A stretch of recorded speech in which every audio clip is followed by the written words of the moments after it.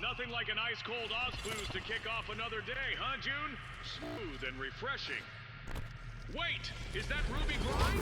Oh, it's them, Scotty. They're back, and now they're not just playing the game, they are the game. Who let this happen? This changes everything. And for the first time ever, they're not just here to win, they will be hosting. Welcome to the ultimate battleground. Ruby Grind, Showdown. A merciless two-tier tournament with no excuses. And make no mistake, Scotty, this is a high-stakes battleground with a guaranteed minimum €500 prize pool. If you think you've got what it takes, it's time to put your money where your mouth is. Entry is just €5 per player. That's less than a pack of breaching charges. So what are you waiting for? Follow the link, fill out the form, and sign up your team. This is your one shot at glory. Don't let it slip.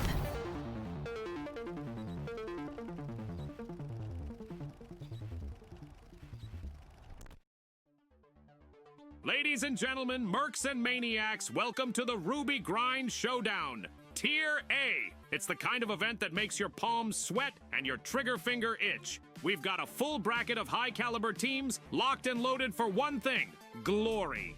That's right, Scotty. 16 teams, one prize pool, zero room for hesitation. This isn't your cozy warm-up lobby. This is high stakes, hard hits, and absolute havoc. These are the big shots, the best, or at least the loudest. They've clawed their way through qualifiers, wiped out the wannabes, and now they're staring down a €700 prize pool with only one thing standing in their way: everyone else. And it all starts right here, right now. Today, it's about round one mayhem. 8 matchups, brutal pacing, and more tactical chaos than your average leaderboard warriors can even dream of handling. Headshots, expected, clutches, mandatory, emotional breakdowns, optional, but encouraged. Encouraged, Scotty? I schedule my meltdowns between rounds. So grab your snacks, mute your team chat, and settle in. Because if you blink, you'll miss a squad wipe. This is the Ruby Grind, the arena where names are made, reputations are shattered, and highlight reels are born in real time. Every push, every pixel-perfect shot, every last-second clutch, it all matters. And now, to guide us through every frag, fail, and fiery finish, joining us on the mic for the madness, your casters for today, Rio and Jerry. Hello, everybody, and welcome to the Ruby Grind Showdown. This is Tier A, some of the best players in the Ruby League. I am here joined by Jerry. Jerry, you want to say hi to everybody? Hello, yeah, I'm Jerry. You might know me. But yeah, Rio, we've casted together so much, and I feel really privileged and welcomed to be here in Ruby Grind. This is a completely new community to me, but I can see it's full of just some of the best players about, and that people have really gotten behind this competition. So yeah, a huge day today. Tomorrow is going to be even bigger, but we have to whittle our way down from 16 teams to 8 today. That is our job, the first round of 16. Yeah, and we will be getting started off with the Nudes versus Gungala. And these are two teams that we've actually seen before. You want to run us down their player list, Jerry? Some of these players are pretty recognizable. On Gungala, we have Irgun and Honeypack Demon as well as as well as Lask. Typically, they ran HML from what I've seen of them over in Pro Hubs. And then we have Lasagna, Maddown, and Universe Slayer on Nudes. And I will admit I haven't seen these guys. So yeah, that's going to be a nice surprise for us to see how they play, whether they can step up to Gungala. Awesome. Yep. And we are just going to hop right into it. So the first match will be on Cis Horizon. All of these are a best of 3, so every match kind of isn't the final decider. But this could be potentially it. You basically lose and you're out. So the stakes are high for these teams. And yeah, I am just excited to see what we're going to see, because I do believe that this is the first tournament of Season 6 with top tier teams. Like we saw them last week with kind of tier B, but those are the rest of the community. This is the top players. So do you think we'll see any of the new weapons? Anybody kind of feel confident enough to hop on that yet? Do you think? Yeah, I think it's entirely possible that the repeater will show its face for mediums. That feels like a very powerful weapon in the right hands. I'm yet to be convinced by the minigun, particularly in a sort of competitive setting. Me too. As well as what did the light get this season? The AR. They got an AR. Yeah, of course. It got a nice buff 2 days ago on Thursday. Yeah. I actually spent a lot of time yesterday playing with the AR, and I like it. It's really quite good. I was starting to hit some shots and was like, oh no, am I starting to like light players? Am I starting to become a light player? What is this? It's the last achievement I have on the entire game, and I only have 60 wins as a light player for almost 1,000 hours. So with that said, everybody, there's a lot about me, but here we go. There is no delay. We are gonna hop into it. And if you have a favorite team, we'll get those team colors in just a second. So it does look like Gungala will be on orange, and the Nudes will be on pink. If you have a favorite team, follow along as we get started. Absolutely. And just to clarify something you said there, there's no delay in us starting the game. There is in fact a stream delay. In case anyone was worried about the competitive integrity, we're all sorted here. Don't you worry about that. Here we go. The first engagement comes through. You can see Lask rocking, well, the XP, an interesting resurgence of this gun. And we see just a bit of a skirmish back and forth. Maddown taken out, but unfortunately for Lask and his comrades, they come out underneath in that fight. A nice clean up there from Universe Slayer and Lasagna, as they were left alive to finish off the scraps in that fight. And now they're free to take this first cash box all the way over to B, the library side of the map. Yeah, and honestly, a really convincing first fight. I do love it when these fights just kind of start and it just is over real quick, because it shows that there's some like aggression between these two teams. They know that they just want to kind of get into it, and that is what I kind of enjoy about these top tier teams, is that they really do kind of go for gameplay and like gunplay. So really good stuff. We saw that gateway going down by their light player, so they have a nice little getaway for when things go rough. But here is Orange team as they make their advance. They're all grouped up, staying very close together. Love the team play. We see the RPG in hand. They're starting to make their way up the stairs, but they are taking it a little slow. They get on the zip line and start their advance. Here we go. They're finally getting the fighting started. There is a glitch grenade that goes off. Following up with that XP, we're going to the staircase. There is a winch claw, very successful. Pulls him out of position, pulls him into that APS, but everybody is still just running on the staircase. Oh, that dome doesn't quite land where they want it to, and looks like Honeypack Demon regrouping with his teammate now, but every team here just sort of resetting essentially. And Orange have taken control of the area around the point and can try and go for a steal here, but Pink are very close by So they don't need to worry too much. Here comes the dive from the top rope. Out comes that D-Mat to open up the angle, but it looks like they're a little bit slow to it. And the steal is successful, but Lask goes down. First to die in this tight engagement. And it's a 2 versus 2 now between the two sides. Heavy and light up on either end of things. Looks like the orange got that res out, and now they are in the ascendancy. Babish trying to do his most to fight his way out of this one, but it doesn't look like he's going to make it happen. Lask and Honeypack Demon still up, and they do get that wipe. Successful there was the hold from Nudes. Bit of a back and forth there, but only the one extended team fight over this point, and that will secure it for the orange team. Yes, Oh, absolutely. Pink Not sure if we have a it's Gungala, yeah. I'm getting my team names mixed up. This is a common finals caster occurrence. Yes. More common for me, embarrassingly, than anyone else, but you know.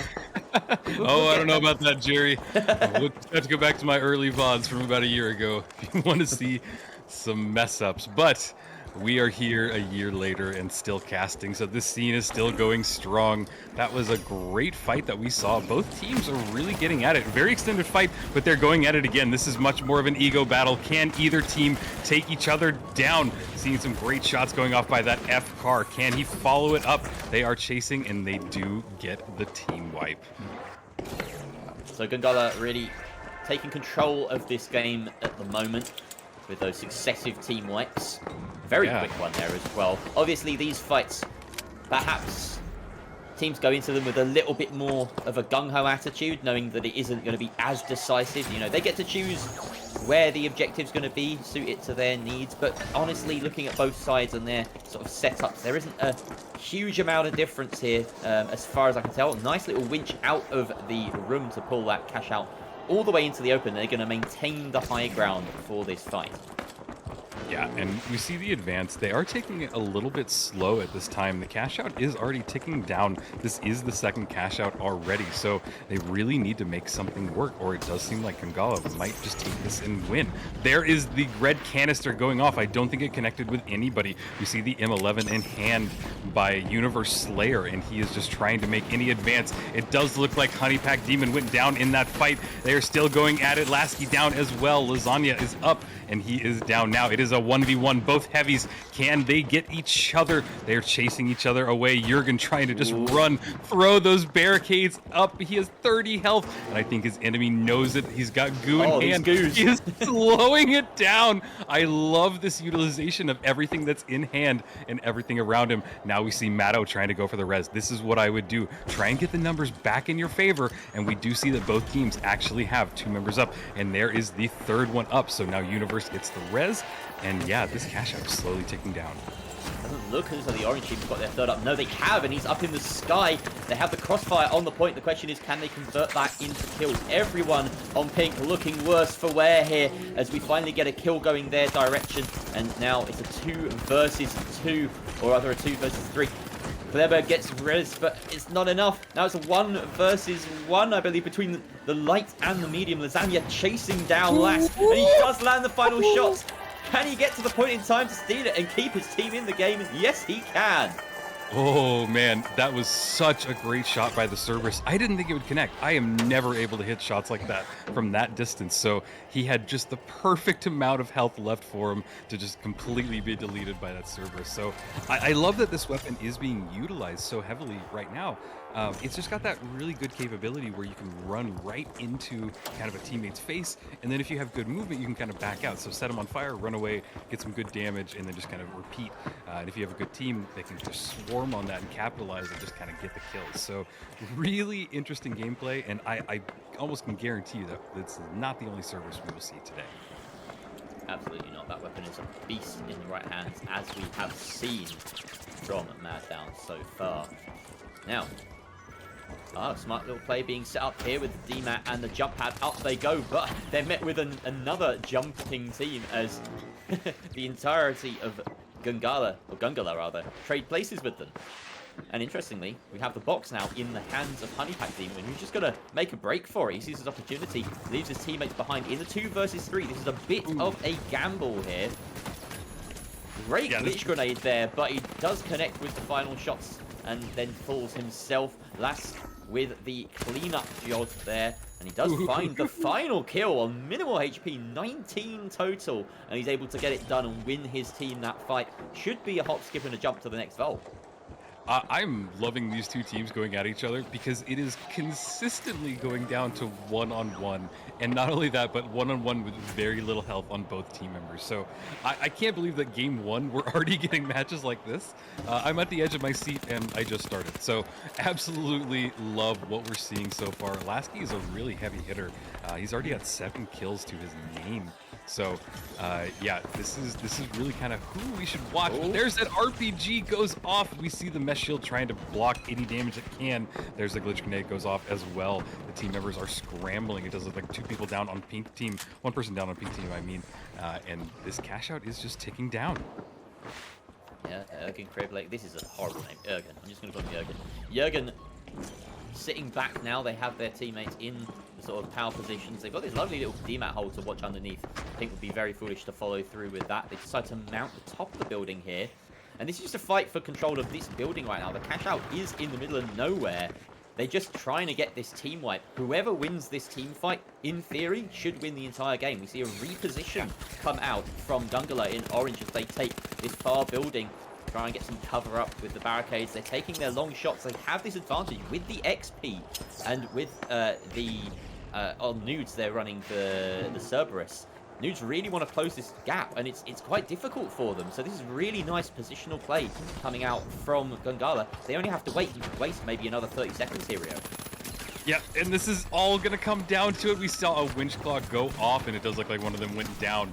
We are looking at Gungala doing great damage, and there's one light player left, and that is the wipe, and that will be the win.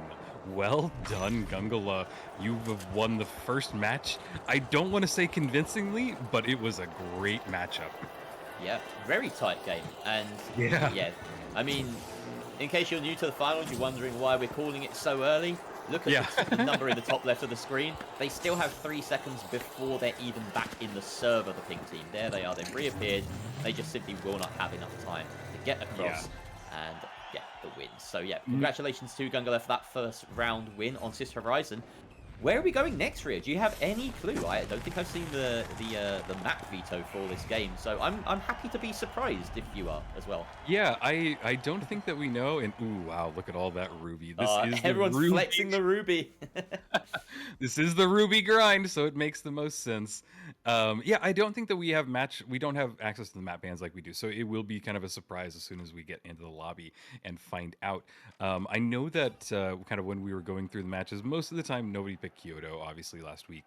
So what we were doing is we were actually like throwing it in there. Anytime that it would become like down to the final match, we would throw them onto Kyoto. So maybe we'll see that again. I don't know. But yeah, I love good old Sis Horizon. Not sure kind of where we will go next, but do you have kind of a favorite map, or let's not even go there. Let's talk about Vegas, because that is the most recent change in game. What are your thoughts on it? Do you like it? Was it too much, too little? Yeah. So I personally think that the improvement in gameplay is vast. Like, there are certain areas, certain rooms that just feel more fluid to be in. Obviously, there's some places that have changed drastically, like the indoors of the hotel, where suddenly you don't have, lots of little rooms, but large rooms that don't quite make sense as a hotel. So what it's lost in kind of character and flavor, I think it's gained back in sort of the smoothness of gameplay, having less kind of clutter about the map that can cause you a bit of problems with traversal and things like that. Traversal can be a bit of an issue on Vegas as well. There's certain areas where you do just have to be running for ages. There's no zip lines, there's no jump pads or anything like that. So I do like that it's a bit uncluttered on the indoor areas.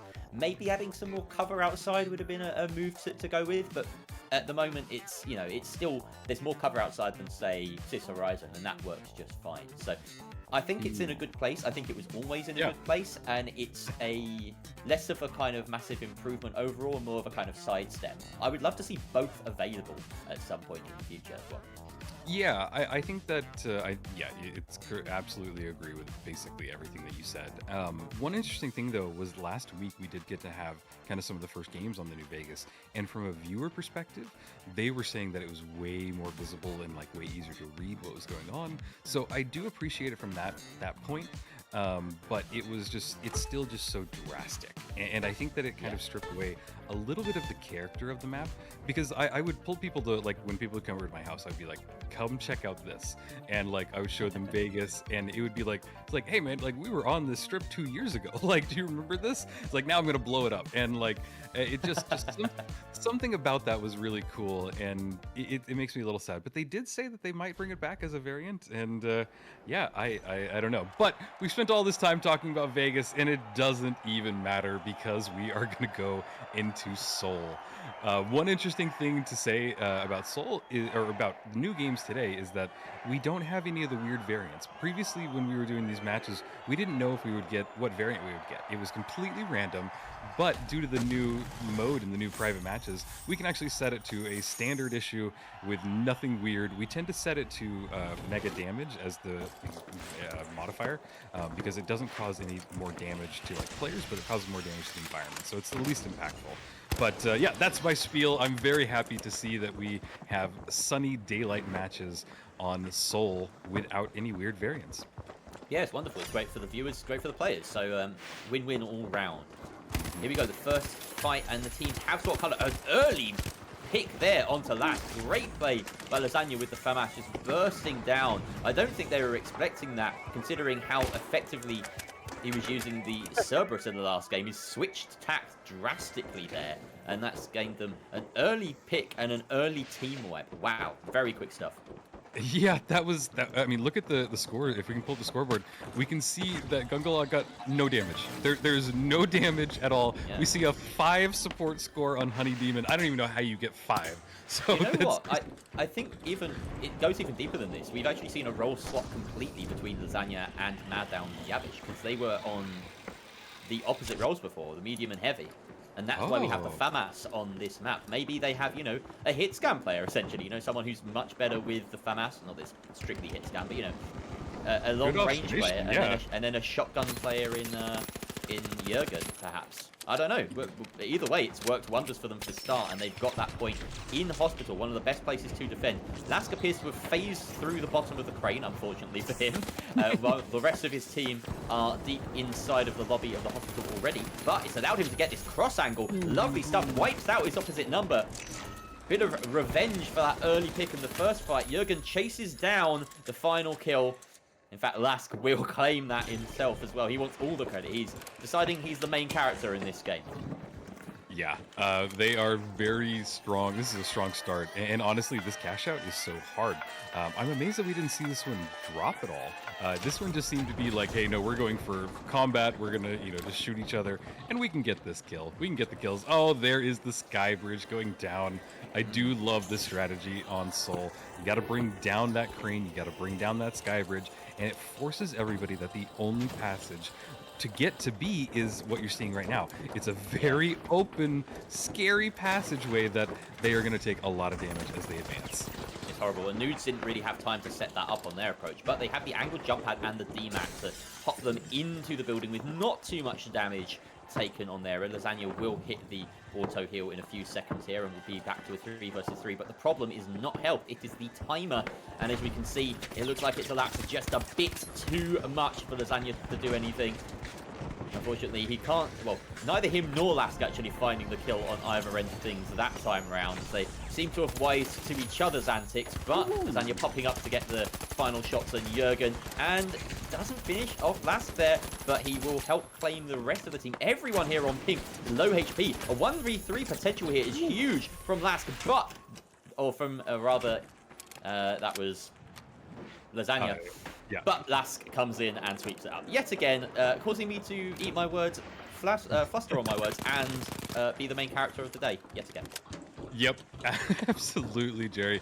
And one thing I want to point out is that they were using the AR. So we have the light player on, who is that, on the Nudes, is actually running the new weapons. So, I loved it. I didn't expect it, but kind of after the, bump that we saw in the last patch, it does make sense. So I love seeing it. Yeah, it is Universe Slayer running that AR. Interestingly enough, Lasagna on my screen is not moving. Nope, there he goes. I guess he just had to sneeze or something like that. There is the bounce pad. They are making their advance. It looks like Cash Out or Vault 2 will move to C, and they will get it started. They need to make something happen right now because it does look like the Nudes are in full control of this map. Yeah, that wasn't an ideal spawn, really, for Gungula in that situation. They had to use their jump pad just to clear the ground, and now, of course, that having a very, very long cooldown since the recent nerf means that they won't be able to use it in this engage, and it seems as though, whether they know it or not, Nudes have made a very smart choice in taking the absolute highest ground they can. Well, meanwhile, Gungula just have to wait for that jump pad to come off cooldown. Yeah, and it can be really brutal. There is the engagement. They are jumping all around. Jurgen trying to get in anybody's face. He does go down in that engagement. There is the AR from Universe Slayer. He's trying to jump into the combat. Gets a little bit out. He's got very low health, but it will start respawning right now. And it does look like Lasagna is down. It is all down to Lasky. So if they can find this last person, they'll be in a really great spot for kind of securing this vault, securing this cash out, and maybe taking this to the third cash out. Yeah, and with that mesh shield up as well, he has to bring out the glitch grenade. It will disable it successfully, but wow, that medium was on him in a flash, or rather the light of Universe Slayer on him in a flash, able to take down Last. And yeah, that should be a pretty solid point. There is a slim possibility here that with the 10-second respawn at the end of it, Gungula have a decent position, a decent spawn to get onto the point with, you know, the whatever this is, 20, maybe 30 seconds left on this point. It's an alright spawn, but they have the zip to cross, and that's a problem. It can be easily taken down for some free kills, so they won't be foolish enough to go across that. They are going to have to fall back and just fight for the center of the map, fight for control over who gets the next team fight. So they're probably going to jump on up here, get the zip to the high ground, and try and fight for a bit of an ego hit. Yeah, and you know, height does matter, and we can actually see them trying to counter it by getting back up there as well. They're trying to bring this fight to the top of the rooftop. We see that Lasky's trying to get some shots off and across there. He is invis right now, sees them climbing up. He does spot their heavy out and is able to just absolutely rain hellfire down on him. Look at the control that Lasky has with this XP. It is absolutely brutal. There's the glitch grenade that's going off. He's not chasing because he's very low, down to just 30 HP. Now relying on his heavy, and his heavy does get a kill in that stairwell. So now I bet both teams are going to just try and regroup and get everybody back up. Yeah, this isn't a situation where either team necessarily wants to engage, although I say that as we see the heavy round the corner with the RPG out, making me eat my words for certain. Lasky will back up and invis to get into cover, but Maddown is a whole sense of security, trying to stick the res there, gets eaten alive by Lask, who comes back for the swing, and the rest of his team clean up yet again. Gungula just, I feel like they're staying on top in terms of the ego checks in this particular map. Yeah, a little bit. I mean, yeah, the Nudes are doing great. I mean, looking at the scoreboard, though, it does seem like Matto is maybe struggling a little bit in this match. Lasagna as well, just not giving us the performance that we saw in the map before it. So maybe they just need to kind of readjust, maybe kind of just the absolute just mix-up of this map kind of through them. I'm not sure, but well, Lasagna started so strongly as well with that FAMAS pick, and since then, he really hasn't had the same impact, like you say, so... Yeah, maybe that role swap hasn't worked as well as they'd hoped, but it's still too early to tell. We are still tied in the game. Lask just taking point here to try and get some recon done, and he does know exactly where they're coming from right now. Lasagna waiting for his team to come here, presumably to just group up with them, get this jump pad angled and able to propel themselves onto this point. Of course, you can combo it with the angle of the bridge if you time it right. Great little bounce there, and engagement takes down Lask. They have identified the main threat and taken him out very quickly. Honeypack Demon thinks he's all right, but he gets shot from the side as Lasagna is doing some work. Yet again, he heard us. He's stepping it up for this final fight, and that is the wipe. Nice and clean. Couple of kills all round on the side of Nudes. Yeah. And they will claim this back. Yep, and basically every person that I called out on the scoreboard has just absolutely claimed themselves back from what we just said. So, yeah, these teams, sometimes they just take a little bit to kind of get rolling. Like, I definitely have had times where it's like my aim is not on, and then something in my brain just clicks, and it's like, aha, I am back, I live, I can fight. But we will see at least one more fight. Universe is doing some great damage from afar, topping them off and just getting some good damage. This cash out is slowly ticking down. We've got maybe a fourth of it left. They really need to dive on it now. We need to start seeing some kills, but nobody is engaging. Everybody's holding. There's an RPG. I don't think it connected with anybody. What a waste. But here we go. We're down to the last 15 seconds. There is the winch claw to pull it out of there. They throw the dome shield down. They're trying to steal. They are grabbing it. Nobody's stopping them. What's going on? Did they get it? They did. They were able to stop it, but the fighting is still going on. And there goes Lasky finally going down. Wow. That means the Nudes take it. And it means that we go to a map 3 as Gongala really needed that steal to try and secure it into, but no, we are going all the way. So hold on to your hats, and everyone that is waiting to play their next game, just maybe go get another stack, because we are seeing every single game today back to back, every single round of 16 games. So yeah, you got to wait your turn. We're going to be going for a good few hours tonight. Yeah, absolutely. And you know what? I got a feeling with all of these people being at the top tier, we are going to see so many matches go to 3. I feel it in my bones. This is match 1, and I already can't tell. I can't, normally in my head, I can be like, okay, one team is going to kind of wipe or push, but this is just so close, and I love it. It's making me so hyped for the rest of the day, like if we're seeing matches like this. So yeah, I don't know. Do you have any thoughts? Did anything go wrong in that last map? For me, it was a game defined by the two sort of main characters. Like I said, you know, Lask, he has the Goat Clan in his name for a reason. He was doing bits for pretty much the whole game after being, you know, checked at the very start by Lasagna. He then just kept on winning his fights, and they were decisive ones as well. Really, really impactful ones in the flow of the team fights. Always finding that first pick or securing the last one, whatever it might have been.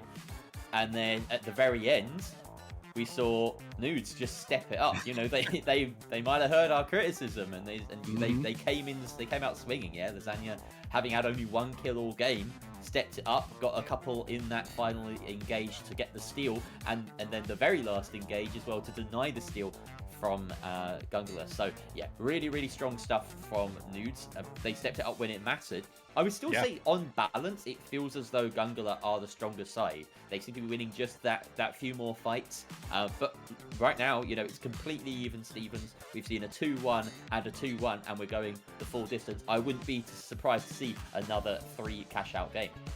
Yeah, I just don't see it. These two teams are really just kind of at each other's throats, and I think both of them know what's at stake. You lose this and you're out. This is your chance to get $700, 700 euros. So it's a big prize.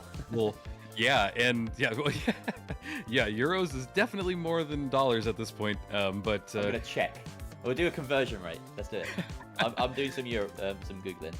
And I think that this was going to Kyoto for the last one. So as far as I know, I think Lasagna chose this map, and he chose Kyoto. So this will be very interesting. Kyoto, for those of you that don't know, Kyoto is very rarely chosen. There's a few reasons for it. Mainly, it's a massive map.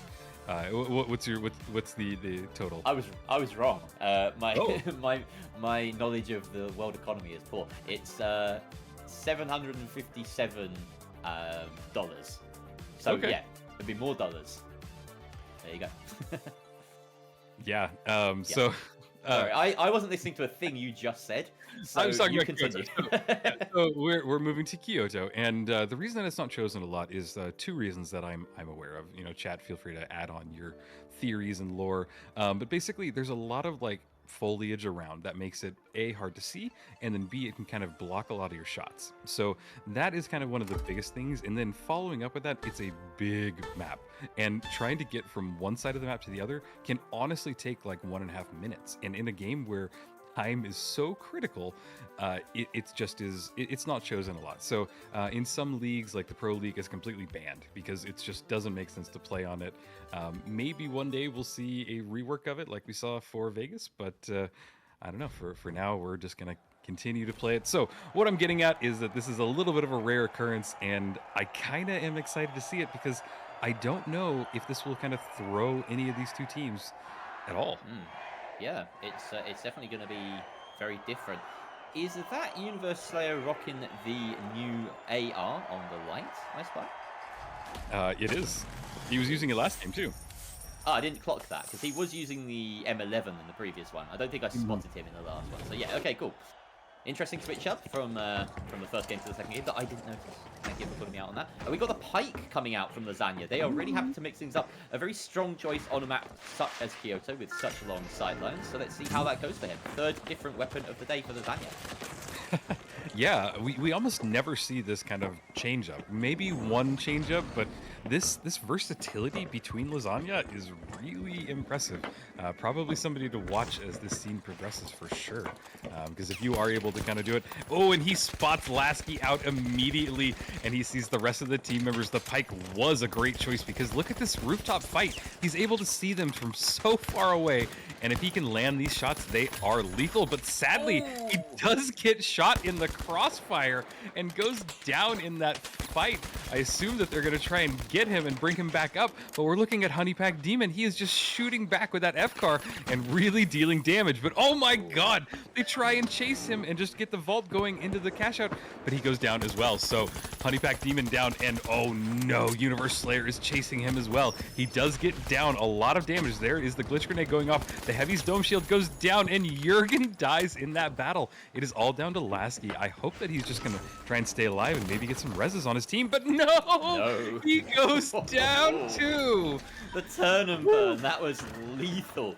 Universe Slayer really making that AR work for him. The ARN, latest addition to the light class. And now they are, wow, loading up that point with gas mines, gas barrels and whatnot. Unfortunately, they accidentally trigger one, so they can't knock it over as they would have liked. Mad Down Yabish, a moment away from death there, but he shouldn't be in too much of a problem here. That self-heal will come through in a moment, unless he gets picked off at range. That'd be a very funny way to go. Absolutely, and yeah, range is definitely where it can kind of deal a lot of damage, and yeah, they can't even get close to this cash out, and one of their teammates is already half health. We now see that Lasagna and his team have kind of retreated back to the cash out. They don't want to bring the fight to the rooftop anymore, so maybe we're seeing more of a close quarters combat, and they're just kind of getting ready for this next push, which should happen any second. Lasky looking to engage, hopefully with a big glitch grenade, if you can see a bunch of them all together. Didn't spot whether Lasagna was running that APS or not to prevent that sort of thing happening, but he's going to wait for his chance to take the shot. Of course, you can wait for a very long time if you're standing still with that invis, just line up the shots, but at this range, even a headshot with the XP is easily reacted to with just a quick little dip back behind the cover. Seems as though Pink side of Gungala are deciding that it's not worth their time and energy to try and be poking from distance for too long. They are keeping Lask up here to keep them engaged. And speaking of engaged, here comes that jump, the bait and switch.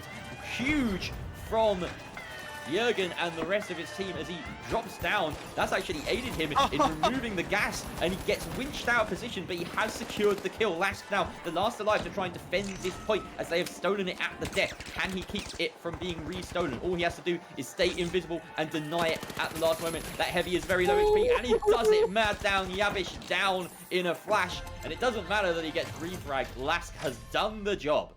Yes, that is exactly what you want to do as a light player because, oh my god, he played that right. He just waited. He knew that the enemy team had to go for the steal, but they just weren't able to do it in time. And he had the perfect angle right on that headshot. He could see the Heavy directly and just deleted him. I love it. That is top tier light gameplay. And Jared, I just want to point out that, like, back a year ago when we were casting, we never saw lights. So to see light play like this, it's just so refreshing. It's just good for the soul. Please tell my friends that. I'm like, the number of times I play light and they're like, I prefer to have a second heal beam medic. I'm like, guys, it's not 2023. Get with the times, please. Anyway, That's just a little window into my stack. Absolutely. Here we go. You take it.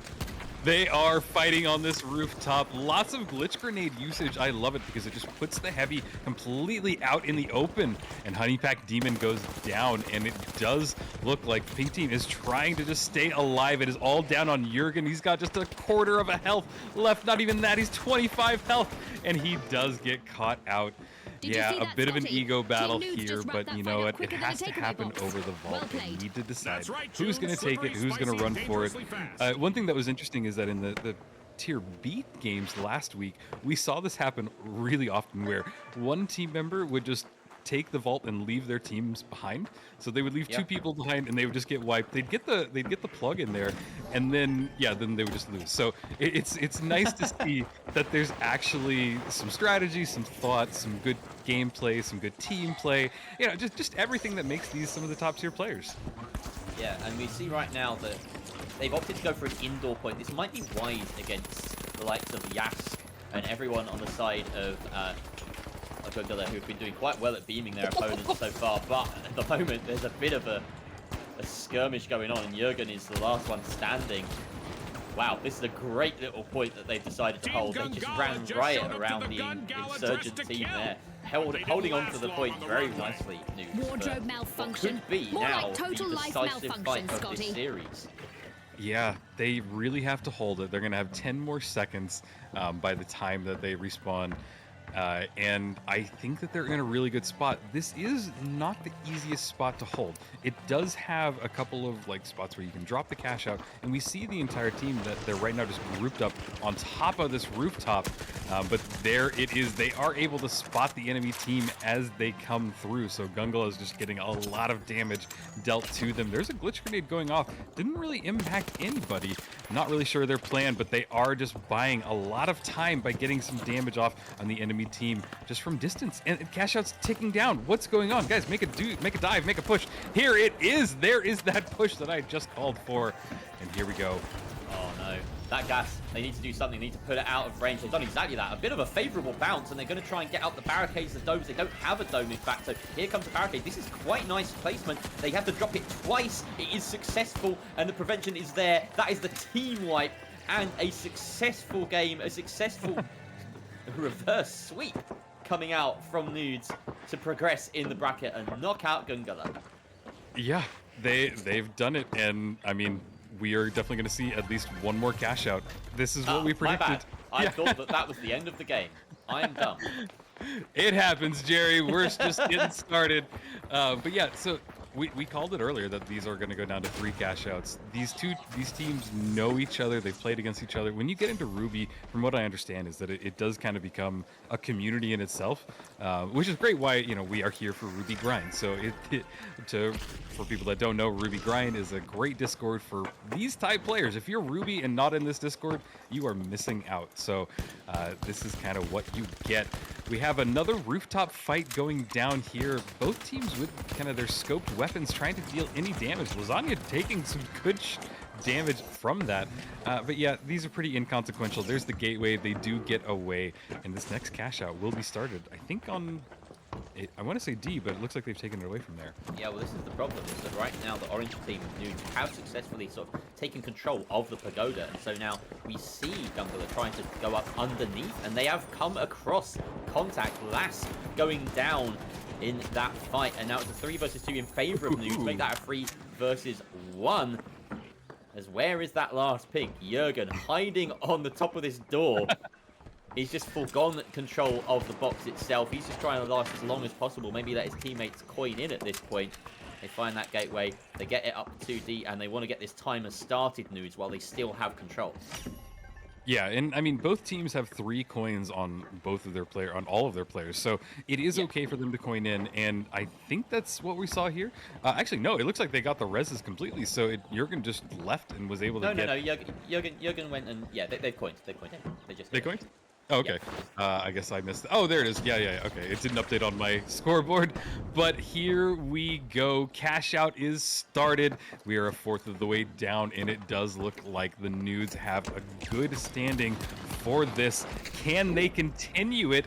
Rooftop fight going on. Lasky is in Viz. He spots the entire team out, and he gets a great kill. There's a glitch grenade going off. He goes for some cover, goes in Viz to try and get another angle on them. He does get Matto down with the help of his teammates. They are diving in, and I think that the orange team, the News, was able to get one of their res back off. There's an RPG from Jurgen. He's dropping down with the dome shield. Lost position on him, but there is that AR on Universe Slayer. There is the cash out, and it does look like they were able to get a steal. Feels like Lasky just 1v3'd them there and left the rest of his team just to go and get the steal for free. Right now, we've got about half the timer left. Thankfully for Nudes, they are in a recoverable position. They did not all go down there, and no one is set up. This is going to be a proper battle, a real humdinger of one. And Lask almost caught out there, but just envisages at the moment he needed to. Maybe he doesn't even know how close he was to death there. Burst down a little bit. Universe Slayer on the opposite side, also on low HP, but lights can regen. They can be a little bit faster than Nudes. Here comes the jump in from Universe Slayer. Can't quite finish the job though, and it's just a poke and a prod, and you just know whoever slips first is going to lose. Lasagna sticking it out of nowhere. Here comes the dive from the top rope. Will it deny it? There's the winch claw. That is enough. And the pink team of Nudes in control. No, sorry, Gungala in control here as they are almost there, crossing the line. Universe Slayer, the last alive now. Surely he cannot do it. He cannot 1v3. Gungala with the victory, and Lask, the Gungala hero turned the of the arena day. into a Gungala, and boy, they absolutely owned that runway. Absolutely. That wasn't just a You know, fight, everybody out there That was watching, a full wipe, this is why and it it's was so stylish. exciting. That last minute where everybody was scrambling, there was no setup. It was just combat. They were going after each other. Reses were going off. We saw people leaving the fight, coming back in it, dying. I just, everything that could have happened in this game happened within a minute. And you could hear the excitement from Jerry. If you saw a camera on me, I had a big old smile on my face, and I just I love matches like this because it's so exciting. I love this as an esport because of this. We want to bring this excitement, and that was exactly what we love to see. But holy cow, look at that scoreboard. Universe Slayer had 13 kills on him and 3 deaths. That's In Kyoto alone. In Kyoto. It's gotta hurt as well because his is the team that didn't quite cross the line. You know, that is such a close game. Literally could not have been any closer across the whole series. We saw 3 cash outs on every single map. It went down to the wire on pretty much every single cash out. Genuinely one of the tightest best of 3s I've seen in a long, long time in the finals. And that's what you get in Ruby Grind. Absolutely, everybody. So, Jerry, that brings us to our next matchup, which will be Aimers Red versus NTHX Esports. I believe that is Aimers Red Aimers just with a new name. some recognizable names there. Telco Person and Pharaoh, or Feros rather. Ferios? I don't know. He's got a load of numbers in his name. Makes it hard to read. That's his fault. So yeah, Aimers looking to make a name for themselves here. This is Telco's team. And then, who was it? NTHX, Pepe, Nolly, and Ploppy. A very well-known competitive side, particularly Nolly and Ploppy. So yeah, this was good. This is definitely going to be a sort of a high-quality game ahead of us. I think that we're honestly going to end up saying that for all of these matchups today because, I mean, I don't know. We've been in the scene for a while, and some of these names are really kind of like recognizable to us. And I think so far from these 2 matchups, I want to say 7 out of 8, or I'm sorry, 5 out of 6 of these players on these 2 teams. So yeah, this should be a really good matchup, and it does look like we're already getting loaded into it. I really appreciate everybody on the back end because they are just keeping things flowing and keeping things going. But it looks like Skyway Stadium. We haven't seen that today. Any thoughts on Skyway? Skyway is just a great map all round. Anything is viable on it. Particularly when we have the control over the variants now. We know there's not going to be a higher rise. We know there's not going to be up, down, left, right. So it's going to be standard issue Skyway.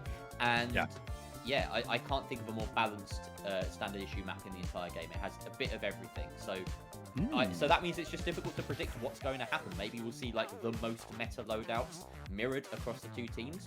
At the same time, what is the meta at this point? I feel like teams are still discovering it. Even ranked players are still kind of working that out, which is probably the freshest that we've felt at the start of a new season for a long time in the finals. Long may that continue. I would be very happy if by the end of this season we're still not quite settled on what's the best way to go about things, because that's just a sign of a healthy meta. Stream. It's going to take too long to get it rebooted. But yeah, I love that you pointed out the meta, because things are just so up in the air at the time. I know that, like, a year ago when we were casting, the meta was very set in stone. It was kind of like heavy, medium. We never saw light. We never really saw much variation. It was all shotguns and maybe an AK or an FCAR in there occasionally. But now, I mean, we just saw a team switch classes, switch weapons, switch everything, and I feel like the word meta is more just like all-encompassing now. Like, it really can honestly be almost anything. Maybe I'm not thinking. Maybe it's my weird opinion. But chat, let me know. What do you think? What is meta? Like what is the meta in this game? Do you feel like there is one? Is it constantly changing? Is there somebody that's just absolutely defying the meta that you know of? Let us know. I want to hear. This is y'all's tournament too, and there's a lot of y'all here. So yeah, I don't know. Just thoughts. I really want to hear from chat, to be honest, because yeah, I can guarantee that most of the people watching in chat are better players than I am. So yeah, I want to hear from you. Yeah, we do. If you may have noticed some bells and whistles during that game.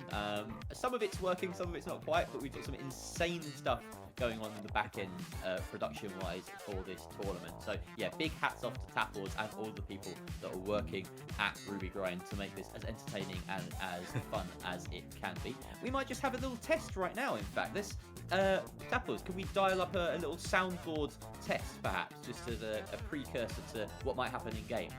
Ooh, I hope we don't see Bisha in the chat today. Waiting with bated breath. That's brilliant. I heard it. Did you hear it, Rio? I did not. How did you hear it? Oh, it? okay. I heard it. All right. I love it. Oh, there we go. I have the stream muted. That would be why I didn't hear it. Ah ha ha. Okay. Yeah. Yeah. These guys have put in a lot behind the scenes. I know that they worked with somebody to create a large language model for June and Scotty, and it's great. I've heard a lot of the clips that they prepared, and yeah. Who was that that just caught a stray? Was it PHS? I'm just trying to get the names in chat. Because that is a very personalized soundboard. I love it. Yeah. I tried meditating once, got bored and started narrating my own thoughts. There is like June. That sounds like me, June. That sounds like me, yeah. This is the problem, Rio, is that slowly, as we integrate AI voices into casting, we have to be fearful of our jobs. Oh, no. Oh, no. Yeah, at some point they'll get smarter than us. I know. Yeah. Well, so, and on that note, like, there's a thing called Google Notebooks or something like that, and if you haven't seen it, you can put a bunch of info in there, and then have two AI people, and they create a podcast for you based on the information that you have. So you know what? I really want to hear the Grok podcast. Have you seen Grok? Occasionally, that AI isn't unhinged. So yeah. I want to listen to a Grok podcast and see what happens. That'd be hilarious. But I threw in a bunch of final stuff one day, and I made it watch all of our videos of the vault, and then I put a conversation between it, and it's hilarious and terrifying, and just so I'll share that with you. Yeah, it actually is. I saved it, and no. Yes. I shouldn't be joking. But anyway, everybody, and yeah, that actually does remind me, one of the perks between the teams that win this tournament will be they will get interviewed on the next episode of The Vault. We actually have an episode that should be launching today, knock on wood, with a very special guest. You guys might know him. If you haven't heard of him, his name is Jerry the Musician. I'm sorry, Jerry the Music Man. Yeah, I've never heard of... He's stolen my shtick. I don't know why I always want to call you Jerry the Music Man, but you are a music man, Jerry the Musician. I am the music man. I'm not the music. I don't know. if people want to read my name in the stream title, that's the correct one. Because at this point in the conversation, even I've forgotten. Either way, we should probably focus on NTHX versus whatever team this is. Aimers Red. As you got first fight going down, Pepe going in deep very quickly there. A Telco taken out as he's the one getting the assist there. Nolly trying to refrag here. He's chasing. He can't quite pin down this guy in a frog onesie. This is Ferios. An interesting development here. We have a player with a bow. Looks like Aimers Red couldn't hit water even if they fell off the boat. There we go. Thank you very Yep. much, That was panic Scotty. painting. Wow. All right. So we got those after each team wipe, apparently. Yeah. We saw a bow. So NTHX with a really great performance already. Getting started. I think that only Pepe went down in that first team fight. So really strong performance. And we see the AR in again. Pulled out. So another player, light player using that AR. I honestly feel that if we didn't have that buff on Thursday, we would never see it. But God, look at those shots from the bow. He's got 2 great shots. Can he follow it up? He is chasing and trying to get another one down. Goes in for the elbow. One's very low. Great shot from the bow on Pepe. He gets him down. And I don't know if he got 1 or 2 in that team fight, but yeah, we're seeing a bow, Jerry. It is a hugely underrated weapon, in my opinion. If you can land the shots with this bow, it is a high impact weapon. You simply land one shot, call out to your team, this guy's low, and they are on him in a flash. That's exactly how aimers are playing around their bow player of Ferios right now, and it's working very nicely. They're forced Floppy back into a position where he's waiting for the rest of his team to coin in. A very early set of coins there, but of course they want the quicker respawn. They want to keep control of this map while it's still not disappeared away from it. We are still only in the first vault, in case you just tuned in. Welcome to Ruby Grind, the best of the best right now. And you see the heal beam as well, interestingly, on NTHX. They're playing this very kind of old style of balling up and trying to kind of bring the fight to them. In the meantime, Ferios trying to land these long shots. It is hard, though. You see the problem with the bow is that you can land some really great shots at distance, but then, of course, there's very little else to confirm those kills if you're out of the action. Yeah, and honestly, I wonder what Ploppy's doing. He is just hiding, and he's coming in behind them. Oh, stay on Ploppy, because I think that he is about to get some... Oh, he gets spotted out. How sad. That would have been a perfect flank and absolutely what they needed. Does look like NTHX is a lot of damage down on them. Ploppy has 1 HP. Pepe down to 1 bar as well. What's going on? They can't find their footing. They're so spread out, and I think that's part of the issue right now. They're fishing for an opening. NTHX are known as this kind of team that will be very patient. They'll wait for that perfect engage. And but Telco, and will be similarly minded. They have a plan for every eventuality. Pepe gets up in their face though with this repeater. And this is a really tight-knit team to be going for the repeater plays, but it's working. They've just barreled their way through 1 kill. Is that a second kill? Not quite. They can see, well, we can see one of those players on orange is just on a sliver of HP, a 2 versus 2 here, and there's the stun coming out. A great little glitch barrel, perhaps, from the heavy up in the top row. Ferios coming in, and no, it was a glitch grenade from the bow, and now he's getting right in their faces. This is something the bow can do just as well as any other weapon, is get right up in the faces and deal some meaningful damage. The steal is not successful, though. Looks like Aimers Red couldn't hit water even if they fell off the boat. That wasn't recoil. That was panic You said painting. that earlier. I think our jobs are safe here, don't worry. Oh, I think so too. Yeah, just a little bit of AI behind there. Not smart enough to beat us just yet. But yeah, his lines, you know. But so yeah, aimers were able to get that cash out, and it was really strong performance by them. But NTHX came in at the end and really got a good wipe. We did see some good bow shots going off on Pharos, but yeah, I don't know. Right now it seems weird to say, but I think NTHX seems to be playing better as a team. I know that sounds wrong because they don't have the first cash out, but from the way that I saw them pushing onto it, it did seem way better. But there is a winch claw going down Dome Shield as well. RPG goes off, and there is the barricades trying to buy himself a little bit of space for Zone trying to stay alive. Oh, that bow shot on Floppy. He goes down. They're able to get 1 res off, and the bow goes down as well. I think that there is 1 person left on NTHX, and he's got to get a kill, but he sadly gets wiped. Ooh, that bow shot, though. yeah, we're starting to learn a little bit about Ferios' game here. It is a mean one. He is not afraid to get right up in the faces of his enemies. And notably, when he's getting real close, he is going for these body shots, these leg shots. He's making sure he confirms damage more than anything. He's not going for anything super flashy and aiming for the head every time unless he thinks he can get it. He just knows that his value is in that burst damage, in the all or nothing play, and allowing Person and a Telco to clean up the rest. It's working very nicely for them so far, and this is a perfect position to be in with this kind of arsenal. Is just on a vantage point with the range at your disposal. NTHX going to find it very difficult to close this gap unless they use something smart, which they just have. Very nice little gateway play to open things up. Yep, there they go on the stairs. They are climbing up. They really need to make something work. NTHX has got to push in. They are very close to the vault. There goes a sonar grenade. It is going to call them out. Great RPG goes off and is able to bring one of them down to very low health. We see that healer just following their heavy player. There's the DMAT onto the floor. They drop it. They are just trying to buy as much time as they can, but NTHX has to do something very quick. It does seem like the aimers have a really good control of this, and if they can just stop this steal, they'll be in an even better position. They do drop it, and they are all just trying to look and find anybody they can to get the combat started again. There is the stairways. One of them goes down very convincingly. A Telco doing a lot of damage, and they do get the wipe. And I don't know, Jerry, I don't think they have enough time. 20 seconds? That looks like it.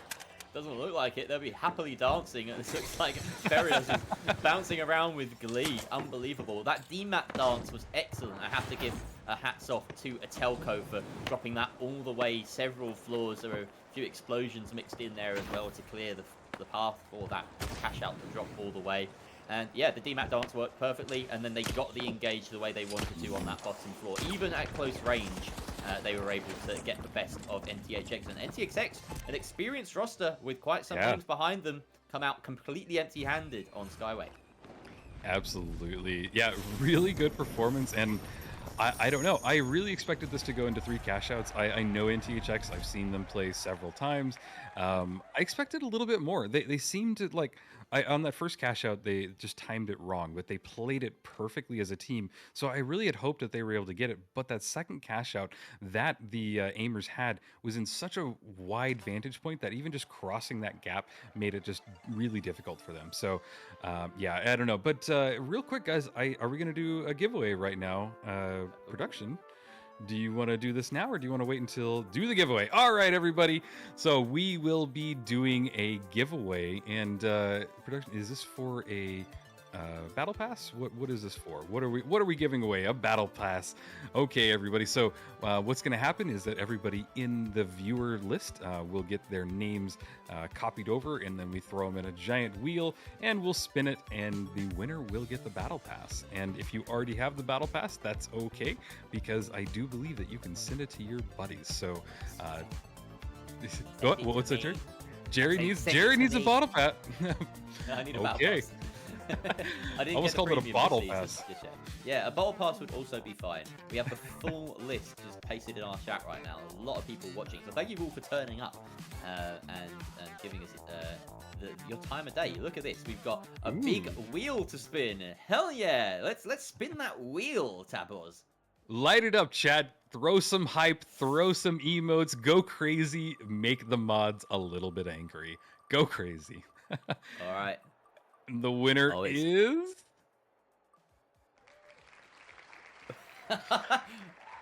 You gotta say You get to say this one. You get to say this one.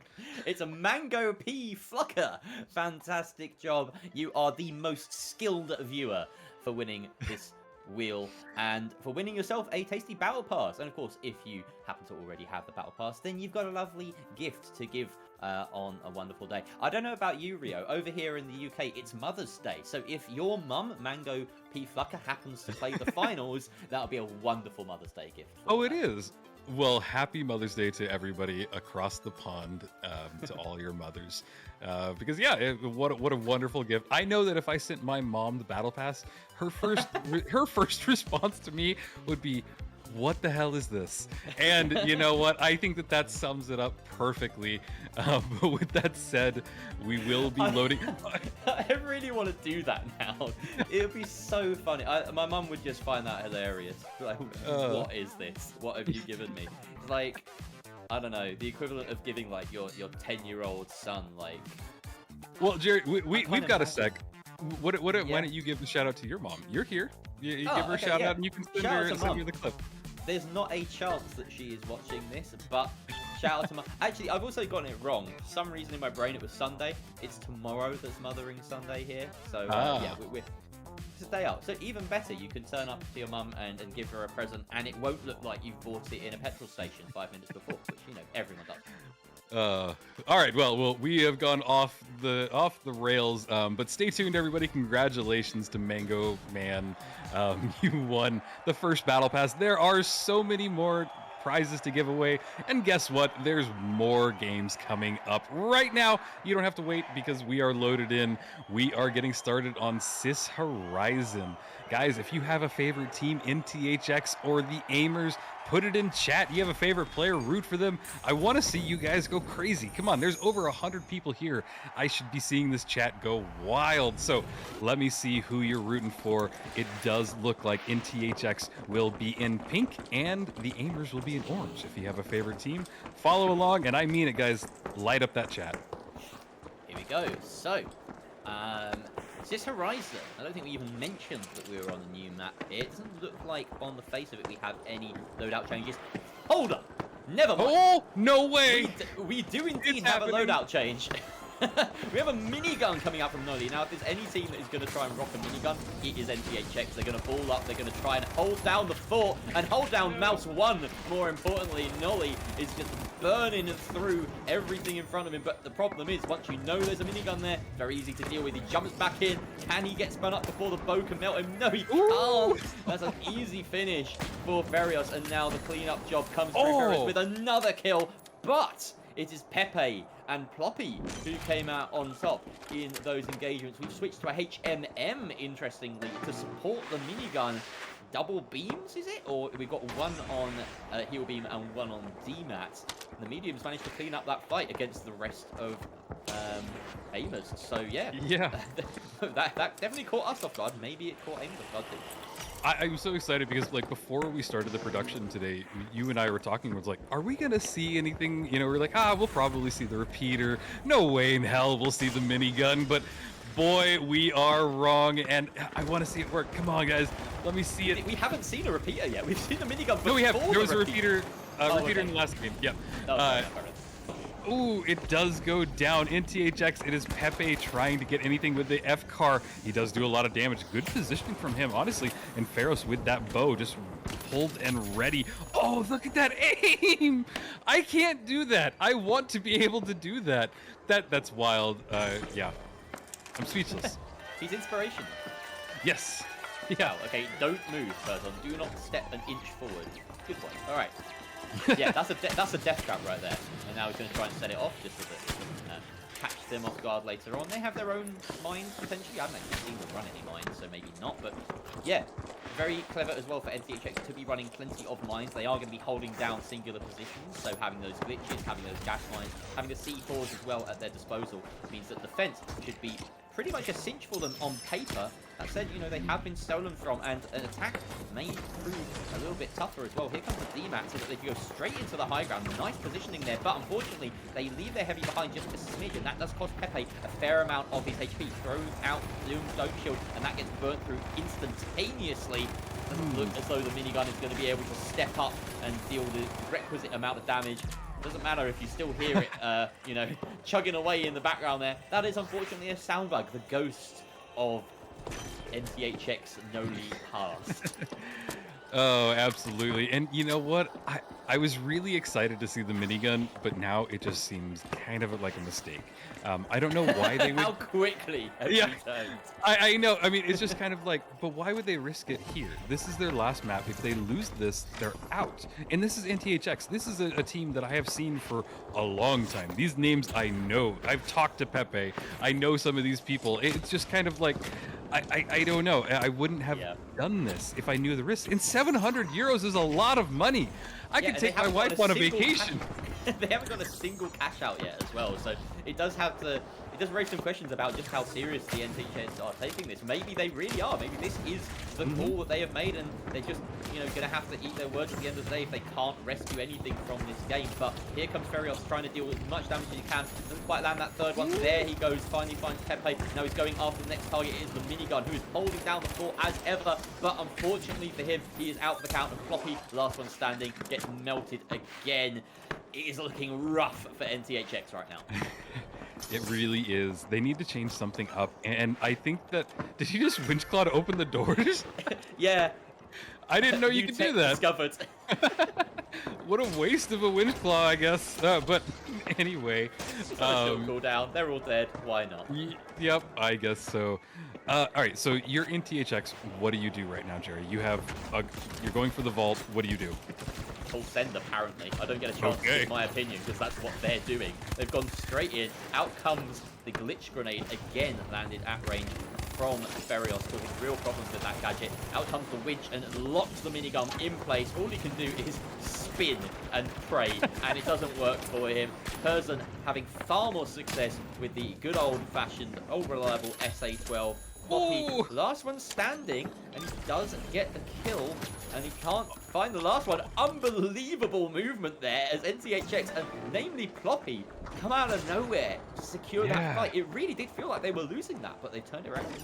I know, and this is what I mean. We saw this exact same thing happen in the last map, where NTHX, like, you see these, like, I don't know, I want to call it, like, just these little slivers of true, like, good gameplay, and we need to see that more. Yeah, I don't know. They need to hold this. You're right. They haven't gotten a single cash out yet. Maybe this will all change, but honestly, the Aimers is really well set up. I think that this bow is really kind of throwing everybody for a loop because it is just so impactful and he's able to get right in there. But here we go. This could very well be the last fight of this, depending on how slow they take this. There's the RPG in hand, ready to make any hole that they can. Bounce pad goes off, following it up with the minigun. Ooh, this might be a good positioning for it. He is dealing a lot of damage. That dome shield goes down. He brings a Teleco down with it in the fight. The dome shield is up. The light player is pushing into them. They are. There's the 2 kills. They did it. The minigun did it. Finally. Finally. It's all about positioning. Yeah, it really was, and that dome shield was absolutely perfect. He weaved in and out of it, baited players down into it. It just seems as though at the moment, the way the Aimers are playing, they're playing right into the hands of NTHX. They're chasing down that minigun, trying to get him out of the fight as soon as possible.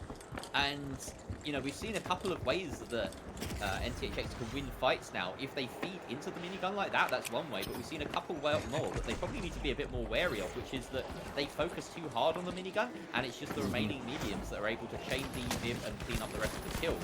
That RPG engage doesn't quite hit it, and right now we see NTHX holding on to this so that they can try and stay in the game, but they are losing life rapidly here. NTHX Prepe on low HP, but Floppy is up and in good health, and there goes the final kill. But unfortunately, positionally, I don't think they can get down. And there we have that kill going the way of NTHX. They keep hold of the point. Very, very nicely played. Yeah, we have a match on our hands finally. Yeah, let's look at the scoreboard real quick as well. We got a little bit of a downtime. I'm just curious. Yeah, so NTHX, pretty solid spread on their team. You can see that they're heavy, has a lot of assists, and Atelco really being the heavy player right now. So if I was on the enemy team, I would definitely be aiming at Atelco on the Aimers side of things. But yeah. Well, particularly on a HML lineup, if you manage to take out that medium, you've gotten rid of the defense, and that just gives you such an edge in the quick fight if you want to try and seal it off quickly. Interesting positioning coming out here from NTHX. They get underneath, they get that jump pad up. Out comes Dome as well. Not ideal throw there from Nolly as he gets spun up, but has to be outside of the range of it to do anything meaningful. He's going to whip out that mesh shield, but unfortunately he takes so much damage regardless that he's left his 2 mediums high and dry in this situation. The question is whether the remaining 2 on Aimers can clean it up. Down goes Pepe, and now it's only Poppy left running away, skirmishing, scarpering rather, to try and keep himself alive. He does, unfortunately, now have a whole team on his back as that DMAT, or the defib rather, comes through the Telco. And it's only a matter of moments before the wipe. Yeah, that was a really extended fight. I'm not really sure what NTHX's plan was there, because it seemed like they tried to get away from it. Maybe at a coin, maybe just like go for reses, let them kind of take the vault and go away. But it just, like, the timing didn't make sense. The vault just now was tapped, so I don't know, a little bit maybe of a scramble play, but probably the sloppiest fight that we've seen between these two teams, which, you know, is saying quite a lot, because these two teams are big powerhouses.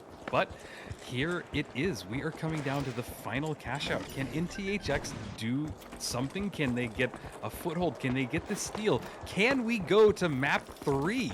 I am eager to find out as they make their advance. You know what, team, or you know what, viewers, if there's anybody that's an NTHX fan, I think that your team needs the support right now. So blow up that chat, make them go crazy. Here we go. There is that minigun, unable to do any damage, and his teammates push in there right away. No. Minigun is down. Their heavy is doing a lot, trying to stay alive, and we see Pharos trying to get any shots off with that bow. He goes down in that fight, and we already have a team wipe on NTHX. What happened? A really poor engage is what happened from NTHX. You saw it the moment that that minigun, the heavy, hit the wall and couldn't get over it. They were completely separated. They got caught out. The minigun took a ton of damage, and then the medium just got cleaned up. It was a proper meat grinder there, and they'll know that they could do better. Unfortunately, though, they only have one chance to do better now, as NTHX are now playing for their lives, for their tournament in this final fight on Sis Horizon. Here we have it. Pepe leading the charge with that jump pad. They assail the previous position held, but they're not there. Out goes the DMAT, and there they find their target. Going fishing. Out come the dome shield. Minigun gets revved up. Can it do the damage? Rounds the corner. Are they going to go through the gateway? Yes, they are, but they've scarped on the other end of it. All the while, they are wasting time, and in the meantime, they decide we're just going to go straight to it. Out comes the mesh shield. Do they have the longevity? Perhaps they do. They've bounced off the gas. It is doing damage to them, but they have the steal. Minigun goes down. 3 versus 2 on the retake. Do they have the time? Do they have the resources? Out goes a Telco, though, with some excellent shots from Floppy. He's being taken out in the meantime. The steal is coming out. Can they deny it? Oh! Yes, they can. Pepe, last one standing, has done enough to rescue the game, and NTHX are going to see a map 3. They did it. They did it. I am happy and I'm proud of NTHX. They finally got it going. And convincingly too, because the last 2 maps were really just, or last 2 cash outs were theirs. They did an incredibly risky play of just like, hey, there is nobody down on the enemy team, but we have to dive on it. And honestly, I probably wouldn't have done that because they still had a quarter of the cash out there when they just decided to like, hey, no, we're diving on this, we're going to steal it, and then we're going to go defensively.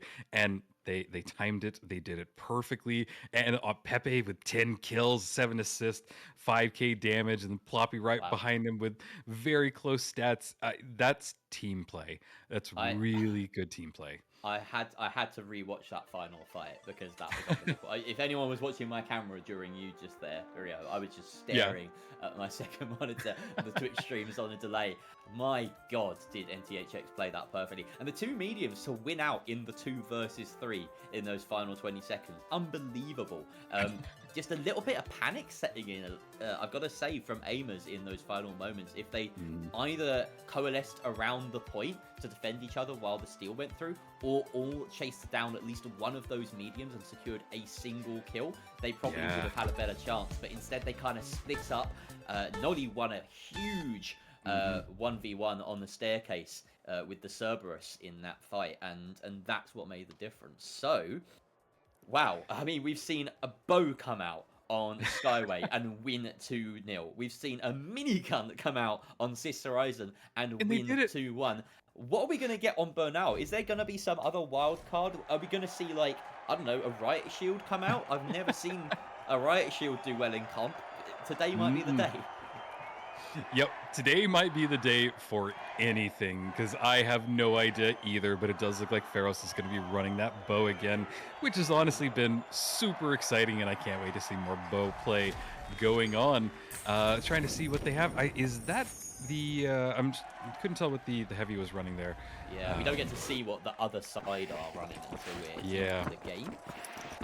So yeah, once we get a peek, we can see the heavies on the M60. Interesting. Definitely feels a lot better in the recent patch with sights. Things. It's not the worst. Statistically, it is one of the worst guns in the game in terms of DPS.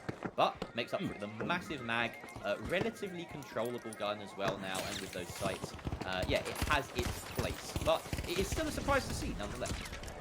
Absolutely, and we are getting the first rooftop fight going off. It does look like Aimers were able to get some good chunk off damage from the other team, and yeah, a really good start, but pretty inconsequential for the beginning of it. I think that they're going to try and make their way towards Vault, or towards Cash Out B with the first Vault. This is a very big map, lots of traversal, lots of little high areas as well. I think that the bow will do really good in this spot. Yeah, we see him kind of setting up on this map, man. This is like a top. This is a top 2 bow map. Honestly, Kyoto is the best, and then this is yeah. There's lots of spots where you can kind of gargle your way up along the rooftops, but this is it. The cash out is already getting started. The first rooftop fight is going on. We see Atelco kind of backing up, watching, waiting. There is the advance. He does get one shot off on them. We switch over and watching the F car, and there is the Cerberus doing some great damage, brings Persona down, and they are trying to maybe go for the cash out. They maybe go for the steal. I'm not sure just yet. They're chasing them down. Oh, there's Pharos going down with that Cerberus. And they find the last kill on Atelco. Atelco just staying alive, and there it is. There's the wipe. Making the right call. Making the right call, NTHX, securing the kills. They're not trying to bait out any cash outs in that middle, in the mid-fight or anything. They are sticking with this HMM, and just a little bit of more, you know, rambling about the M60. It feels like this is, maybe they thought, okay, the minigun was great, maybe we want something a little bit more versatile, but does kind of the same job, and that's what you get with the M60. You know, it's not quite as, it doesn't root you to the spot when you're firing it. It's got about as lengthy a reload, funnily enough, but it's just a little bit more of a mobile option for those moments where you want something like that. So I can see the appeal. Yeah, absolutely. And, you know, it does seem to work really well with their comp, because I think that they have, this is the comp that they're running the M60 and the Cerberus. So they have a little bit where they can get range further back, kind of that medium damage, and then the up close damage with that Cerberus. But there it is. They're going straight for the steal. Atelco bringing it down. It does look like one of them died to the gas. That gas is deadly and just spread all over the place. Cash out is just ticking down, and it does seem like NTHX will be able to get this, but nobody's really dying. There is one there, and I think we are down to just the last person on NTHX. It is Ploppy getting some doing some great damage with the Cerberus. He's staying alive, brings Persona down, and he finally gets wiped. So pretty convincing. Aimer's got the steal. Yeah. I literally don't know when that happened. NTHX were on top in that fight, like for most of it, and then that was a very good fight. Yeah, there was a lot of chaos with the gas, and I think that that's maybe when they stole. They were just kind of a little pocket that they weren't getting hit. I'm not sure, but wow. Well, Aimer's on top for the moment. They'll be quite happy with that one. Sorry, no, NTHX on top for the moment. It's the team names. The team names have done me dirty, Rio. They've done it again, and the team colours, rather. Yeah, it happens. Woe is me. There we go. Look at that M60. Didn't really connect a ton of shots, but did have good aim on them. And you're right, he is able to just hold down that left click. Sadly, a very long reload, but he did get reloaded in time. He's doing a lot of damage to Atelco. Atelco's chasing him down. And sadly, he gets going down in that fight. Noli goes down. And we're seeing Pepe and Floppy down to just a little bit of HP. He does a great shot with that Cerberus. Can he stay alive? We see a gateway and a bounce pad. Oh, but he's at 5 HP. A tickle will get him down, and the tickle is what he got. Yeah, sounds weird to say. Yeah, no, he got tickled by a Telco. It makes sense. And is an easy route now towards the next cash out deposit. So, some good stuff so far from both teams. And this is an opportunity for a Telco and Co to get back in the game. Of course, we are on map 3 right now. So, weirdly, this is Aimers, who seemed like the better side for all purposes, chasing the game. They have to play a perfect game from this. Oh man, you're right. That is a really high bar to achieve, but I think that if anybody can do it, it is the Aimers. You know, I personally really do like Atelco. I think he's a great player, and I have interviewed him, and I think that he's just really very passionate about this game. So good players all around. NTHX, can they secure it? It will be very much a victory. Wow, that RPG goes off, deals a lot of damage. We see now Pepe trying to heal up his team. He's not doing any damage. Does look like Pharos goes down. NTHX is in a really good spot. All of their team members are up and healthy. One of them went down in that fight, but there it is. The Winchclaw pulls it out, and we do see one of the team members from Aimers getting rezzed back up. It is Pharos and Atelco now just trying to stay alive. Pharos is very low, 8 HP. It does look like Atelco got some damage off. This is a very long fight. Another res goes off. We see NTHX has all of their team members up, and I think that there's only one left for the Aimers. It is Pharos, and he's trying to run and buy any time that he can as his cash out ticks down. It's very impressive. NTHX, honestly, at the start of Sis Horizon, they may have made the strategic call that has won them this series. Because they've just switched to that HMM comp, and it's given them the longevity that they need to deal with the bow. The bow was dealing so much damage and causing so much problem for that team in the first map because they just didn't have that sustainability. But now they have that extra medium on their team. They've got the M60, they've got the mesh shield out. They're just balling up and not dying. They're taking so long to be wiped in every single fight, NTHX.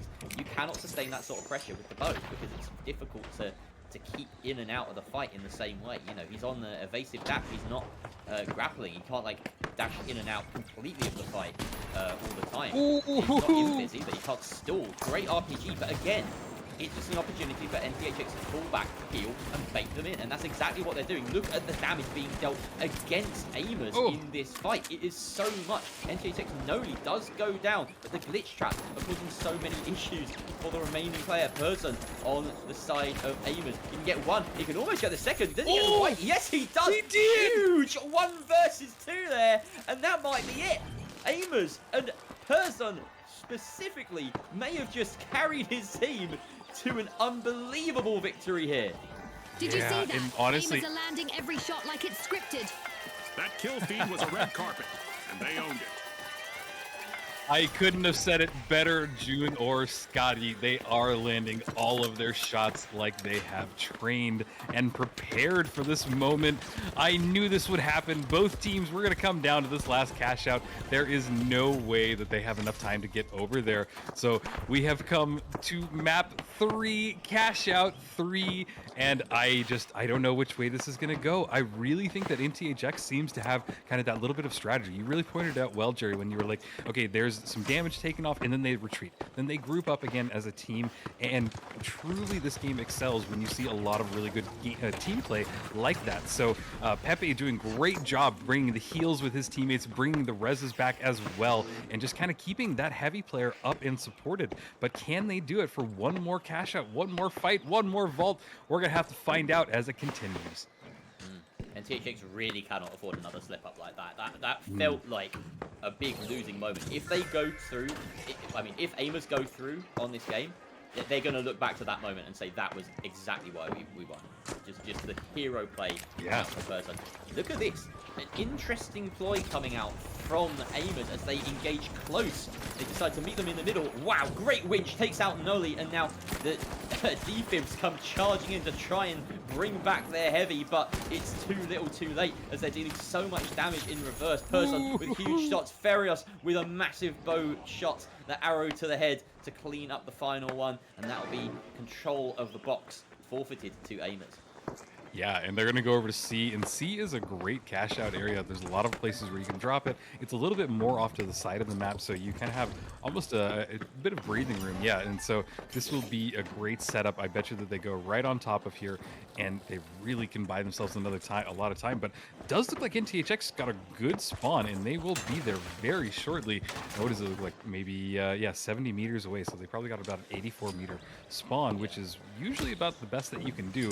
There's that bow trying to spot any of them out. He's missing really critical shots. If he was able to take any damage off, Rose would have been really good for that first push. But they are all now inside of the building. NTHX bundled up, almost below the cash out. I believe that they're going to try and drop it, but nope, they are going straight for the combat. There is a bounce pad. They pull it in. We see Farazone trying to run away, get the bow, get into a new position, find a new shot. There is a Telco with the FAMAS, and now we see Nolly X trying to get anything happening with that M60. He gets one down.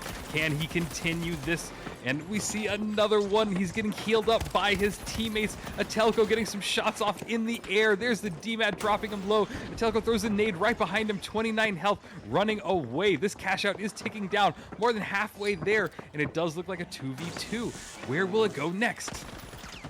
I have no idea. This is one of the hardest followed fights we've had in a long time here, but it seems like NTHX, they have pulled up, they have got that mesh shield in a position to complete that steal, but they have allowed Aimers to regroup to get their bodies back up. Itelco taking a lot of damage there, and the team are giving chase. Can the rest of his team rally around him? No, down goes Itelco. No, sorry, Itelco's still up and in the fight. A huge shot coming out there from Aimers to readdress that balance. Low HP on either side. Who is gonna sneeze first? Pepe is solo. Everyone is solo. Noli the only one eliminated, but that timer is in the favor of NTHX. They have control of the point. Will this still go through? It will! Unbelievable! Atelco with a last second steal! And what? Aimers! What a game! What a comeback! There was not even a second. There wasn't even a half of a second left for him to do that. That was insane. Atelco, what the hell, bro? You did it. You just secured your team the next place. Yeah, NTHX, y'all did a great comeback. I'm happy to see you guys playing again. I love your lineup. I think that y'all play really well as a team. I do really appreciate the comeback that y'all had. I'm sorry y'all weren't able to make it in this one, but on the opposite side of it, Aimers Red. Wow. Wow. I will say I am happy because we saw a bow in 3 of those rounds. We only saw a minigun in 1 of them. So the one time that NTHX brought a minigun, they won the map. Think of it that way, all right? What? Oh my god. Yeah, I love the finals. It always keeps me on the edge of my seat. From a caster's perspective, I've seen so many games and they all just go completely as unexpected. But hey, everybody, we are going to take a 5-minute break just so that Jerry and I can let our voices rest because we're a fourth of the way done, guys. We got more matches coming up. The next map will be the Burnt Nuggets versus the Gamblers. So stay tuned. We will be back in 5 minutes and with more games coming up.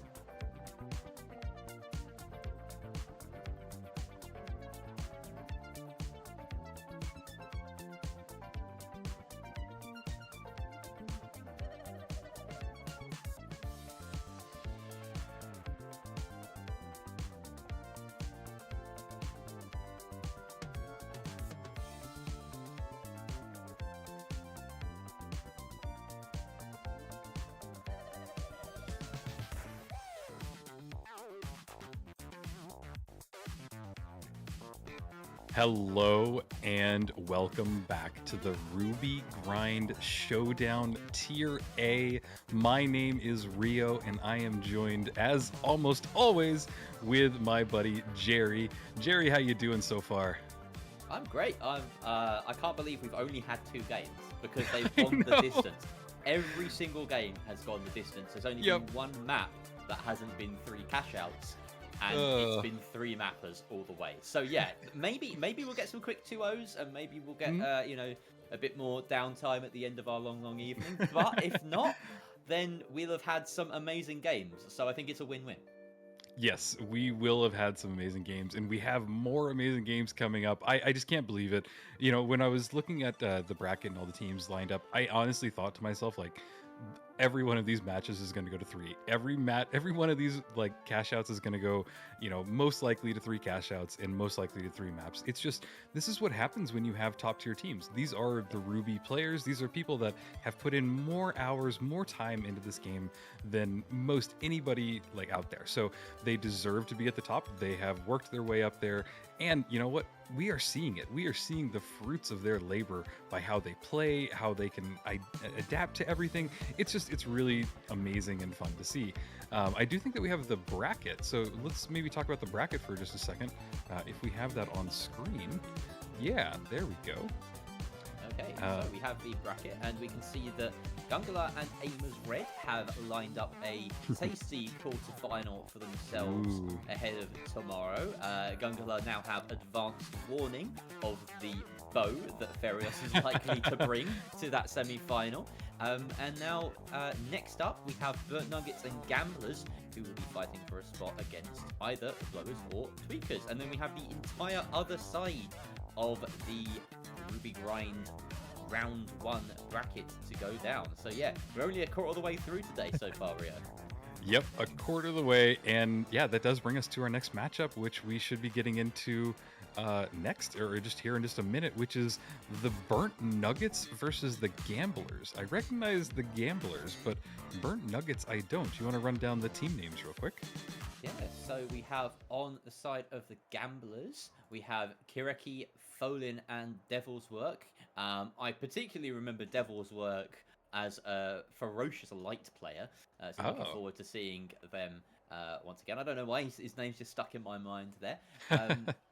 And then I'm trying to find the other team in our list. Burnt Nuggets. So that is Nigiri, Norton, and Palmer. Not familiar with any of those players. So yeah, we'll find out a little bit. Interesting to note as well, both Norton and Folin on opposite sides here are playing either on console.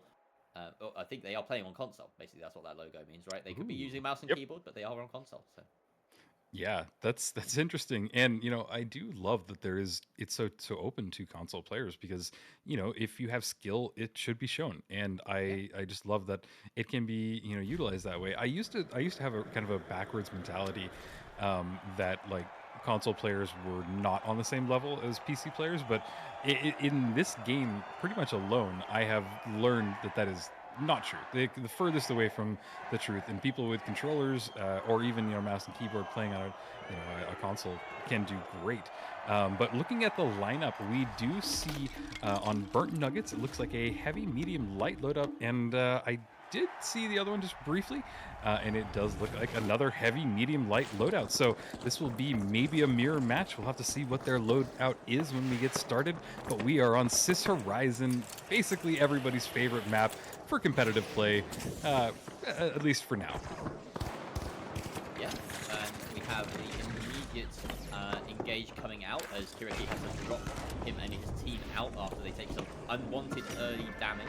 Norton, Nigiri, and Palmer giving chase in the meantime. We have a DMAT on both sides. Pretty commonplace now amongst mediums if you're only running one. Gone are the days of the heal beat being a staple choice. Winch comes out, but it doesn't quite connect there from Folin, and they'll have to wait a little bit for the longer cooldown. It looks as though the entirety of the orange team there in I've literally not written down the team. Burnt Nuggets. Burnt Nuggets. Why have I not done that? Yeah, Burnt Nuggets just sort of got away with the cash box there. They fall back very quickly, and they had a route out with the gateway. So very, very nicely played. But Armor, ooh, Poor positioning there, gets burnt down, but luckily for him, the rest of the team are on hand to bring it out. But that has forfeited a decent position that Burnt Nuggets were holding. Yeah, the Burnt Nuggets are down a player, but they do have this cash out started. So I would try and let my team get res back up, and that's exactly what they did. Now they're getting in a defensive position, trying to set up where it does seem like the other team is set up above them. So they're trying to just find anybody that they can, find any information, but both teams just kind of seem to be a little bit avoiding each other. We see the DMAT, and they were able to go through the floor, but nobody has spotted each other out until now. They see each other just a little bit on that stairwell. We see Folan with that RPG out and just ready to deal some damage.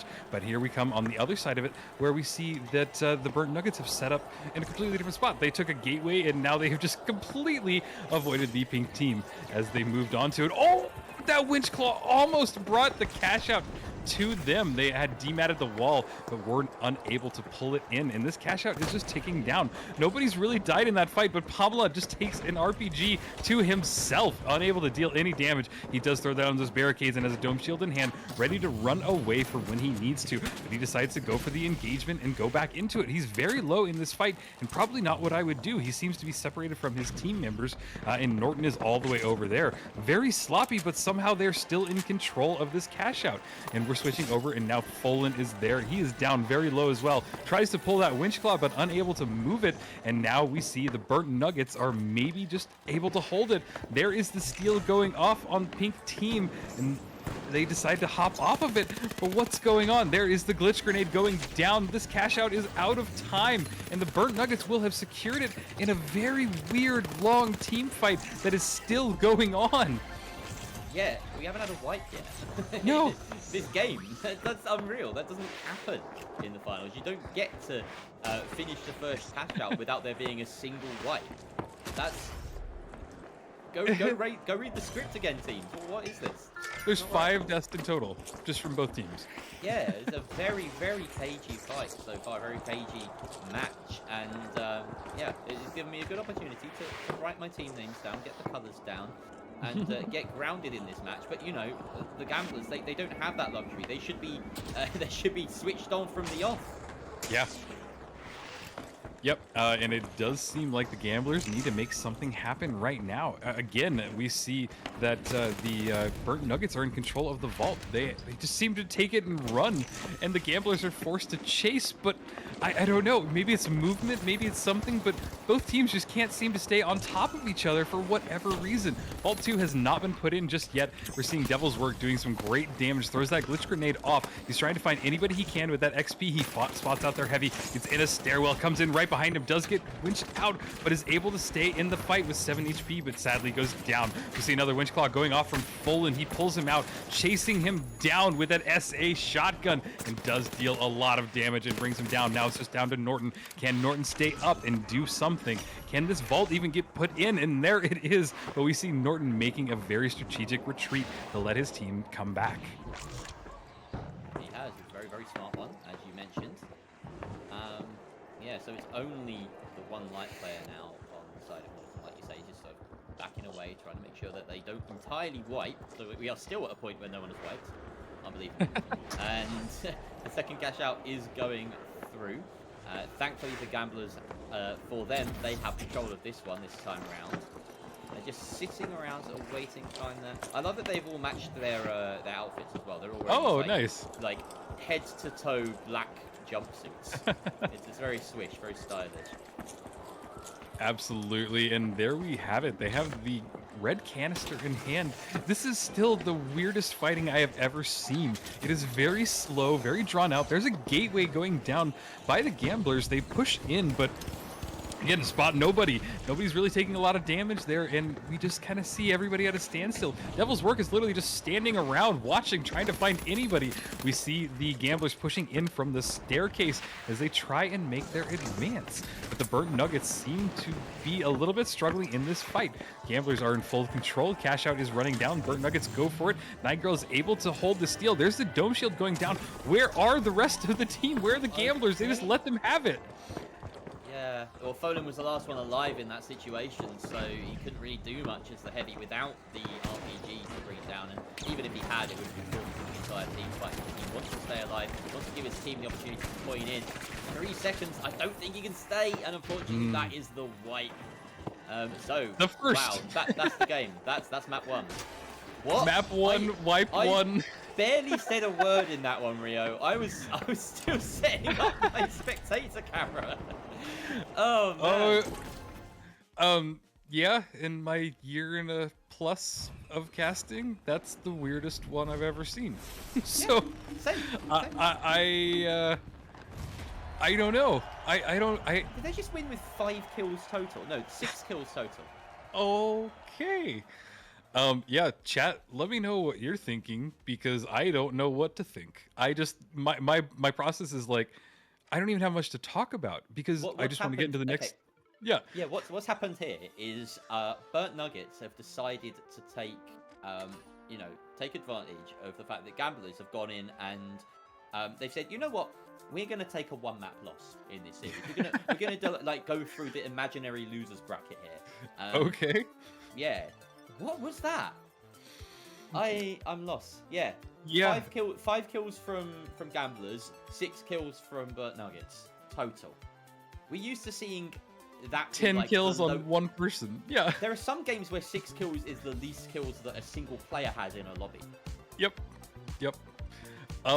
Okay, well, guys, it's not often that Jerry and I are speechless, so we're just going to try and go and talk about the next map, which will be on Bernal, which I love Bernal. I think that I forgot who I was casting with, but they mentioned to me that one interesting thing about Bernal is that it's got a really good horizontal kind of gameplay, where we see a lot of these new maps that have a lot of verticality in them, a lot of like really high structures, but on this one, it's very just kind of it's lower. It's a lower gameplay. So I don't know. It's different in that way. People have their perspective on it, but yeah, it's a very unique map. And honestly, for a unique teams like this, I think that we might see a very unique gameplay coming up. And I feel like I've said unique too many times now. So throwing it to you, Jerry. Yeah. Unique. So. Yeah, here we go on to Burnout, and like you say, it is a very different map. It plays out very differently to a lot of maps on in this game. But at the same time, it does feel familiar. It's got the tightness of Monaco, for instance. And when you look at Monaco as a whole, particularly in the duck and cover variant, the tallest structure you have in the whole map is the crane, and that can be brought down. So it feels, like it belongs. It feels like a finals map. It doesn't feel out of the ordinary. It's a very, very good map. So yeah, here we go. But now for the second time today, let's hope that this game isn't quite as quick as the first map was. Yeah. And I'm hoping that we actually see some, combat going in between these two teams, because, these are Ruby players. These are people that are known for like fighting and, just having egos like nothing else. So here we go. They are getting started on this first team fight. We see the rooftop damage going off. Nobody's really connecting any of these shots. Norton gets a little bit off, but he does take some in the crossfire. We do hear that old Monaco bell ringing off to the right. Not Monaco. This is Bernal. Bernal bell ringing. And yeah, this is the same thing we saw again. These people engage for like a minute and then they go away. And then it just, I don't know. Oh, well, fight. Here we go. Let's make the most of this one. Down goes one player. That is Norton out for the count. Devil's work cleans him right up. And Foden and Kereki looking to dive in and try and deal as much as possible. Great position held here by Nagiri, but he is melted. Palmer, the last heavy, alive on the side of Burnt Knight, and he is dealt with swiftly. Great job coming out from the remaining players on Gamblers. That play was raw in the middle and cold on delivery, Scotty. Even the air fryer couldn't save that one, June. But hey, we've got a team wipe. We got a good fight. It's happening. Maybe these two teams have felt each other out. Maybe they just don't want to do the same song and dance that they did again. But they will bring it to cash out A, which is one of the few cash outs that is pretty low to the ground. So there's not a lot of chances for the teams to go underneath it or kind of drop the cash out. It's very much the fighting is going to happen pretty much all around A. So it'll be interesting to see how they set this up defensively, what they want to do, where they go, and it does look like they might be going to the top of that rooftop, just waiting for the Burnt Nuggets to make their advance. That is for them here. See, they kind of set themselves up on opposite sides of this building. Palmer looking to deal the damage at range with the SA-12. Doesn't do that better than most guns, but down goes Norton in an early engage. Unfortunately, he does get rezzed up by the defib, but can he get out of the splash zone, as it were, in such low health? He does actually manage that, but unfortunately now he's the last one alive, trying to fight his way out. Devil's Work has his number, and that is a nice cleanup from his opposite number. Devil's Work, like with the XP, has made a name for himself in other competitions, and he's doing exactly what his name suggests right now. They're fighting, Jerry. They're actually fighting. And Devil's Work is doing some actual Devil's Work. I do love seeing it. You know, it's really cool to see that the XP is being picked a lot. As far as I know, that it didn't get any changes or buffs, so it's maybe... just kind of, I don't know, it's been a mainstay and it hasn't gone anywhere, and you see these people that picked it up really early when the game launched, and they just continue to use it. So I do love to see it, but here we go. We might see one more fight as the Burnt Nuggets try and get this cash out steal. The cash out is about a fourth of the way left, and you know, the Burnt Nuggets are really near it. It does look like the Gamblers are set up very close to it, a little bit a ways away. They're almost trying to bait them out. There is the gateway, so they can just jump right on it. The gateway has been spotted, and there is the steal. There's the barricade. If they don't do something, they're going to be able to get it because they are really pushed in there. They do get the steal, and the Burnt Nuggets are able to take it. Folan goes down in that fight. Nigirl is doing some great damage with that F-car. Can they hold it off? They do. They get the wipe and the emote. All right, Burnt Nuggets, let's go. Wow, that was naive. I have to say it, from Gamblers, just backing far too far away, knowing that the opponent heavy has that dome shield, has the barricades. This is stuff they should be keeping track of, and they just didn't give themselves a chance to retake. That's as simple as it is. Like, they did themselves in that fight. It's unfortunate, but you know, hats off to Burnt Nuggets. They can play the game that's in front of them. That's all they have to do, and it feels as though Gamblers, you know, coupling this with the fact that they just didn't seem to show up in the last map, I'm worried about the version of the Gamblers that we're seeing right now. Oh, and I'm reading chat, and the XP did get buffed. I'm sorry, I missed that patch notes somewhere. So yeah, that might be why we are seeing it quite a lot. So gotta love it, and here we go. Vault 2 has been tapped, is ready. No, it hasn't been tapped yet. It is still just sitting there, waiting for somebody to take it. No, it has been tapped. I can't tell from what we're seeing. Yep, we've got the box ready, and nicely a totem right next to it, just sort of watching. They've assigned the totem to be the custodian of the box.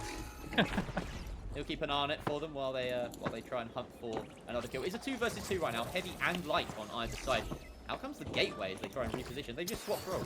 They swapped roles and they didn't notice. It's very funny. I think both teams just waiting for the mediums to point in, and they have done exactly that. In comes the heavy, trying to take his engage, gets caught on his own barricade there. He can't duck out. Now he has to take the fight, whether he wants to or not, and he loses it. Just on top is Folan in that 1 versus 1. Nigiri, the last one alive on orange, as Devil's Work gets rezzed, and it should be just a moment before this wipe comes through. Nice clean up there from Kiriti on the FAMAS, and he does finish off Karma as well. Great job, just cleaning up the work there. It was well worth it waiting for those mediums to respawn, it seems. Yeah. Really was the difference maker. Absolutely. And, you know, sometimes getting that res off can be the real downfall of your team, because we did see that there, that they got a res off and then immediately they just all got chased. And, you know, when you get res, you only get up to half health, and you have to kind of either just get right into the fight where somebody's already been damaged, or retreat and find, you know, either healing or let yourself kind of the timer regen and get your health back that way. So it's just kind of an interesting, you know, choice of when you res and when you don't. But here we have it. Cash Out B has gotten started. The Burnt Nuggets are very close. They throw a gateway up so they have a nice escape when they need it. There is that F car doing some great damage from Nigirl. They are just diving and going straight forward. This is a great opportunity. We see the body block happening there, and it doesn't look like anybody from the Gamblers is even close. What are they doing? The Gamblers finally get a hint of what's going on, and they're trying to dive in there. We see that glitch grenade going off, but it does look like they went down in that fight. They're down to just one person left, and it looks like they're going to go down right then. And Folan, yeah, with the wipe. Wow, that That's unthinkable.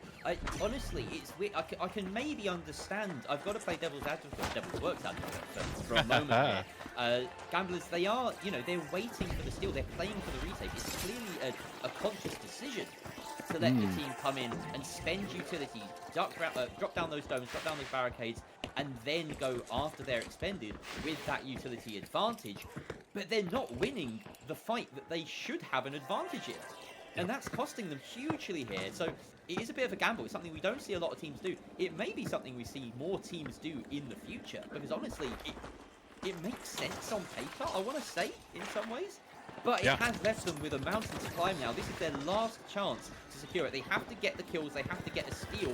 We can see over the top goes Devil's Work. He has to do something miraculous here. Going for the solo pick. The rest of the team decide to join him as they commit for the kills. Kiriki taking a lot of damage there. The timer is elapsing. And unfortunately, they have just not dealt enough damage. In fact, they've ended up even further from the cash out. Nagiri, he's already celebrating the easiest win they'll ever have. Burnt Nuggets just demolished the Gamblers. Yeah, absolutely. And it was really convincing. This was a different map. This was a different play style than what we saw in the last one. They were able to kind of really show their aggression, show their force. And I think that they did really well. But yeah, this is more of what I had expected. And wow, honestly, looking at the Gambler side of things, they had a really good teamwork, but there were just those little mistakes that they made. They just weren't on position. They were able to kind of lose steals. And yeah, it's very cool to see. I have a little note in chat. This was a really strong team. Norton was actually top 10 last season. So yeah, and I mean, they got fewer kills overall this game. Like, look at the scoreboard right now. We have 15 kills total, 5 from everyone on the side of the Gamblers. But this isn't a game where getting kills is what's most important. You have to do the job of the objective-based play. You have to make sure that you're getting those steals and that you're not conceding easy steals against you. That was the biggest downfall of Gamblers today. And Burnt Nuggets, credit to them, they've had the easy route. We did ask, we were wondering, we've had 2 best of 3s that have gone the distance so far today, and now we probably set a record for the quickest best of 3 that we may see for the entire tournament. It's been a complete spectrum so far for Ruby Grind. Yeah, absolutely. And it's not what I expected. The first map was very weird and very just kind of different. This one is a little, better and more kind of well-rounded. So, we have a lot to look forward to as the Burnt Nuggets progress into tomorrow. So, if you guys had a favorite player, favorite team, seems like they were a very stacked team. It seems, like a team to follow. And I just want to go back on one thing that you said earlier. You said, it is about objective gameplay over kills, and for everybody that is wanting to see a perfect example of this, on Ruby Grind, I believe it was day 1, last week, so Saturday last week, a week ago, there was a team, ATA, which is filled with 3 people who are not Ruby players, not top tier anything, and they were able to win against higher placed teams by just doing the absolute weirdest, funny strategies I've ever seen. I've never laughed harder in a match. So go check that one out. It was ATA versus somebody, I don't remember, but last week's was really funny, and it just kind of shows that it isn't all about kills. It really is about gameplay. It really is about how well your team plays around the objective, and that's just what makes it so unique, is that you do have, it's a multifaceted game. You've got the destruction, you've got the objective, you've got the kills, you've got the teamwork, and it's why we're here. It's why we love it. And it looks like we're loading into the next map, which might be Fortin Stadium. Let's go over the 2 teams. Who will be playing next? We have the Blowers and Tweakers. Aiming to blow and or tweak their way through to the quarterfinals, it would seem. Tweakers sounds like some kind of dance craze that I'm unaware of. I'll say that as a 30-year-old man. I don't really know. And then I don't even want to start with the other team. So that's what we've got. The players maybe they have more normal names. I say without I'm going to take a big sip of water first. Okay, yeah. Pep. I will go through them because I do actually remember some of these. These are players from the B team. So on the blowers we have Normalize, Zuki, and oh god, Ethano. And guys, if I'm just completely butchering your names, just shoot me a DM. I'm always happy to correct it and make my notes. So that is the first team, and then we have the blowers, which would be the tweakers, which would be Deernum, Zenith, and Duid. Oh, yep. I want to say David. It looks like David. It Yeah, looks like David. the way it's like Yep. Dejwid, which could be David in like another language, but Yep. we're gonna say like David. Polish. Okay. Is it David? Is it actually David? Interesting. Good to It know. is David. Fantastic. I can't believe I've read that correctly. Thank you very much, Tapples, for the insight. Yeah. We're ready Good to go on as well. production. Fantastic. Yep, All Fortune Stadium. Fortune Stadium is my favorite map. I love to see it. I think that it's Oh got a god, here we go great... again. Jerry knows it. Jerry knows. I think, Jerry, you were telling me that you could just say Fortune Stadium in my sleep and I would probably jump up with glee. But here we go. I must have heard the Fortune Stadium diatribe like 5 times now. It's a Rio classic. It's a real classic, but it's my favorite. It's my favorite map, mainly because if you guys didn't know, this map is divided into different areas. They're different zones, basically. And with that, each zone kind of adds another layer to it. So this map, to me, is the perfect finals map because you have a lot of areas that are very low, and then you have a lot of areas that are very tall, and just everything in between. And I just think that for everything that the finals is, this is the map for it. So I am excited to see these two teams get into it. These the Tweakers are a Diamond team, so they are not a Ruby team. So if you want to kind of root for an underdog, the Tweakers is definitely somebody to follow along. And the Tweakers will be in pink, and that means that the other team, the Blowers, will be in orange. All right, so pink, and they are already being taken out very quickly there. We see a pile of coins in both directions. Have losses either way. Zenith taken out, and wow, a very, very quick wipe there. Already.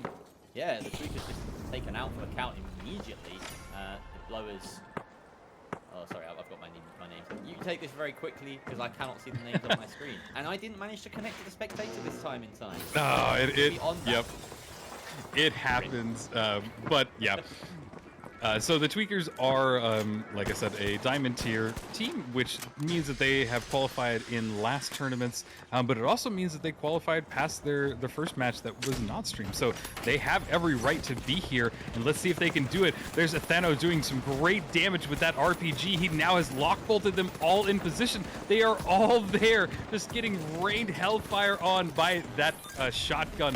We see a res going off from Normalize. He does bring back Ethano's back up, and their whole team is almost here. They're down to 2 people, and Thanos goes down. It is all down to Normalize, and there is a team wipe. And they're able to kind of get the steal and get it back up. So, yeah, Tweakers already a really good performance in what you want to see in a team fight just like that.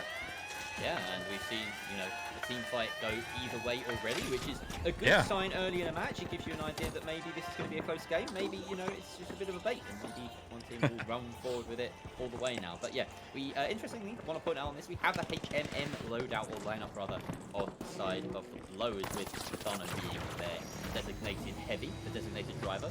She's carrying them forward, just ferrying them as a little taxi service to mesh shield across the gap. But now they're stuck indoors, and this glitch grenade will hit its mark. That's just going to delay them momentarily. Out comes the less frequently seen in pro play sonar grenade. I do like this gadget personally a lot more than many other light players give it credit for. And out comes the jump. Great bit of burning there, good bit of beaming onto Zukif as Dorgis just makes his presence known. Out comes a glitch grenade, but he decides to put it back in his pocket as he spies an opportunity to melt Ethano. And he will carry on his reign of terror. Looks like he's going to leave the rest of his team to chase that kill down, as we have, only one orange player up. No, he's got enough. So yeah, great. Good job by David to secure that at the end. They didn't even need to use the gateway that they have prepped above the point. And that is a first point already secured by them. Yeah, and just great defensive plays. You could see that they set up well. And then one thing that I noticed is that they seem to kind of focus fire on a team, on an enemy team member. It must be either comms or something like that that they're using really well, because it seems to be they're playing tight, they're playing together. And yeah, I am really honestly happy to see a Diamond team playing this well in a Ruby tournament. Yeah, it's what I want to see. I love to root for the underdog, and we're getting quite a show of it. And I think that these two teams are really kind of wanting to get the combat going a lot more than the last map that we saw. So here we have it. It does look like the next vault has been tapped by the Tweakers. And yeah, they need to make something happen, set up anywhere that they can. Both teams are very far away, and it just seems pretty inconsequential right now. Yeah, not much is going to happen here unless we get an unbelievable beam from one or two players at once, which can happen. You know, that isn't unheard of. But I think given their positioning, both teams are going to be able to, you know, even if there is a kill, just grab that totem, get the res. The most important thing right now is that we see Tweakers close enough to the vault to be able to make a move on it and try and get across. But of course, this is a great place if you want general control of the map being held onto. They decide that that's not enough for them. They want to take a fight. In comes the engage from the blowers. You have Ethano not quite leading the charge here as the DMAP medium is one in front. Normalized going ahead. In fact, we have two DMAP mediums, interestingly, on this HMM loadout. No, sorry, my mistake. As be my red my HUD. Now comes the glitch grenade. It does a lot of well, there's a lot of value as it stuns a lot of people, but unfortunately that is the end of one of those players on the side of pink. Dorgeous taken out as well, and that is a wipe. Very, very clean engage overall. They barely broke a sweat in that fight, the blowers. Yeah, this is just going back and forth. I'm not even sure which team is like the dominant force here. Maybe we can pull up the scoreboard, because I think that this even might be mirrored very closely on the scoreboard. Yeah, it is. So wow. Both of these teams, in it. Yeah, this can go either way. I know that we're on cash out 2 already, but honestly, it does seem like the Tweakers or the Blowers could just take it here. It seems like the next team fight will really determine a lot of it, and how well they're able to kind of coordinate with each other. But here we have the Tweakers as they kind of start their movement towards. There are the Blowers all set up nice and stealthy, kind of in that corner wall. Very close team play, all close together. And let's see if the Tweakers can make anything happen. Dorgeous is the wild card in this matchup, really. The only light, he's running that invis. His job is to find an early pick. And of course, the sonar grenade will help him with, you know, speeding up that process. I do like that on this kind of playstyle. Obviously, we see a little bit of a bait here. The DMAP play is bound to come through any second. They're waiting for their opportune moment. In fact, it doesn't drop the point immediately, but it is enough to force off that steal. Glitch grenade, glitch barrel, luckily doesn't affect his own team, but it doesn't really matter, as it seems once again backing away. They're just sort of toying with the idea of going and engaging right now. Yep, and they are in the stairwell, which is not the best place to be, but they do demat a nice hole in the wall and are able to kind of see in there, and nobody's there. They're going to go for the steal. They at least go for the bait, knowing that somebody will probably demat and then just swarm on them. They are sticking it, but there it is. There's the lock bolt as well, followed up by an RPG. Great dome shield throwing it down, but he's a little bit away from his teammates. But now he throws up that mesh shield. Oh, the chase with the SA, and is able to deal a lot of damage. One more player. Can he get him down? They do get a res, but this is gonna be it. And sadly, that is a wipe. I'm sorry. Why did they? I'm sorry to talk over you, Red. Why did they keep running down the pit of death? That was 3 players ran into that hole and died one after another. Why did they do that? And then the res right at the end, the panic res. It's like, you know what, we haven't died enough here. Let's just pad their stats a bit more. Well, yeah, we might. Yeah, I don't know. And this is kind of the unpredictability. We saw a lot of just like plays and play styles that I'd never seen before last weekend. And you know what? We're getting a little bit of a taste of that today. These teams are playing just a little bit differently. But hey, a Diamond team has made it to compete against these Ruby players. So yeah, maybe they have a little bit of strategy that these Ruby players don't, but we will make it to Cash Out 3. Cash Out 3 has been tapped, and it looks like both teams are set up kind of defensively. I would maybe take this to C that you don't get caught out, but there is Dawes who's trying to do any damage he can, throwing that glitch grenade to bring down the mesh shield on their heavy. This seems like it was eaten by an APS. I think both teams are kind of just waiting for the setup, as it looks like they run away to get cash out C started. It feels a little too comfortable at the moment for my liking. That's a good way of putting it. It's a very pedestrian game, very comfortable. It feels like, you know, everyone's on their sofa, reclining, just, you know, having a good old time.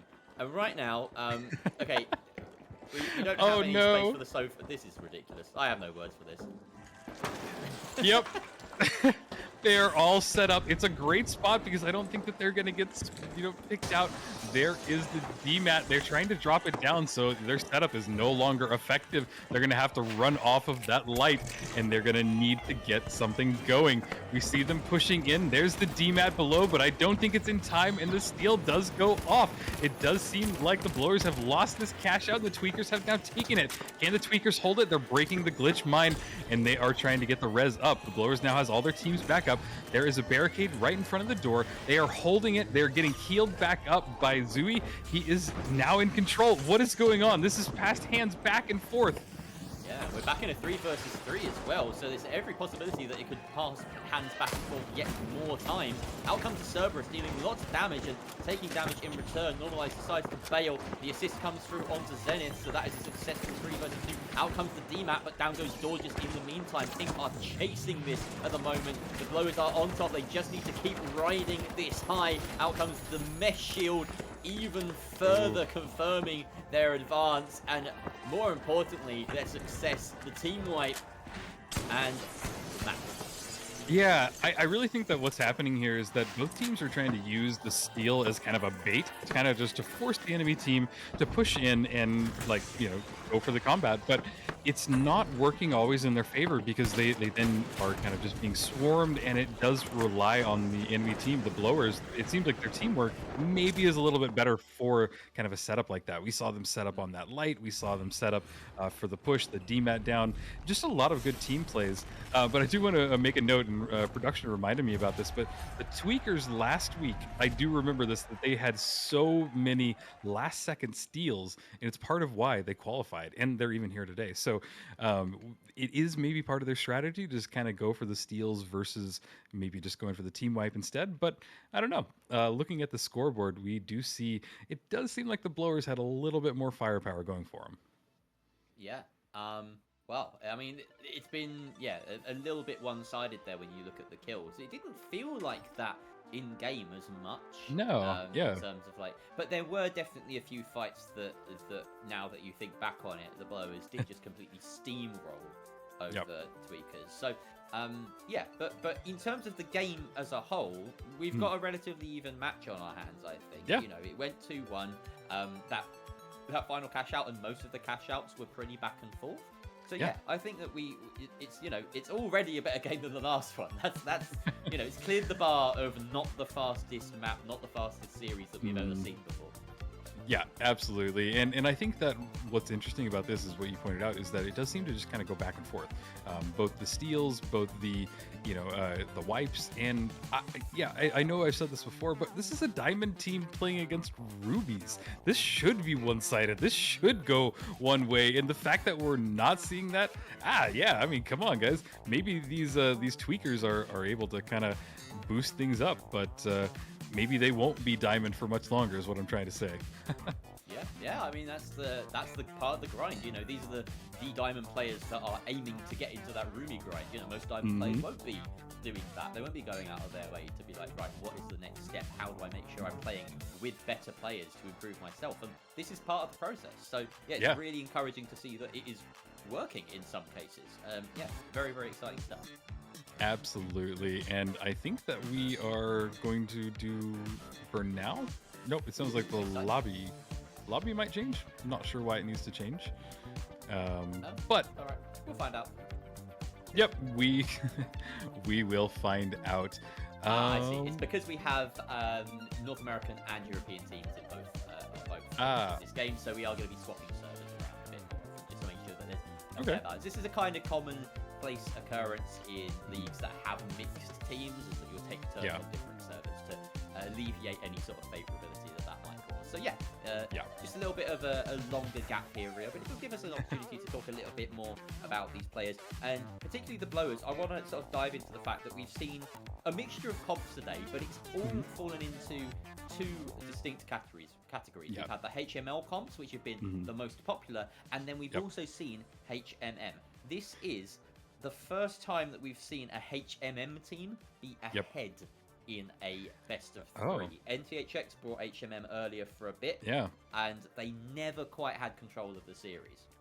Interesting observation. Yeah, I personally, I think that 2 mediums is better than 1 light on the team. You know, chat, flame me, say whatever you want. All right. But for one reason, because I think that having a medium that can heal and a medium that can demat provides you with such a well-rounded team composition, paired with a heavy. I think that it really turns into a team play kind of game. But, you know, the light does provide that extra versatility, the movement, the style even, you know, just that extra bit that you don't always have when you're playing as a very, like, HMM composition. But I don't know, Jerry, am I wrong? What are your thoughts? No, I mean, I feel like there's validity in either argument. I personally, I'm a little bit biased because I play a lot more light, and I see, you know, the light brings a utility that no one else can. You know, the gateways, the glitch grenades, even stuff like the sonar grenade feels, you know, a little bit more versatile than say the proximity alarm, which is the more the version that everyone has access to. It's it just brings something different, and you've of course got the benefit of it being the class that has the highest burst of DPS in the game, the highest DPS in general. So it's a glass cannon, and if you are skilled enough to rock it, then I think you need to earn that right. But it can, you know, the stats don't lie. We've seen more HMLs today, and I would be interested to see by the end of this entire thing tomorrow evening, when we finally have a winner of the first Ruby Grind Showdown. Is it going to be a HML? Is it going to be a HMM? Is it going to be something entirely different? Will there be a bow or a minigun in the mix? Because we've seen them all today. Yeah, we've seen the AR, we've seen the minigun, and the repeater. We've seen every single weapon used that was recently added in this latest patch. So, yeah, I am excited to see if this continues. And you're right, tomorrow will kind of determine what's going on. Jerry, do you want to get in? We have a new lobby code for you. For some reason, I'm not able to leave my current one, so just give me a moment. Okay. Yeah. And I will be in there in 1 second. There we go. 1 second while Jerry does that, I will do the yapping. Yay! We made it happen. So we are in Sis Horizon for this next one. I truly think that Sis Horizon is picked a lot because it's a very just well-rounded map. A lot of people early on chose it because there were no variants. You know, like Monaco, we have, you know, duck and cover, all these different like modes that make the map feel very different. It's just not existent in this.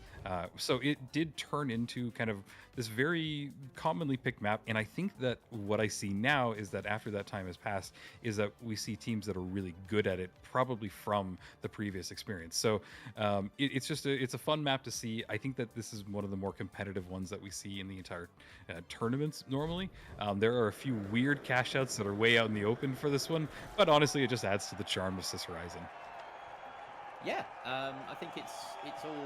I think it's a very unique looking map as well. I really love the visual style of this map, and I know that doesn't really register in terms of importance for people that are playing, people that are watching, but you got to appreciate it. You know, it can get a bit boring if you're playing a game. You're looking at the same colors, the same style all the time, and if there's anything that the finals provides, it's variety. So here we go.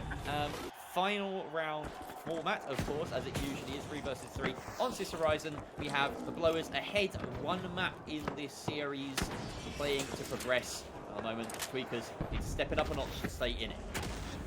Yes, they do. We need to see the Tweakers step up. They had a really great start on this last map, and I'm hoping that they can make that happen again. It does look like the Tweakers were able to get the first tap on the vault, but they're already in a good position. We see the gateway in hand by their light player, maybe ready to make a quick escape or to bring the cash out, the vault straight to the cash out. There is Goose set up on the Blowers. They are just trying to stay kind of behind this as a defensive wall, deal any damage that they can to the Tweakers as the Tweakers Tweakers slowly run away. They are going to get Cash Out A started, and it is going to force the Blowers to push directly into it. There is the gateway. They were unable to follow it. Did close right as they all grouped up on it. Normalize now running in with the Cerberus, trying to find anybody he can, but he does need to get up and close, and he does find their heavy right away, dealing some great damage. Look at that teamwork. They're doing great. They get a res off on them. They are pushing in. Cerberus is dealing that fire damage, and it's all down on their light player as he tries to bring him back. Oh, that's a wipe. I missed that. Well, yeah, I feel as though it was a little bit rough on Ithano there. He dived in, tried to take all of the brunt, and tried to do as much damage as the heavy on the side of the Blowers, but really didn't have enough protection. He sort of went right into the open, into a three-way crossfire. Maybe playing a little bit too aggressive there. Maybe didn't know enough about where his opponents were in that situation, and his teammates, unfortunately, as mediums, you know, you can't do too much from that situation unless you've got like goo or something to bail your teammate out. Yeah, it really did cost him a little bit there. Great glitch grenade as the engage comes out, and once again, Ithano going in deep to try and make amends. He puts out a load of damage. This time, though, he has the high ground, he has the mesh shield. Lockbolt will lock the last light in place as Gorgeous wants to escape, but he can't. Unbelievable. What a redemption arc there from Ithano. Yeah, and it really does seem like the Blowers have really good aggression. Like, they're able to kind of dive in there. That entire fight was just really quick, and I love the use of the lock bolt because it just locked that light in there. And that lock bolt is really unique because the actual like device that locks you in there takes a lot of damage to get rid of it. So you're kind of just stuck there, and you have to make the choice where, do I just fight? Do I just stay here? Am I in this spot? So I'd love to see it utilized, and it seems like the perfect heavy gadget for a fight like this. But here we have the Blowers. They are set up. They are holding back. They are ready for this cash out, and they have taken it. Now we're going to probably see the Tweakers run in there, try and get an ego battle going on, but right now nobody has spotted the other team just yet. Finally contact, but Gorgeous just has some fairly meaningless damage onto his opposition. Of course, we have Normalized running that heal beam to mitigate any of this sort of poke damage that the whole of the Tweakers can deal in the opposite direction. A good bit of goo, a wall of fire to protect them as they let this bridge basically collapse around them. That box has been tapped, and again, Zuki backing up. Excuse me, it's Zuki running the heal beam, not Normalized. Change my notes there. I've done myself dirty. But in comes the Tweakers as they're now bored of fighting from distance. They want to try and find the kills themselves. Yeah, and honestly, the distance just doesn't work for them because they've got David and he's running that Cerberus. So the Cerberus just doesn't have a lot of like long range, firepower. You can get some damage off at medium ranges, but it's just really not effective. So it does make sense to me that they just want to bring the fight as close as they can, and they are about to do just that. Looks like Cash Out 2 will get started on B. And looks like they need to make their advance right now. There's Ithano trying to do anything that he can with that SA, jumping up, leaving his teammates a little bit of ways away. He pulls out that lock bolt, but doesn't go for it. He is going for a slam, maybe a quick steal. I'm not sure what his position is. He did get the lock bolt ult. He gets two of them down. RPG to follow it up, throws the dome shield down as well, but the enemy team does throw their dome shield down too. There we saw that winch claw go off, and their heavy does go down. It is now down to just Zenith and David trying to get anything going on. I saw a res going off there. It is now down to their light player. Can he survive? And sadly, the Tweakers light did not. No, Gorgeous, despite having the most kills in the lobby right now, 4 to his name, he can't pick up the slack. David and Zenith only with 1 apiece. And the problem there for the Tweakers, they didn't have time to set up. They did forfeit control of the vault, did the Blowers, after tapping it, and the Tweakers came in and swept it from underneath them. But they were hot on their tail. So yeah, very good stuff from the Blowers to they're moving that. it. Moving it with that lock bolt tech. Unfortunately, not going quite as far as they prefer. And there we go. A bit of helping hand from the DMAP medium, just gets it in the right position. But again, a little bit more time to set up than the previous team had. But again, we are right back in the thick of things. Out comes Dorges, highest frag so far. Can he find more with this XP? Unfortunately, he's not hitting his shots right now. Those glitch grenades aren't really connecting very well either. Normalized circling around with this glitch barrel in hand. What's he thinking about moving the GP off? He's going to jump in. He's got that glitch barrel. Doesn't quite connect though. And he has to go all the way in to the dome shield. Does land the shots once he's in, but now taking the brunt of the beating. But he's done the work. Only Dorges left remaining, and that point has been successfully protected by the blowers. So Dorges doesn't have a chance in hell as a one light against 3 stonky, chunky mediums and heavies. And that is the map, and that is the series. Yep. The blowers did it. I don't want to say it was a convincing win because, you know, the Tweakers really fought hard for a diamond team. I know I've said that a lot, but a diamond team did really well.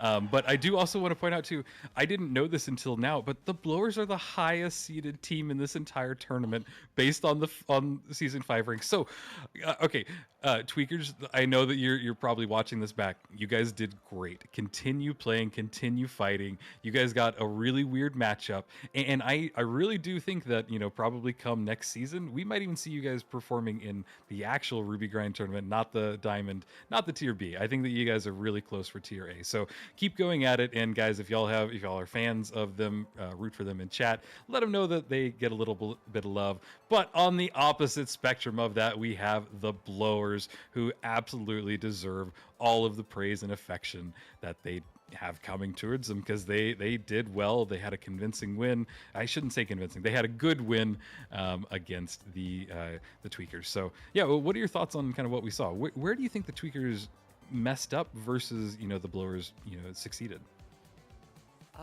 It's difficult to pin down any singular thing. There were some fights that they just couldn't find the frags. Sometimes it just comes down to that. And there were some, you know, moments where they could probably have sort of gleaned a bit more information about how the blowers were going to play. We saw from the off in Sis Horizon particularly that the blowers were very happy to engage early and engage fast. And I think the Tweakers just needed to maybe not be too preoccupied with getting a setup, but, you know, trying to be a bit more adaptive, because I think the blowers saw this as an opportunity to just try and like curb stomp them, and it came out a little bit more on Sis Horizon than I think the Tweakers were expecting. So yeah, like you say, an unusual matchup, but right now we have a giveaway to do. So nice. Hold on to your hats and any other loose items of clothing. We're going to spin a wheel. It's going to blow some hot air directly at your face and knock you off with the excitement. So here we are. The winner of Who's this gonna will win get, of the course, battle a battle pass. Battle pass. Battle pass. Oh, okay. We're going through the S's and the T's. Right onto the T's is... Oh, is that going to be Theety Boo? Congratulations. Some wonderful names that we get to announce today. I know.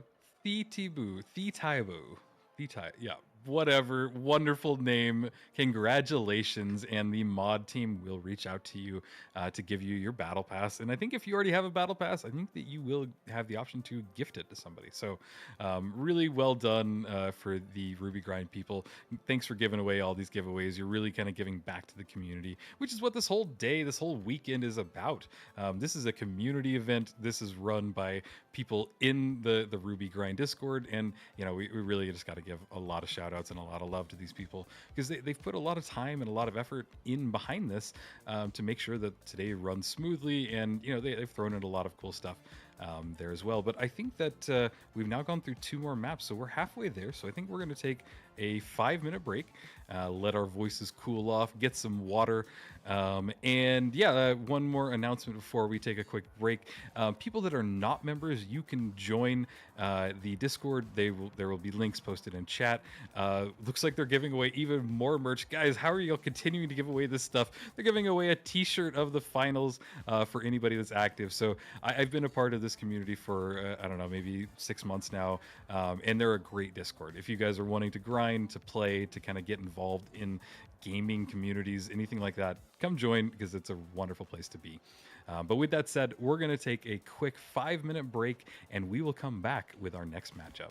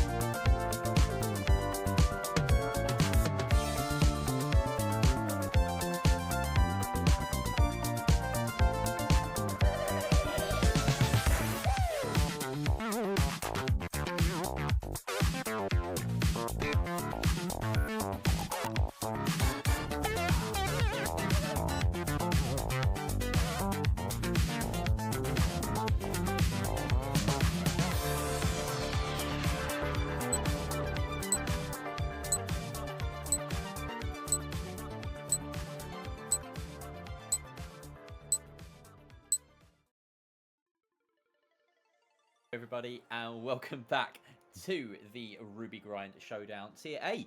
And we are here for the first round of 16 for the whole of today. We have 8 games. We are halfway through, Ria. We're on game number 5, just coming up right now. And it is Deutsch Dominance versus The Best.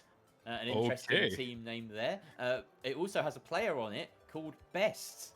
So, yeah, unfortunately, he's not the highest rank that we've seen out of all of these players, but he's also not the lowest, so we'll give him some credit where it's due.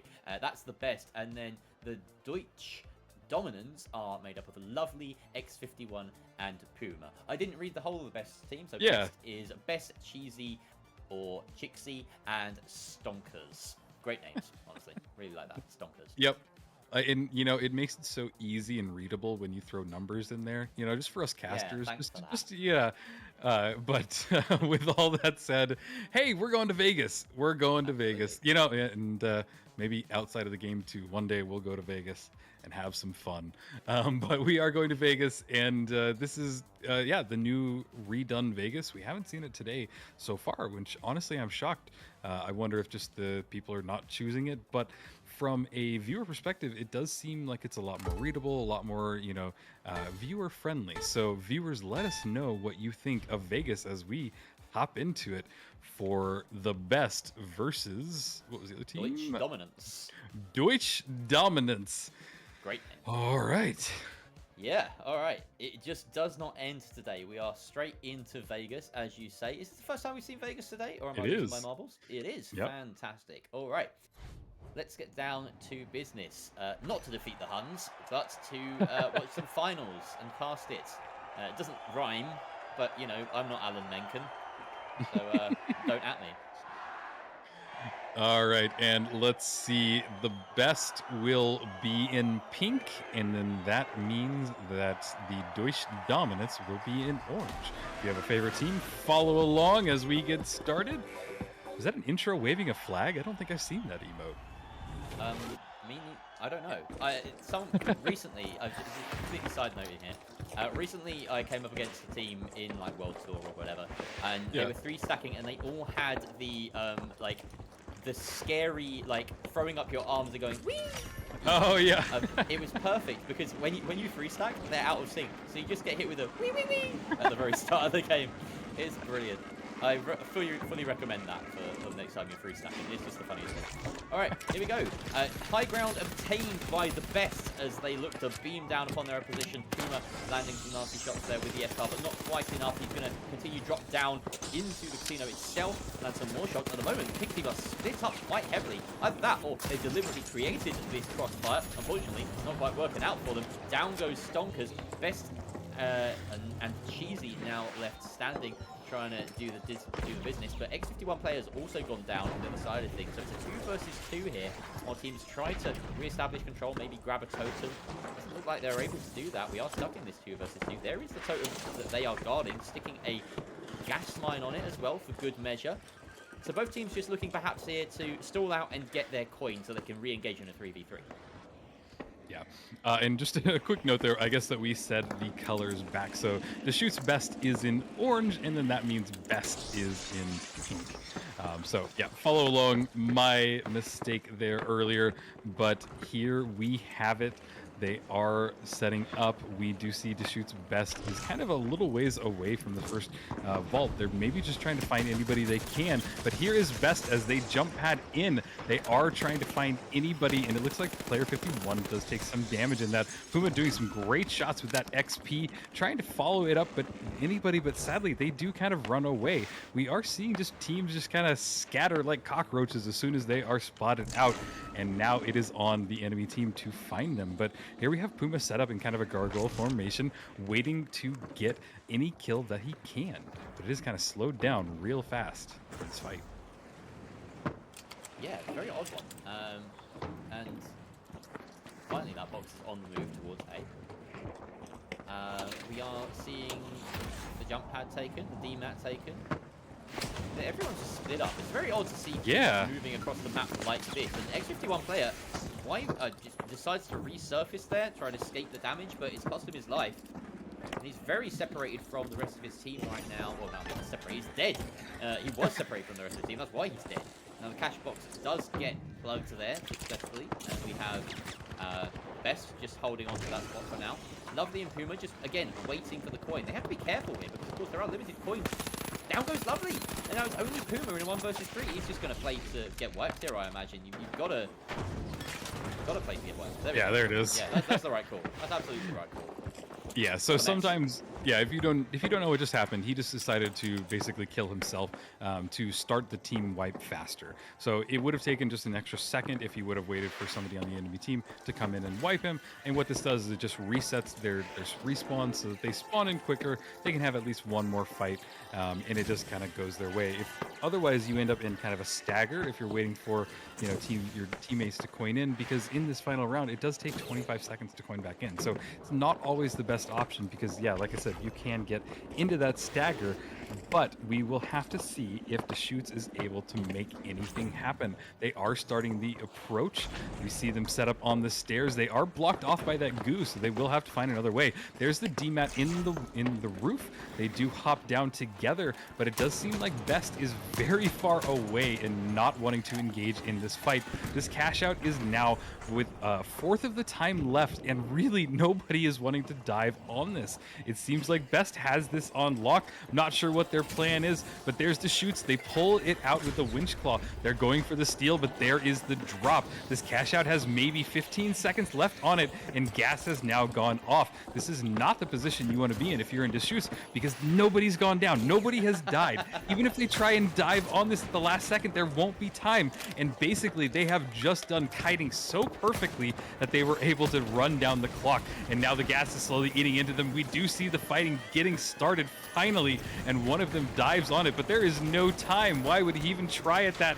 And now we are about to see the first wipe, most likely, and Cheese is taking a lot of damage. He is down to just 3 HP. Can he survive? And no, he sadly doesn't, but they do get the cash out. So Best looking pretty good.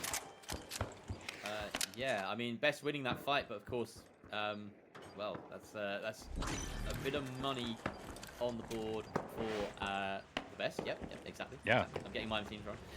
I want to pull you up on something. I'm pretty sure that this is a German team. The team in orange. Deutsch Dominance. Deutsch Dominance, not Yeah, Deschutes. yeah. Yep. It's very funny though, because you were saying Deschutes, and I was like, at one point you said, "Oh, this is not the situation you want to be in if you are in Deschutes," and I was like, "That's kind of a pun. If you were in their shoes, yeah." There we I wouldn't wanna be go. in their shoes either. Here we go. Another fight coming out as the Best take the fight very aggressively. They jump straight on in.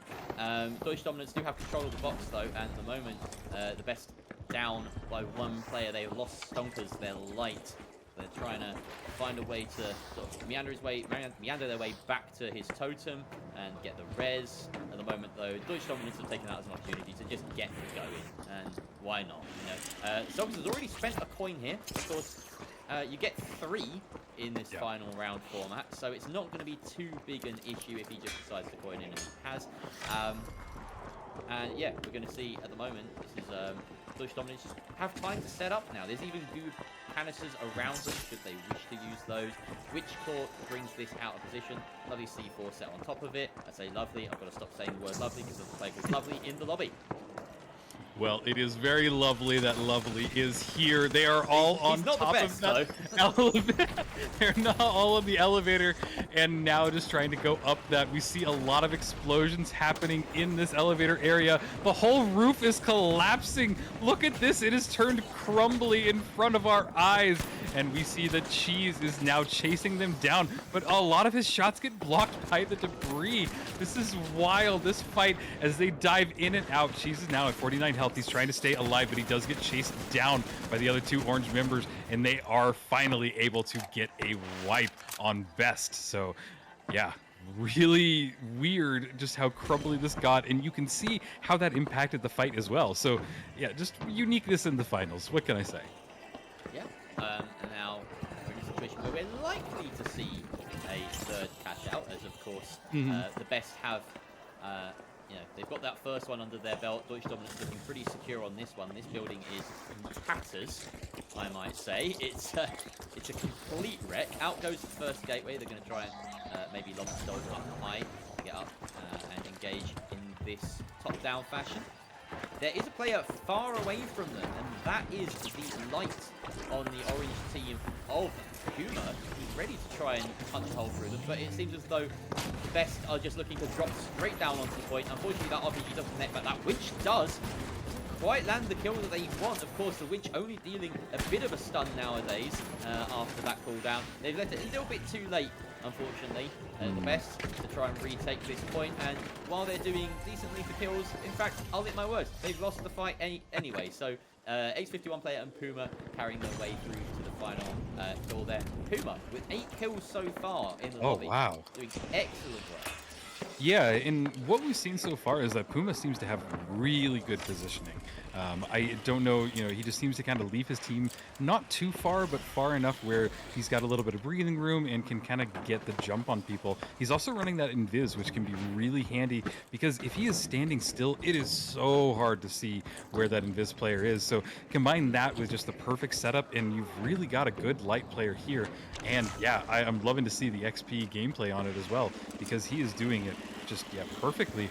But there is Vault 3, has not been tapped yet. I take it back, it has now been tapped by Best, and we do see the other team as they are set up. I keep wanting to say Deschutes, and that is not correct. Okay, we'll have a little lesson while there's some downtime. Deutsch. It's one syllable. Deutsch. Yeah. Deutsch. The Deutsch Dominators. And I might be butchering that because I am a British man who, we are famously bad at foreign accents. But as far as I'm aware, that's how you say it. So, and we have Tapo in chat saying Deutsch. I can say Deutsch. So I will say Deutsch, Deutsch, Deutsch. And here we go. I am a multicultural American. A very rare thing to see. Indeed. Lovely's been taken out in the meantime, and Stonkers takes taken out himself. 2 versus 1 now, as Puma's the last alive on the side of Deutsch dominance. Not being quite so dominant in this fight, but that goo will bail him out for just a second. Unfortunately, that has given time now for the rest of the best, or the best of the rest, or however you want to say it, to recompose themselves, to get the defib, and get the steal. So now, we're approaching what may be the last couple of fights. Look at this. He's right on top of him. What? He can't see. No. I just assumed they were on the same team. What was going on right there? That is insane. And he's taken out. He's finally taken out. So now, again, we have a stagger, a 2 versus 3. And this is huge for the best. They would have been praying for that. But Lovely comes in and finds a pick on Puma. It's now H&M on both sides. Puma gets defib up, though. And Lovely empties his mag before the res comes through, so he can't finish off the light. Stonkers needs to get back up right now to try and defend this point. It's suddenly a 3 versus 2, and Deutsch Dominance might be nabbing this out of nowhere. Yeah, they are on it, but they pull off of it. They do have plenty of time, and I would go for the kills. We see one person left on Best, and it is just Cheese. He has that red barrel canister in hand. He does throw it down, and it does connect, and it forces Lovely to get off of the point. He has bought himself and his team more time. They now have their light player back up, and Stonkers is there. There is the dome shield, but it does not work in their favor, and Deutsch Dominant is able to get the steal, and Lovely is getting the res, and there is the wipe on Best. Wow, back and forth. That was unbelievable. The length of those staggers were just so nail biting. I couldn't believe how many staggers we saw. Puma stayed alive for so long there, and that's what brought them the win. I don't know how the light managed to keep himself alive for so long. The moment where he was sat on top of the goo, right next to the enemy medium, right next to Lovely. No, sorry, right next to Best. I don't think I've seen anything like that in a comp game for a very, very long time. That was unbelievable positioning and luck, perhaps. Yes. Puma at the top of the scoreboard by the end of it as well, with 9 kills to his name. Just look at that. What a performance from him. Yeah, really. And, everything that we saw from Puma really just screamed good light player. And you know, it's funny earlier because I mentioned that like I prefer light medium or I'm sorry, heavy medium opposed to kind of having that light player. But boy, if I had a support with a light player like that, I feel like my games would go very differently because I can't even perform like that. So really good performance from both of these teams. I thought that Best had this at several times. So very interesting to see that they kind of fumbled it a little bit at the end. And Stonkers with 10 deaths. Did you notice that as well? That is a heavy, that is a heavy death count for him. So you didn't have to call him out like that, Rio. That's but it gave Best the opportunity to pad his revive stat. There we go. As well, if we look at the revive stat, me and Rio are 5, just staring at a scoreboard right now. Yeah. So there's a lot of revives, 5 from Best, and none from the rest of his team. But on the other side, on Deutsch Dominance, they're all piling in 2 revives, 4 revives, 3 revives. The light had the most. So yeah, this is again reinforcing our story that lovely that Puma had a fantastic game, the most support score, and that came from a light in the lobby. So yeah, huge praise all round from him. Yeah, absolutely. And looks like we're going to go right into Soul, but we have a little bit of a different Soul. We actually have the under construction variant, which I have talked to so many different players, and they all say that this is their favorite. I've only encountered, I think, one person who didn't like it. But I don't know. What do you think, Jerry? Do you think it's the true Soul, or do you think that maybe? I don't know. What are your thoughts? I'm not sure. I just have to explain what me and Rio just saw, right? We're watching a stream to follow the gameplay, to follow everything, to see what's going on. And we're watching a stream of Tapor's computer so that he can relay the feed and all this. I just caught him screenshotting my face. It came up so that he could, like, paste it in our chat. It's of me, like, raising my hand earlier when someone was like, oh, you know, you can gift the giveaway to someone else if you don't have it. Yeah, so that's now getting pasted everywhere in our chat. It was Bisha. It's Bisha. I'm trying to work out. There's so many layers of information going on my screen right now. There's a screenshot inside a Discord chat, inside a screen share, inside an OBS, and I've got 2 monitors open. So I'm kind of just a bit lost. And thankfully now it's all just the finals filling my screen, and I can switch my brain off once more. Yes, indeed. We are getting into it. We have the teams going at this again. We have Best and Deutsch Dominance. Hopefully I said that right. Yeah, this time. There we go. I'm getting it. I'm figuring this things out. But we have Best in hand running that Cerberus. No teams have kind of engaged just yet. They have to hear each other. Lots of jumping going around, and really just waiting for it to see. Do I see that that Vault B or Cash Out B has spawned in the hospital? It has. You know that they want to get that over there as soon as they can. No team wants to make a movement. We see that the Best is set up in the stairwell. And there it is. They all engage. Best goes down. RPG as well. See the Dome Shield going down, trying to get anything going on. Glitch Grenade going off, and it's all down to just Stonkers. He has just gotten wiped around his team. Can he get anything? Or honestly, I would try and go for a team wipe at this point, but he is just staying alive, trying to see if he can get anybody out of position, find that 1 kill, but no, he is now waiting for his team to res, and it does look like Detroit Dominance will take it over to Cash Out B. Deutsch. Probably the best catch out. You had it. I know. The brain is a funny thing. We'll get there. Unfortunately, the time that it's taken for Stonkers to wait for his team to re-emerge, it's allowed for the Best to set up to destroy the bridge and to make it a really tough job to get back across. Of course, we do have on Best himself some mobility options. I assume he's bringing that jump pad, but instead they're waiting for Stonkers himself to move across and get the gateway straight into the door, so they don't even need to expose themselves on their journey across. They're just waiting for an opportune moment, trying to maybe bait out a little bit of utility. Puma tosses a glitch grenade their way, and then they go through the gateway. The call has been made, as it looks as though Deutsch Dominance are fully aware of this. And now Puma looking to set up with a couple of goos on the rooftop just to give him a vantage point. Climb up here. I do like it. Interesting use of the goo grenade though. Maybe could have just walked around the corner. But whatever. You wanted to use the goose, you wanted to show them off. Yeah, and there we have it. Cash out B is halfway done. It is way out in the open, and there is the winch claw. They're trying to pull it into a little bit more security area. They weren't able to get it just yet. Wow, that door is blocking a lot of damage for Best, but he does take a lot of damage and sadly goes down. Cheese tries to grab him and go for the quick res on him, but Cheese himself is very low. If they're able to find him, this will not be good for his team. They are now just scrambling, and there is a fight on the stairwell. It looks like X51 is down to 2 HP. He does get dematted and chased down. It is now on to Best as he tries to reload his Cerberus and get his teammate back up. He now has Cheese, but this cash out only has 10 seconds left. They really need to dive on it now, but there's the demat in the wall. Nobody is going for it, and there we have it. Best does go on it, but they are getting a lot of damage from above on that F car. Puma is the last one, but he is able to stop everything. I take it back. He is going for it. Can he get it? He is able. Wow. No. Did they steal right at the end? No, they were able to stop it. He stuck it, but it wasn't enough time. So close. And they get wiped at the very end as well. Interesting though, we saw, all of the players on the Best just about make their way back into the server at the end there. But yeah, wow, that was a very tight one. Absolutely nail-biting stuff.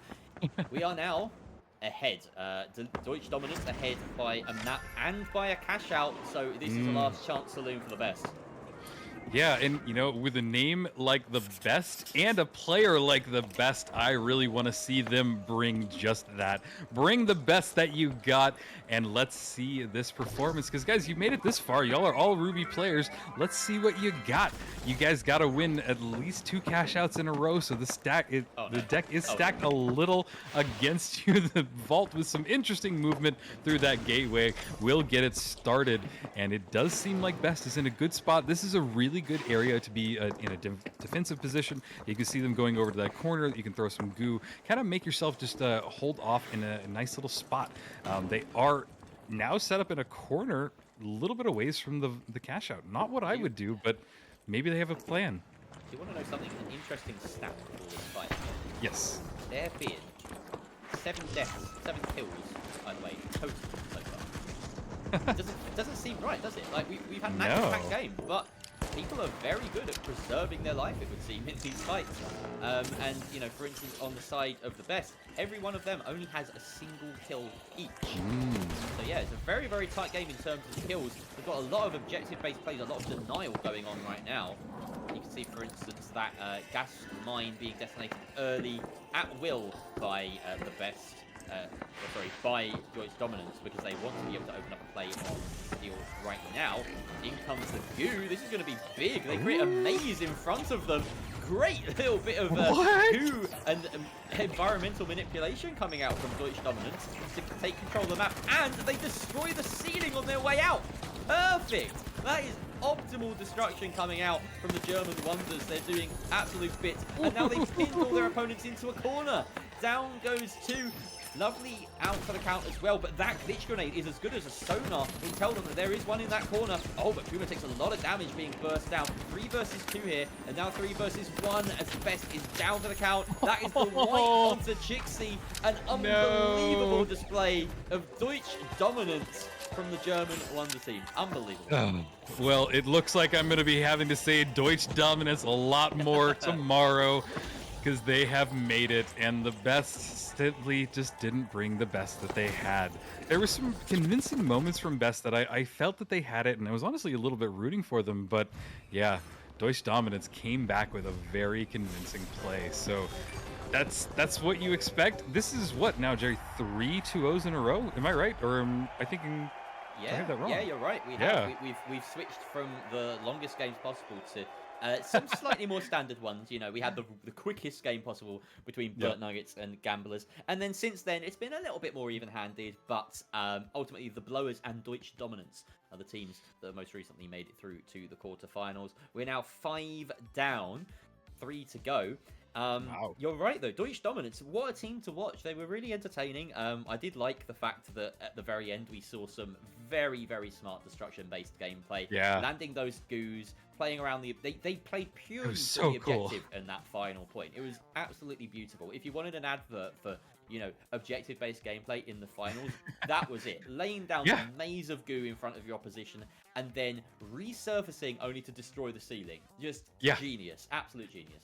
Well, and like to add on to that, that was all planned, executed, and executed well within like 15 seconds. You could hear they got the steal. There was like, all right, goo everywhere. And you know, I do appreciate teams that are able to use the environmental stuff, you know, like the goo canisters, the red barrels, and you know, just everything like that, because it adds a nice little like layer to it. You don't always have to go in fighting with what you have. And I think that this is a great example of it. So yeah, really good performance and best, you know, you did your best, and I'm sure that we will see you again. Just keep playing, keep on performing, and yeah, this isn't the end. But that does bring us to our next teams, which will be... Two things. Before two we things, go. go. Two Yes. things. First off, I've been reliably informed by both chat and Tapors in that last game. The first cash out in Hospital, it wasn't that they ran out of time, it's that the DMAT closed in front of them while they were stealing. That is so unfortunate. Wow. And then the second thing, I actually forget what it was. Well, it couldn't have been that important because we have more maps that are already getting started to load in. And it's now Aimers Blue versus Emerald Edger.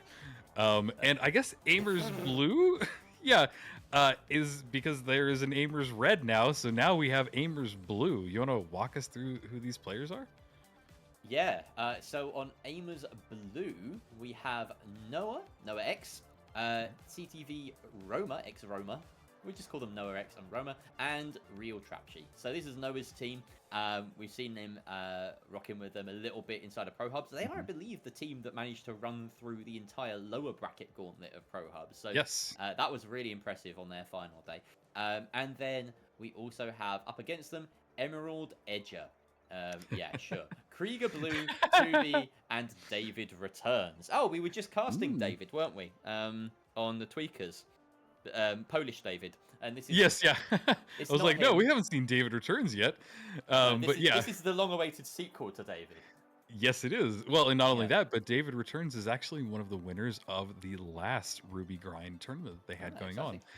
He was a light sword player, and as far as I know, I did watch his stream maybe a couple weeks ago, and I thought he was still running the light sword. So I am hopeful that we see it, and because we saw a bow. I would love to see a sword. You know, it's just it's a wild gameplay, and the people that can really perfect that are just so much fun to watch. So yeah, that's my thoughts on David Returns and the Emerald Edgers. Aimers Blue, Noah X, and Roma and Real Trapchi, are really well-known, you know, teams. Oh, my game crashed again, so just continue on without me because it takes like 5 minutes to reboot. that does suck. But we will, of course, be getting started with the game relatively soon. So yeah, you've told us a little bit about the game, about the players. I can get into the lobby right now and tell you that our first map looks as though it's going to be Skyway Stadium. Do you have any insight onto that, and maybe with these players in particular? Have you ever seen these players on Skyway Stadium before, Rio? It's a bit of a long shot. Definitely seen Aimers Blue on Skyway Stadium. Yeah, I've seen Noah X on Skyway myself. Yeah, it's a great map for them. Skyway is just one of those weird maps where it's very well balanced, and I don't see a lot of like wild gameplay. You know, it's a very like bog standard kind of finals map. And yeah, I don't know. I think it's a great, you know, arena for them to be in. Not too big, not too small. It's kind of just got this nice feeling to it. But yeah, hopefully we get loaded in here shortly because. God, I'm just looking at the names and I'm thinking that this is going to confuse the hell out of me because we've got Krieger Blue on Emerald Edger up against Aimers Blue. So the color blue. Oh no, you're right. It's gonna really mess me up. Yeah, but we'll get around it. We'll get over it. I hope. It's just one of those things that I swear exists purely to confuse us. So good luck to both of us for this next game. Okay, well, and sorry to kind of put the brakes there for a second, but it does seem like we need to take a quick break because we're actually ahead of schedule. We planned this all. I know, right? We're ahead of schedule, and that means that the Aimers Blue just wasn't ready because they didn't have the right call time.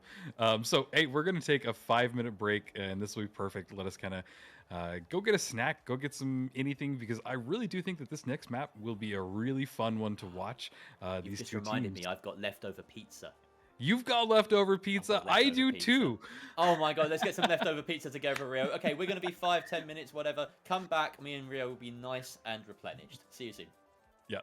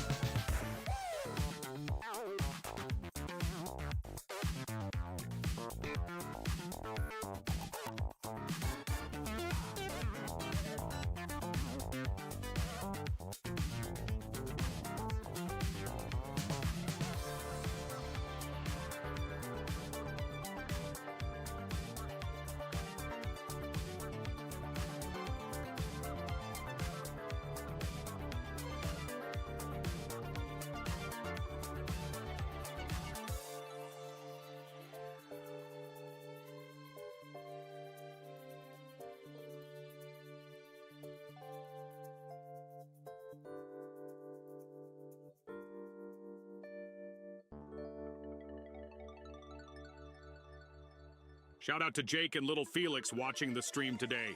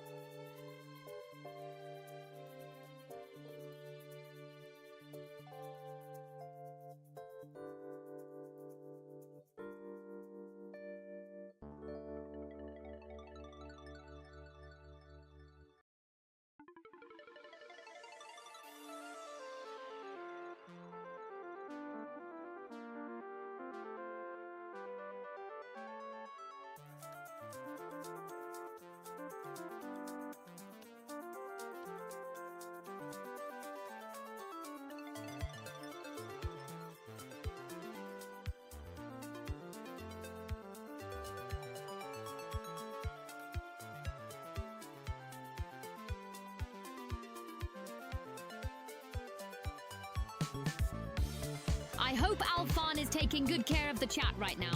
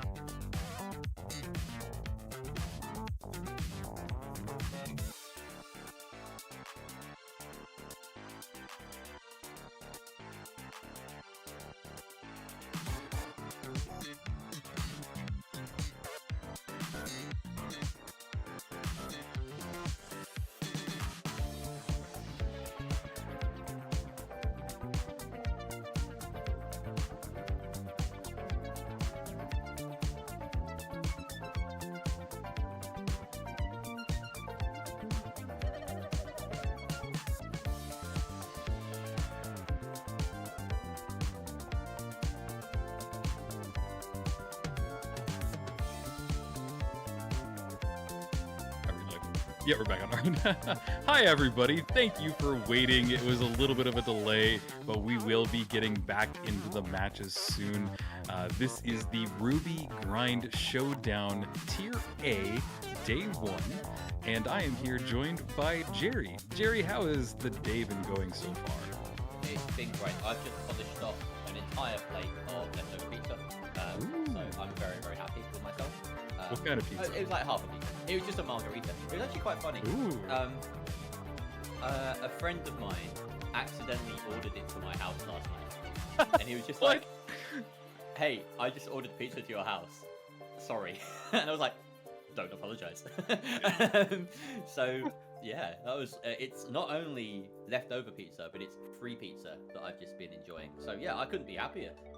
I'm in a great mood. Free pizza. It sounds like you owe your buddy a pizza one day, though, before too long. Yeah, probably. But I've never had a friend call me with a mistake like that. Like, oh, sorry, I sent you dinner. Oh man, what a mistake I've made. You know, especially if they wanted pizza. Like that would be, kind of sad on my side because now I'm paying double for pizza that twice the weight. But that is enough about pizza. Yeah. So one other thing I wanted to talk about is we mentioned. Wait, hold on. I didn't agree to enough about pizza. Okay, all right. Please continue. I will agree to. We can put a hold on the pizza talk. Okay. Talk about something else, but we have to come back to pizza later. We can put a pepperoni in it. Come back to it later. Sure. Sure. Oh, come on. Instead of pin, I said pepperoni. Come on. I'm trying to play off of it. It gets a 4 out of 10 on the Jerry punometer. Okay. Yeah. I'll take it. Oh, trust me, we've got some good ones coming for this game as well. We look at the player names. Whoa. There's one that's just the lowest hanging fruit of lowest hanging fruit. So yeah, look forward to that one. What were you gonna talk about anyway? Yeah, so I was going to make a quick note saying that part of the prize package for these players is that the winning team will have the opportunity to be interviewed by Waltz and I on our podcast, The Vault. So if you guys aren't aware, Waltz and I follow the competitive scene, which is events like this, events that are just going on, even like community events that other people are doing, and we're trying to create awareness of this scene. We want people to follow it because you might not be able to watch every match. You might not be able to, tune in every weekend. So we're making kind of a bi-weekly podcast where we talk about everything in the finals.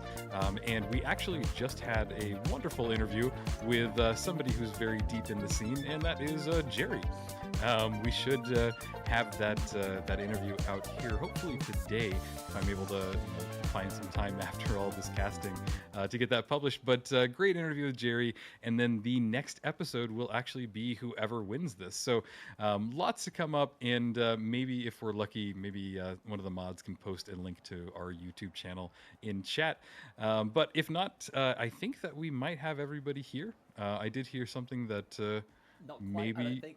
Not quite. Looking at the lobby, we're still waiting on. Oh, somebody just joined. Someone has just joined. We might be ready. We might be ready. The issue that we're having is at the moment, it looks as though, unfortunately for Aimers Blue, they may be playing with some subs. So if not one, then two, based on the names that I'm seeing in the lobby.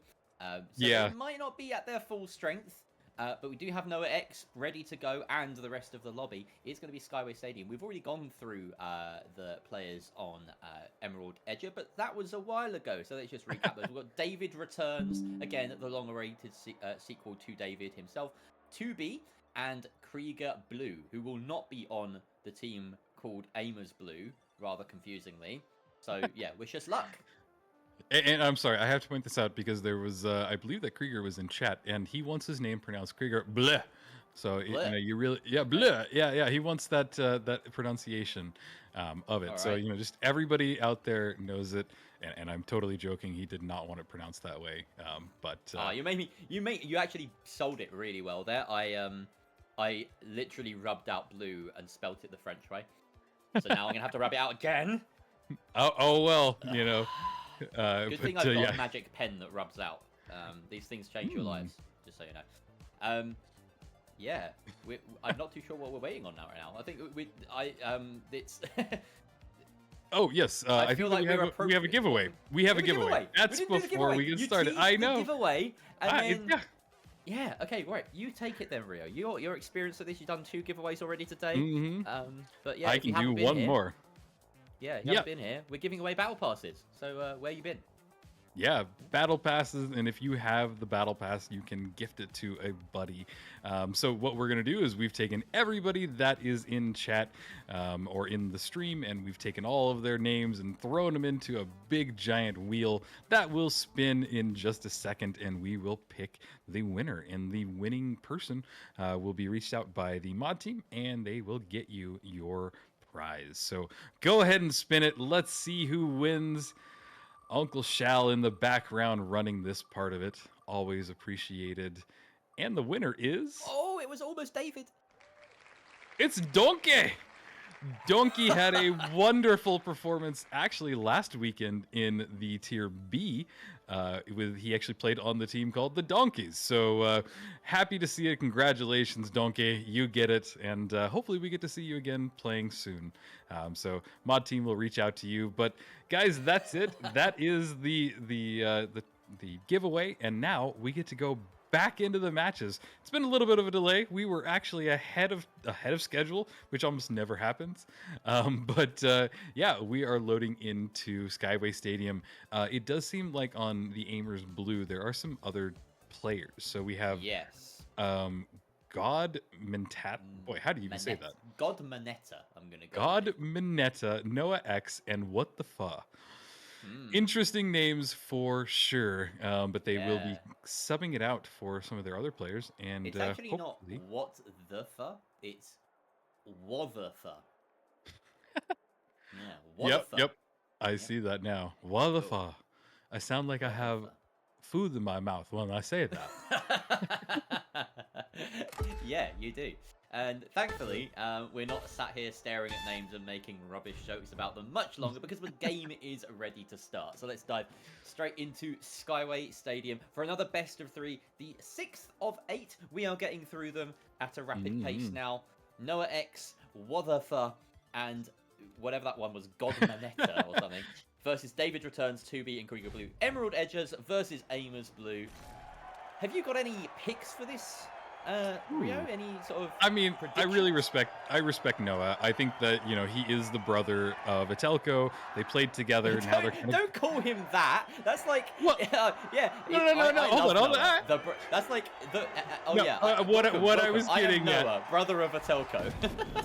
Okay, what I was getting at is that they played together a lot. They really were kind of close and tied at the hip until recently. So him and Atelko kind of were a dominating force in the scene a year ago, and now they're still staying it. But they have split up and they're no longer on the team. So that's why I really appreciate them. I think that they are very skilled players, and that's just kind of, you know, my bias showing. But they are already getting into the combat. Nobody wants to wait another second. We see a lot of damage going off from God Manetta with that AR. He's doing some great damage, but can he find anybody and complete a kill? There's a sonar grenade, so he knows exactly where they are. They are all hiding in that hotel. No chance for them to get away unseen. Vault 1, another gateway goes off near it, so they are getting prepared and ready for this whenever the fighting goes on. Wotherfer has enough time to recover, regain that health as it will auto refill, and now, yeah, it's just a game of who's going to bite first. We see David Returns going in deep. He's got the Vanishing Bomb, interestingly. This is a sword light we're watching right now with the dashes, so let's see what kind of damage he can do. We're going to stick on his perspective for a little bit. Unfortunately, he's a little bit late to the passes. His team are falling around him. Down goes Krieger Blue, but... and down goes 2B as well. It's only David Returns. He's got a lot of heavy work to do. Unfortunately, he cannot do any of it. What the fuck? Aimers Blue just hit every shot like it owed them money, June. Debt collected. Body count confirmed. Yeah, honestly, you know, it was David kind of falling out of sync with his team that seemed to have lost in that team fight. the interesting thing about a sword is you just cannot solo people. If there's other fighting going on, you really kind of just try and find that one weakness, that one opening, anything that lets them kind of be caught off guard. But when you're just going against 3 people, it's near impossible. And actually, it does look like God Mineta is on the other side on my screen. I'm actually seeing him do a lot of damage on the approaching team. He is just set up on this little jump pad, and no, he's making the approach alone without his team. He now bounces back, but he is just buying so much time already for this catch out, and 2B goes down in that fight, and now the rest of them are joining in. There is the winch claw, there is the sword trying to make anything happen. God Benetta with that AR does get the wipe. Wow, already a great performance from Aimers Blue. Yeah, there we have it. The revive comes through. So a team wipe apiece now is nice to see. Again, it promises a decent... Oh, wait, no, sorry, not my mistake. Of course, right now we see 2 team wipes in the side of Aimers Blue. So, yeah, Emerald Edge struggling to sort of get into this game at the moment. Krieger Blue, the only player with a single kill on Emerald Edges. Yeah, absolutely. And you can kind of see that the Aimers have a really stacked scoreboard already. 4 kills, 3 kills in just everything. So, yeah, it's a great spot for them to be in. And, yeah, they really are just kind of setting up perfectly. There's an APS turret set up all around them. They are staying on top of that. They have the highest structure in there, and we see that the other team is right below it. They did drop the cash out, but they decided to bring the fight to them. Here we see 2B throwing down his dome shield, has the RPG in hand, throws a barricade up. He is now trying to retreat. No time to fight. He does get chased and sadly goes down in that fight. God Benetta with the AR throwing it back, gets David down. David unable to make anything happen. Krieger Blue going down as well. There's the winch claw, and there is the wipe. It's seeming a little bit one-sided so far, but there's time to change. Yeah, there is an opportunity, and change might be, you know, the key word here, because I feel as though Emerald Edges actively have to change something about their setup to combat this. The sword light, it can have its place at times. I feel as though up against a team of this caliber, you're going to struggle. So I would like to see maybe some adaptation, although of course you've already committed to the dash, you've committed to all of the gadgetry. This could easily be transferred onto, you know, any sort of like an M11, for instance, would be quite nice with this loadout. Like anything really on the light. Quite. Oh, he did it! That being said, he has managed to land the lunge and quick melee against the heavy. Unfortunately, he gets killed himself, and the res comes through. So even that advantage that he's managed to gain for his team is undone in an instant. Noah X now diving in, trying to clean them up, and he does in fact get the wipe. Finally, we see some success. No, we don't. I keep getting my teams mixed up. So yeah, Emerald Edger, despite the fact that they get the entry pick in that fight, still struggling.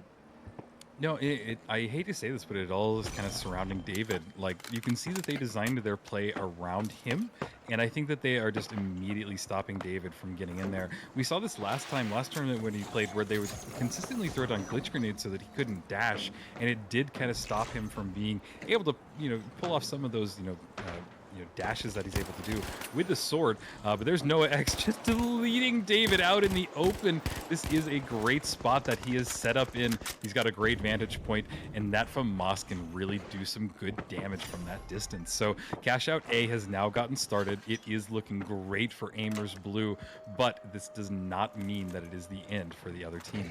So maybe they can get something going. We see them on that crane. He does fall down. Krieger Blue is trying to get any shots off. You see that dematted hole in the wall that they are all just ice fishing through, basically. And there is the reload. They're trying to slowly make their advance, but this cash out is just slowly ticking down as it goes on. The dome shield goes down, but is sliding off of the roof, and they have to throw up a barricade. They're taking this really too slow, and I think that they need to make something happen right now. Yeah, they really don't have a chance here. The shack being fired at long range, not really ideal. Obviously, it splits into 2 bullets, so you're not going to do the maximum damage. The light has decided that he's got some free reign to go in and try some stuff out. This is God Manetta, who's feeling a little bit frisky. David returns, decides to dive on the less manned position that they have, and he does get a kill for his troubles, but 2B, the last one alive now, the heavy with the Lewis gun, trying to scramble, and he's just dancing around the pillar. He does manage to get that kill. He doesn't know where the last is. It appears at his side, and he's got very low HP. smart use of the goo there will give him the time to get back up. Heavy versus heavy right here. Unfortunately, it just means that What the Fuck has time to regroup with the rest of his team. If they can coin in and defend, that would be very nice. To be losing the front foot, losing whatever edge he might have had, as teams now start to spawn back in. Going out at a full lobby, minus Goblinetta. He's just taking his time there. Obviously, the most recent death. It's going to take some time to get back in. 2B has spied an opportunity to get inside and get this steal. With only a few moments left in the game, this could prove pivotal. But down comes that box as the DMAT is successful. And unfortunately, for the pink team, for Emerald Edger, it's bouncing up and down. I don't think they have the time. Here comes the Nest Shield to try and deny it, to try and get that steal. Stick it. He can't manage it. The kill comes through. And that is the wipe on Aimers Blue, but the win goes their way. Yeah. Honestly, one of my favorite strategies in this entire game is when you have a bounce pad set down below for that cash out, because it does buy you that extra like 5 seconds that you need. And I just think it's really funny to see everybody kind of scramble around the cash out as it bounces around. There's just that little extra chaos. This scoreboard is going to be telling, isn't it? Look at the kills in total. I didn't even look at that. 19 kills across the board for Aimers Blue. To the 9. No, is that 9? That's, yeah, 9 total on Emerald Edger. That tells a story by itself. You know, you can't win games with that kind of kill deficit, most likely. Yeah, it is unfortunate, but hey, you know, this is the best of 3, so maybe this first map was them just trying to figure things out. Maybe they hadn't gotten their footing yet. Maybe they haven't played against these people. Yeah, I don't know. But I think that we will have another match. We will figure out kind of which way this will go. But honestly, Aimers Blue, hitting hard. I wouldn't want to be on the receiving end of that for sure. No, they've definitely, you know, earned their place so far. And bear in mind, this is an Aimers Blue with subs, right? So they would be, you know, in theory, their lineup is supposed to be Noah X in the main roster, Roma and Trapchi. Now, we're not entirely sure. I need just word on whether Roma is actually the one playing under a different name here. But either way, it's no subs. No subs? Okay, no subs, apparently. Wow. Then, okay. Ignore my previous statement. This is a full strength side. I can't make, you know, that's maybe something to come away from this with Emerald Edger. You know, you're not losing to subs at the very least, but they definitely need to switch things up before the next game. Yeah, I would change things up. I would be talking with my team right now, just saying what went wrong. What did we need to change? I might even try and talk David out of playing off of a sword, but we are going to Sis Horizon, which I think honestly is probably even worse for a sword because of the big wide open areas. But as I said, I've seen David stream a couple of times. I've seen him play a couple of times. I don't think I remember seeing him play anything other than sword. So I don't know if that will change at all. But last time we were here, everybody was rooting for him because he was destroying with the sword. So I have hope. If you guys in chat have hope as well, let us know. Let's get things going. Go crazy. Go chat. Go. Fly, my pretties. Yeah, that's one way of putting it. And yeah, I really love that hoodie. But I'm waiting. The VLC helmet. Yeah, has anyone made the VLC helmet? Yeah, look, has anyone made the meme of like what my enemies see? This dope. Yes. Hoodie. What I see, just nothing. Like a slit at the bottom. Yeah, I actually saw that on Reddit the day that it damn came it! out. Someone beat me to it. I thought I was being original. Yeah. All right. Really nice script. We're loading into it. Sis Horizon has been picked nearly by every team today, so it is no surprise it is picked again by this one. And we see already right off the bat, Godmanetta running with the thermal imaging on top of the invis. It's a different strategy, but it might work out well for them. We now see that Krager Blue is running the Pike as well. I don't think he was running that last game, so this is a great map to have it on as well because it's got some great sight lines and he's already dealing some good damage with it, with his heavy standing right in front of them. I really hope that this is the turnaround for this team. Yeah, he struggled with the F car in the last map, so yeah, this is the switch to the Pike. Might make a bit of a difference. Of course, the long range scope does make a huge difference when you're in this sort of fight, but unfortunately he's lost his team a little bit. They've gone ahead of him and he hasn't really kept pace, and Godmanetta spies an opportunity despite his low health to try and burst down this medium. He will find him as well, chasing through this. Good wager, that's a free kill. Wow, okay, alright, Godmanetta, we get it. You don't need to do that. So he's going to try and engage with the heavy through the dome shield as well. He just doesn't care. Yeah, wow, okay, I'm sensing futility in a little. The movements and the actions of Emerald Edger. There is a bit of a low morale. Yeah, and I hate that we can feel that. Like, it's such a weird thing to say, but like, just based off their movements, how they go into the fights, when they know a fight is over, whether they want to kind of go for, are they running, are they waiting for teams to coin in, are they just going to give up and just stop moving? It's just an interesting thing to see, but I kind of was predicting this beforehand with the Aimers Blue just having such heavy hitters, but we're going to follow David's perspective for just a second. Maybe he can really impress us. He is sticking around with his team, which is what you want to do, and probably the biggest issue that they had beforehand. He does go across that big open area and sadly goes down to 25 HP, but that light player will res back up in health very quickly. He does spot somebody out. One of their team members is already down. He goes for 1 kill, but he can't make anything happen, and it does look like this is going to be another wipe for the Emerald Edgers. Sad to see. It's looking rough at this point. Emerald Edgers really need a hero to step up. Will it be David returns? Maybe. Will it be Krieger Blue? Maybe. Will it be 2B or not 2B? Yeah. He's their sub. He can't come in. I don't know. You tried. I tried.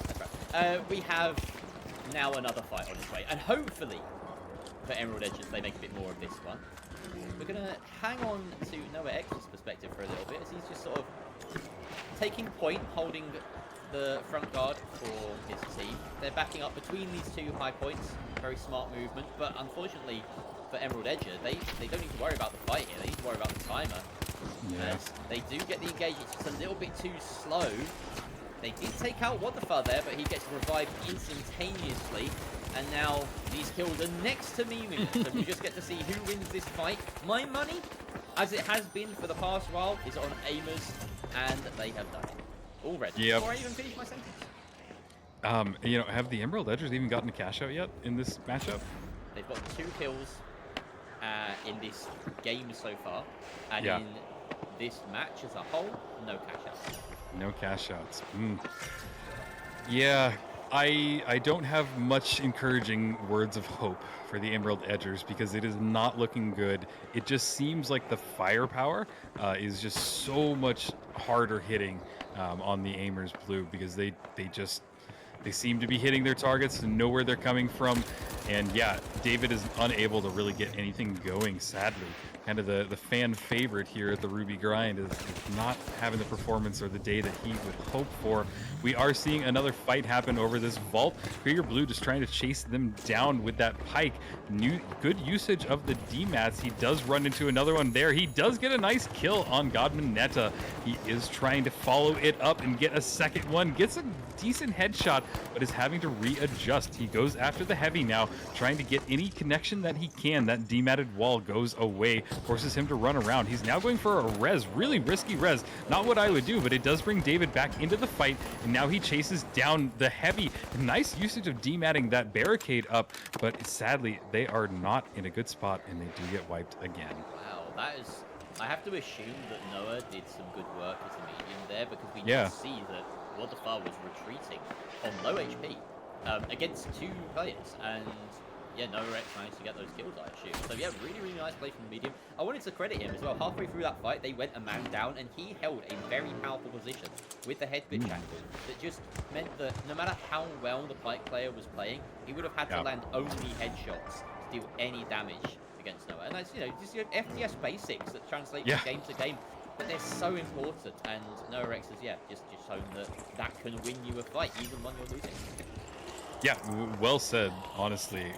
It is a really interesting point in most FPS games, like you said, and it is absolutely prevalent here. But let's see if they're able to do it. David with the invis goes for a swing, but misses, charges up, trying to get anything he can. He is behind his team. One of his team members goes down, and it is just on David, 21 HP, as he tries to get his teammate up. He's going for the res, and I think he will get them up, but he gets spotted out in the the wall dematted around him.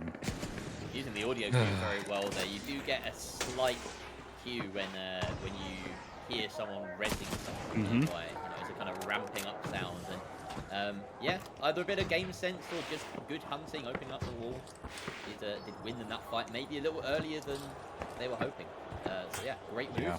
And now we are on what will probably be the final fight of this game, unless Emerald Edgers can completely flip the script. And, we've seen some script flips today, but this feels like the least likely of all of them. Yep, here they go, dematting through the wall. They're trying something a little bit different. There is David again. He is trying to go himself invis, but he gets spotted out, and it is already a 2v3, sadly. What the fuck? Very low as they're heavy, but still managing to stay alive. They do go down, and it does seem like both teams have res a member, and we see David returns back up into it. 2v goes down in that fight, and it is actually looking pretty good for the Emerald Edgers, but they need to do something now because the time is running out. This cash out just has a few seconds left. It is slowly ticking down, and there's the wipe, and there's the win for Amers Blue. Well done. You guys had an amazing, commendable performance. Yeah. And it's just one of those things where, you can go in with a sword like it might cost you the game. It's I don't want to say it's all on him, but it's one of those situations where any other class, any other weapon might have afforded you a bit more of an advantage, a bit more of just an edge, a bit more consistency as well. We never really saw it pop off, and I think to play that class, you have to justify it with some good kills. Didn't really see it. Unfortunately, though, he wasn't the only one. Let's just say that as well. Like, everyone on the side of Emerald Edger did struggle that game. Amers Blue just sort of outclassed them, and some games are as simple as that. Yeah, no, it definitely felt like just two different skill levels, and that is what these tournaments are about. It's made to filter out some of the people that are lower tier and really put the cream of the crop towards the top. So I love it. I love that we are seeing that there are teams that are so well composed that they are able to just absolutely obliterate another team like that. Not super fun from like a watching perspective because there's no like way to build tension or fear or just that like the hope. But still, I think it's good to point out that there are teams that can do this. So it's just an interesting scene. There's so many variables, so many things going on, and yeah, I love the variety, honestly. All right, well, on to the next one. We've got some big teams coming up next, and let's take a look at our bracket, at our matchups. It's going to be Kingmakers versus Divine Dead, two relatively well-known teams, or well-known names at least in these teams. We've come across Divine Dead plenty. Kingmakers, now interestingly, I'm seeing a familiar name on here. Strike is a player who I came across. I've been casting for years now in Rainbow Six Siege. So cool. Welcome, Strike. It's my first time casting you in another game, and possibly the first time I've casted someone. No, that's not true. I've casted someone else in both games, and that someone is someone who was also in Siege at one point. So, oh, really?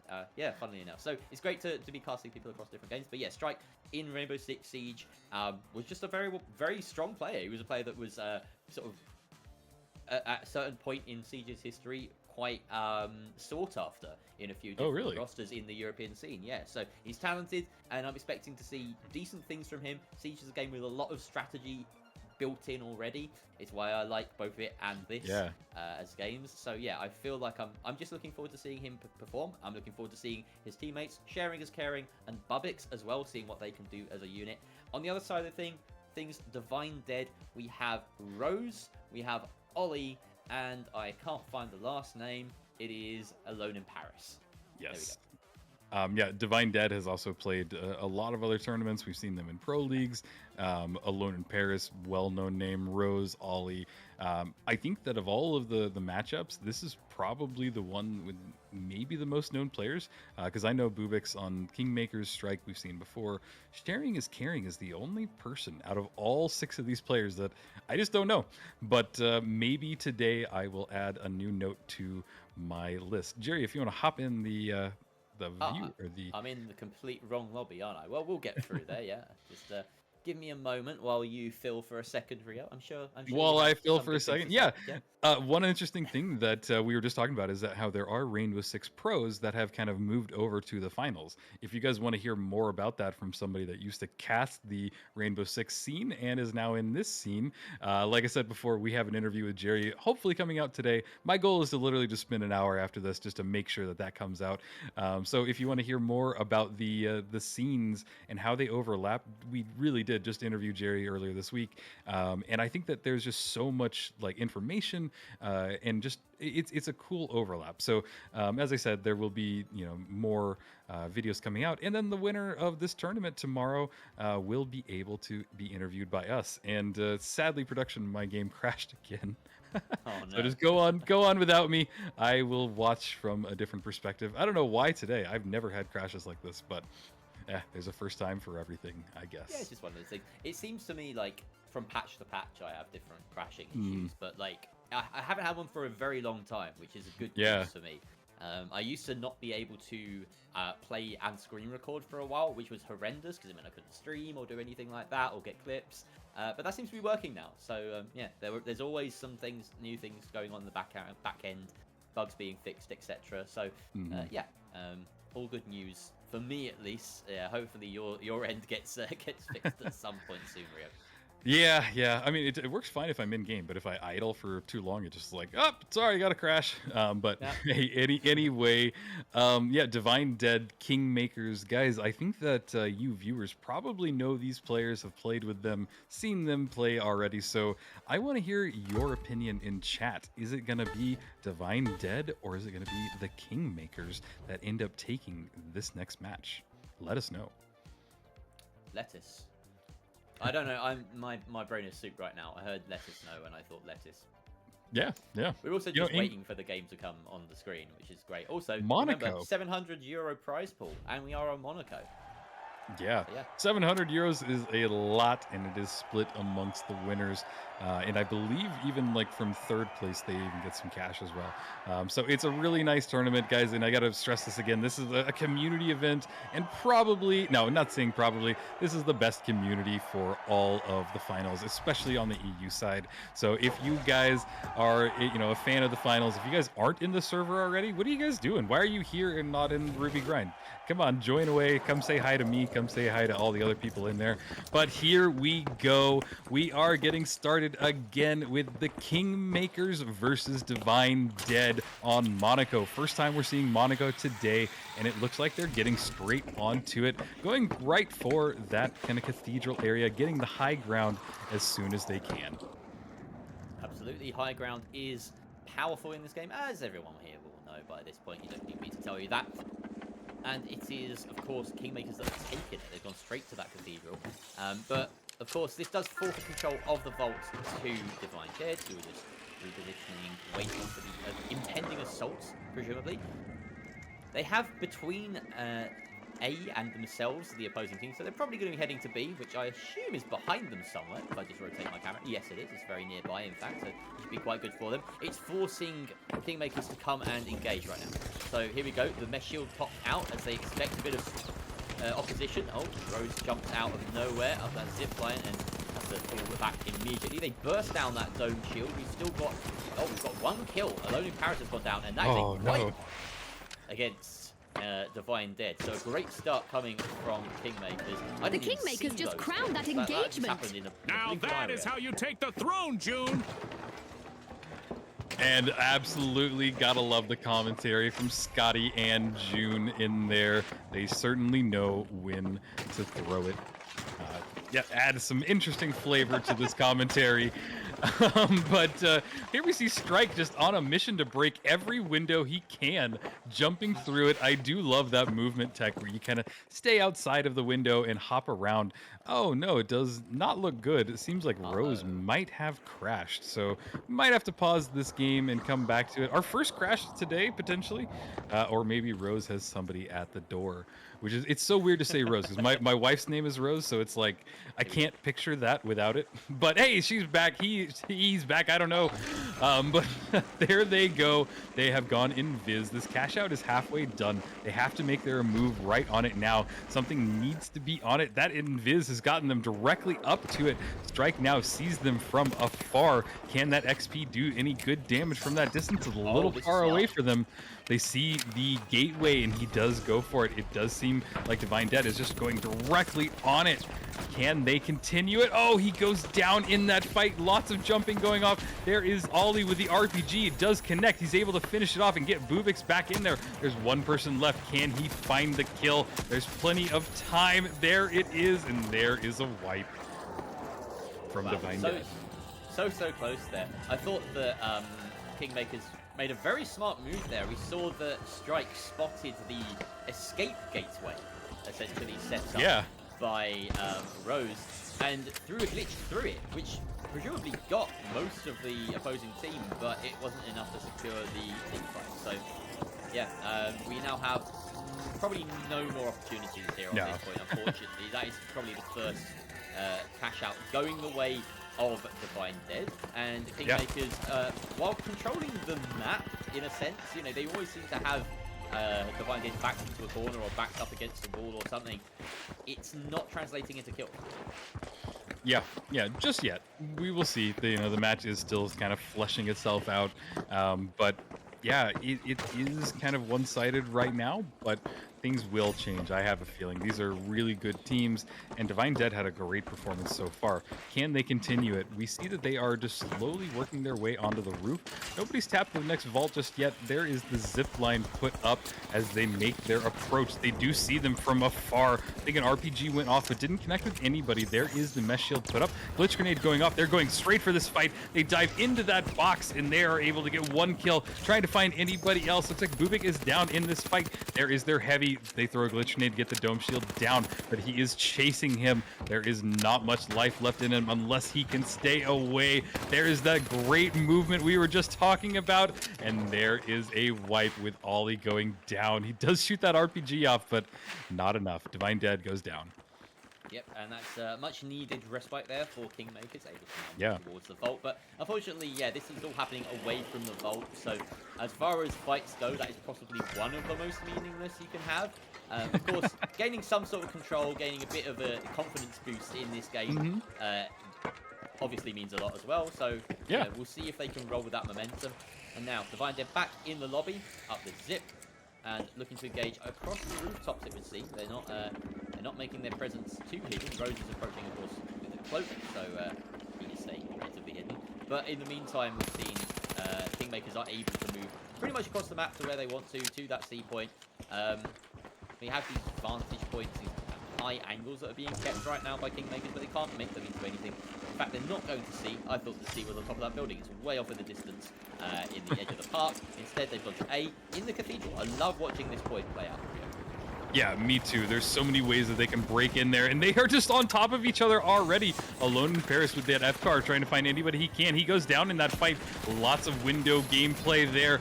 Ooh, great shots off, but it is unable to make it happen. It is down to just Ollie. Can he stay alive? Maybe get his teammates back up. He is being chased. He did throw a barricade down, which buys him just a little bit of time. There's that DMAT. They are trying to find him. They just slowly gets away. Ollie brings his health back up. He throws an RPG just to get out of there. His teammates are about 5 seconds away from coining back in, so this is a smart move from Ollie. He is now in a great position, and his teammates are going to spawn back, and they're going to have enough time for at least one more fight over this vault, over this cash out.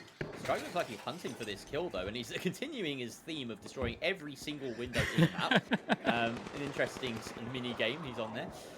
In the meantime, we've got, of course, Ollie waiting on this side of the map for the rest of his team to catch up with him, and they do just that. But now, of course, the vantage point of the cathedral itself comes into play.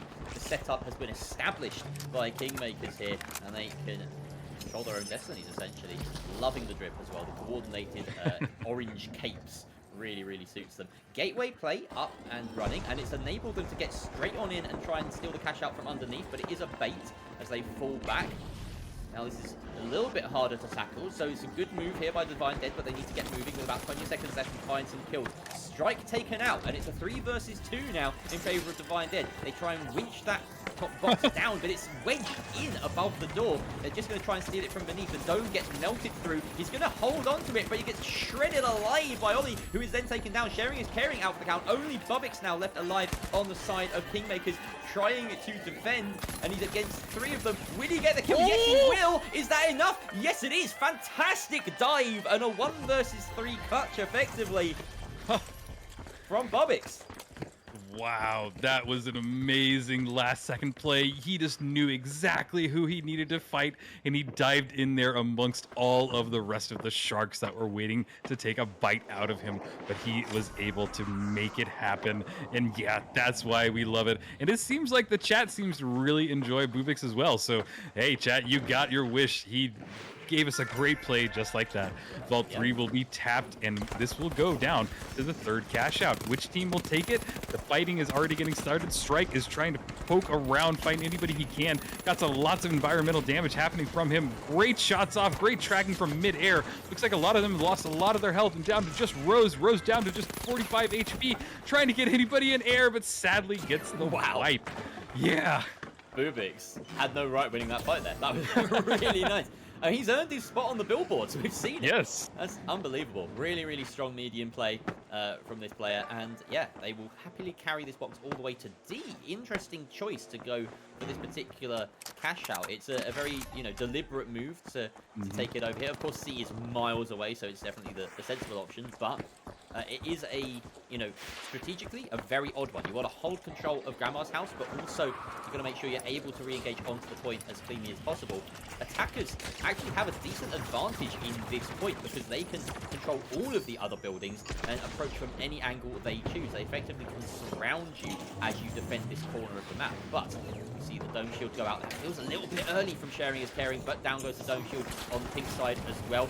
The trading 1-for-1. And now it's just a skirmish in this room. Everyone in there at once. Bubix goes down, our hero so far. And now 2 versus 3 in favor of Divine Dead as they look to get more kills. Alone in Paris out for the count. Only a 1 player now left standing to the light of Strike. And he doesn't connect with the final shots onto Ollie. And now him and Rose in a little bit of a dance with death. And Strike manages to evade him for long enough to get that refill. And he wins him the turn and burn on Rose. And look at the celebrations from Strike. Unbelievable, Techers. Wow, what a fight. I did not think he was going to do it, and he was able to get the kill. He was able to get his health back, and then the second kill. That is a good clip. Somebody clip that and share that, because, wow, that's what you want to see. And I assume that there are already fans of Strike from his Rainbow Six days. This is what you got to love. It seems like he's still got a lot of firepower in him, and we are going to have maybe one more fight. They're going to have to do a lot. Divine Dead making their approach. They have just a little bit of time. We're talking 15 seconds left on this cash out. Tony needs to get close to it. Part of the problem is that it is so far away. They're dealing a lot of damage on it. They are going to have to stick it. There is the hold. I can't even tell what's going on. So much is going off of it. Looks like they've been pulled off of it. They might have one more chance, but it needs to happen now. They're going to get it. They're going to get it. All right, they have time. No, they don't. That's not enough time. Oh. Unbelievable. What did I just witness? That was the runaround to end all runarounds. Was it Strike just dancing around at the end? It must have been. Oh my goodness. I don't even know. I'm watching back on the stream right now. I'm getting the instant replay for this one. Because, yeah, Strike jumps in with a gateway. And then they just try and body block for as long as possible. Yeah, that is Strike. God. He just runs around the cash out and survives for about an extra 5 or 6 seconds. And it gives them the time. That's unbelievable. That is, wow. Like, everyone was taking turns being the hero there on Kingmakers. Wow. Okay, we got a good match on our hands, Rio. Yeah, no kidding. And I got to update some of my notes about Stripe and Bubix because, boy, they were really hitting hard. I didn't catch the scoreboard. I'm wanting to see what Sharing and Caring did as well. But hey, I guess if we didn't see it, we'll have to see it next time. You can go on without me because I haven't even been able to boot my game. Let's keep the flow going, and I will just follow along. I'm doing okay without it. But yeah, next map will be on Sis Horizon. Always picked, always going to be there. You know, one thing I would love to see for Sis Horizon, it's been kind of mentioned a little bit before, is that maybe one day we'll see a finished Sis Horizon. Because, like, the lore is that Sis Horizon was released as an unfinished map. It was kind of, you know, that was the idea, that CNS came in, hacked into the game, and gave us a map that wasn't done. But now it has a really kind of cool place, but there's a little bit of me that wants to see what would it look like all fleshed out. Because I think it would be kind of cool. And we've seen, you know, maps like Fortune Stadium, for instance, we brought in with essentially the template of Seoul.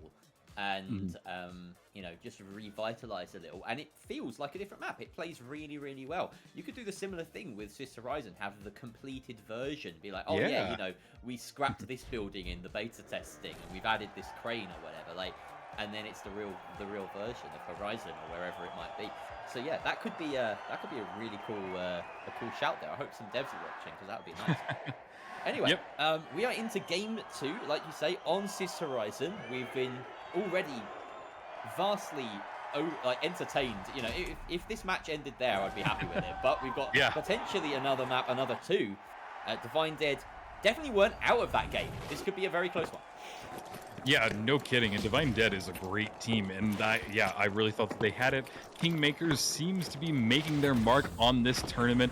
Let's hope that they're able to keep it going. And chat, as I've said many times before today, if you have a favorite team, let them know, root along, because here we go. Strike is back at it with that XP. And honestly, I really want to play the XP after we finish casting today. I've seen it used so well today that it is something I need to try out. There goes down. Alone in Paris goes down as well. We're seeing Rose getting some good shots off. It is down to just sharing and caring with maybe 5 HP. Can they find him, and can they bring the sharing and caring to an end?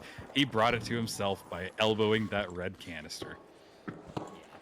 Sometimes it's the right play. We've mentioned it before. It's just the right thing to commit honorable pseudo. Now, we are moving towards the B point. So, once again, Divine Dead in control of this box. How do you think this is going to play out in terms of moving from Monaco to Sis Horizon? I don't know. I think that there's more open areas. I think that a little bit more traversal is needed. Definitely those bounce pads in a lot of areas that they can kind of be caught out, especially when they are using their own bounce pads. We see them set up right now kind of on this rooftop, waiting for the push, but they are just getting some damage dealt to them. They need to stay behind this cover as much as they can. There's a barricade that goes up by Divine Dead. They're trying to just hold on as much as they can. And really, this is just turning into a kiting meta. Both teams are not wanting to push. They're not wanting to get anywhere until somebody goes down and they can fully swarm on them. But we have slowed this match down.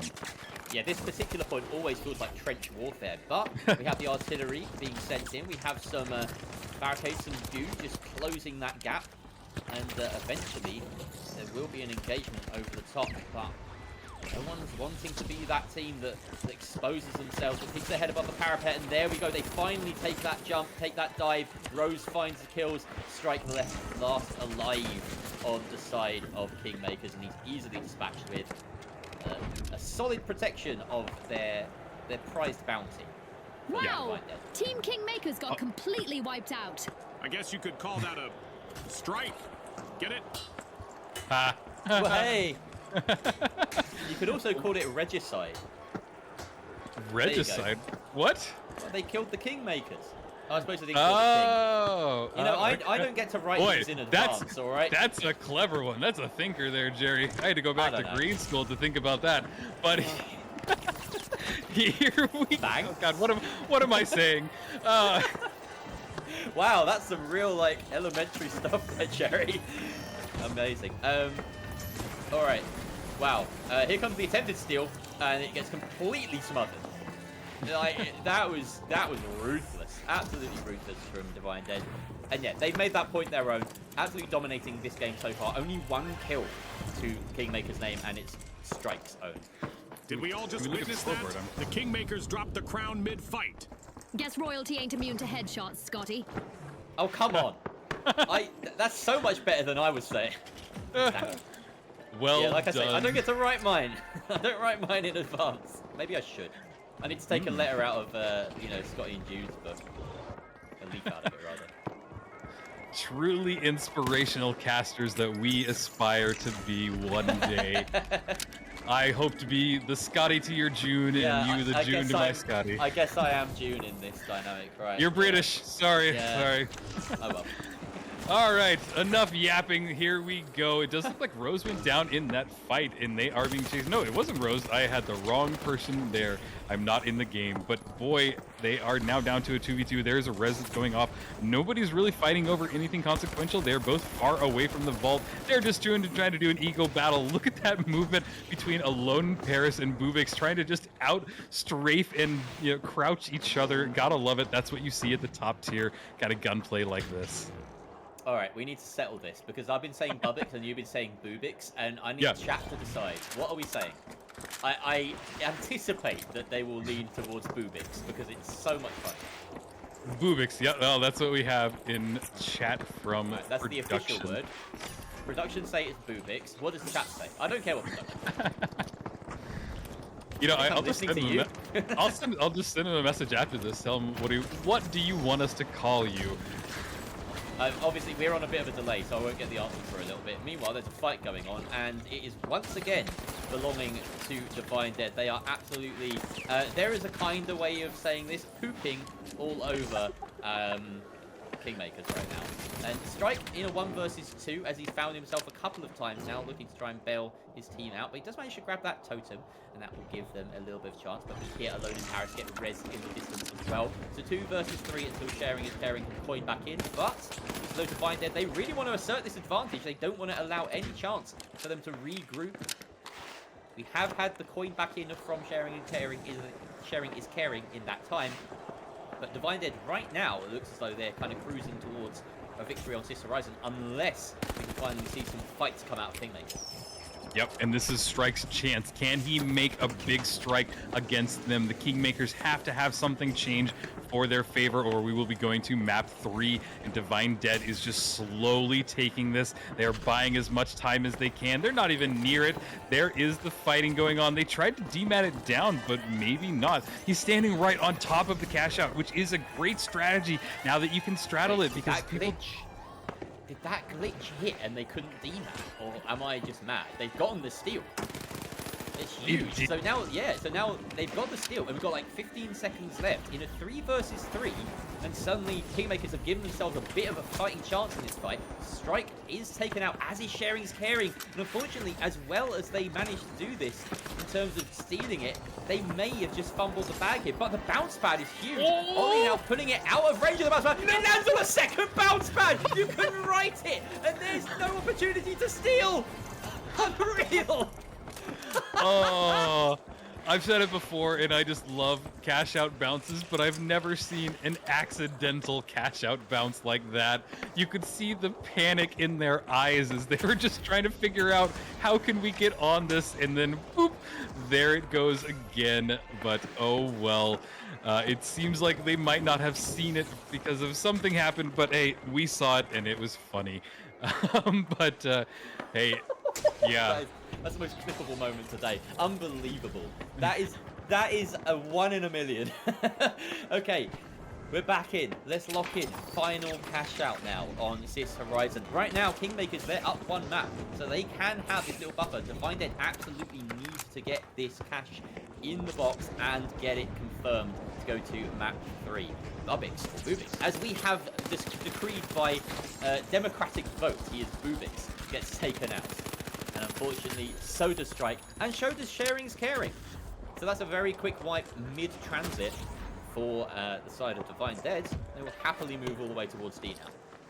Yep. And, these fights don't tend to mean a lot. Even if you end up in control of this vault, it doesn't always mean that you're going to end up taking it, because now they have to set up defensively, and I don't know, I hate to say it, I really like this spot, because they can do just that. They can winch it out, throw it out into the open, and I don't know if people that are watching that don't understand how strong it is to put a cash out into the open, because it means that there's no places to hide, no places to duck, no places to really do anything, and so it just is, it's such a strong strategy, and it's going to make it so much harder for these Kingmakers to make anything happen. They are coming up into it. Kingmakers is following up with Sharing is Caring. scoring. They are following directly behind.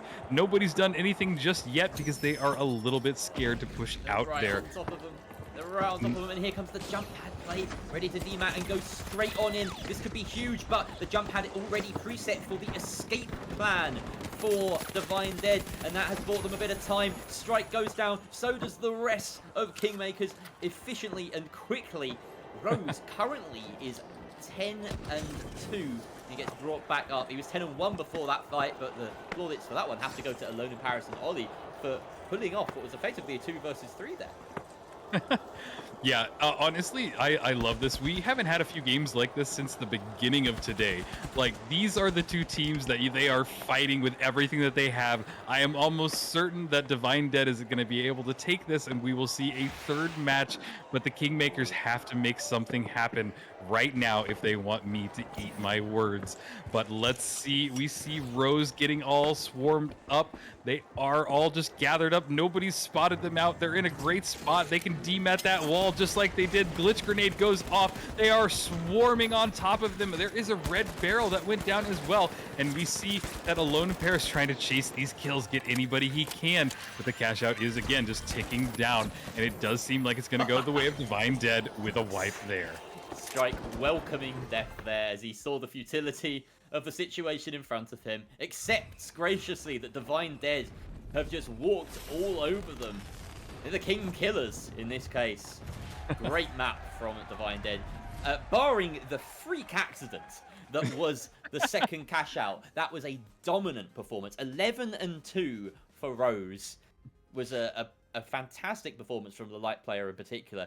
And we're going to map 3. I wouldn't have had it any other way for this particular matchup. Great pair of teams to be watching. Absolutely. Interestingly enough, Sharing is Caring didn't get a single kill that map, and maybe that's where their weakness was, because they just weren't able to kind of get something going. Your heavy it's not the heart of the team, but he's just like the shield of your team. You need to be able to kind of keep him alive, make sure that you're supporting him enough where that they get kills. But yeah, absolutely love it. I love that we're finally going to a third map. It's been too long. We moved way too quick through the other ones, and honestly, if there were two teams that I wanted to see going at it, this is it. But they need to figure out what's going on and how to stop Rose, because Rose got 11 kills in that last map. So, woof, strong players, strong teams. Very big performance from Rose. It looks as though our final map is going to be Bernal, interestingly. Ooh. So I'm looking forward to that one, as I would do literally any other map. I'm not even being paid to say this, but I love this game and I enjoy casting it. So, yeah, I'm looking forward to it. You know, deal with it. No, hold on. We're changing it. Sorry, Jerry. We're changing it. You know, I'm looking forward to it even more now, if that were possible, because it's Kyoto, and we never get to see Kyoto. We've seen it twice, though, today. Yep. So, to date, there's only one person that I have heard just resounding praise from Kyoto from, and that is another fellow caster, Artie. Not sure if Artie's around, but he does love Kyoto, maybe because he spent a little bit of time over in Japan. But yeah, other than that, it's going to be, apparently chat wants to hear it. Chat wants to see it. I didn't realize it was a chat thing. They've just said spam the chat. This is great. I love this. This is like the worst democracy ever. It's just you have to be present and immediately there. If you turn up late to the vote, like there's no it's a 15-second vote and that's it. Yep. Yeah. Wow. Both teams don't want Kyoto. So unfortunately, it's not a democracy. We lied to you. You've been lied to, chat. Let us know your anger, because I think that we are probably going to move to Seoul construction. We're being atted in chat, Rio. Oh no! Maybe we get to choose. Casters choose. Casters choose. I like Seoul construction. What have we not seen? What have we not seen? Right? Oh, that's a good question. That's the best thing to do. Have we seen Fortune? We've seen Skyway. We've seen Monaco. We've seen everything. Vegas. Fortune's been Fortune and Vegas have been the least chosen. So, yeah, I think. Let's do. I swear we're missing something. Let's do Vegas. Let's do Vegas because we've only seen it once. One Vegas today. Yeah. Let's do Vegas. Yeah. All right. Well, there you go, chat. I'm sorry that Kyoto is not happening. If it were any other two teams, like these two teams are so closely matched that I kind of understand why we're respecting their choice to like not go to Kyoto. And as I've mentioned in other before, is that like other leagues and tournaments just ban Kyoto entirely because it's normally banned like this. It's not chosen. If you weren't here before, I've said that there's a few issues with Kyoto, mainly the clutter. It's a very like visually cluttered map, and then it's very big. I'm a CL40 main. Throw your hate in the chat all you want, but Kyoto with the CL40 is awful because of the bamboo. I hit bamboo more than I hit people. So yeah, no, just could they please just delete that corner of the map?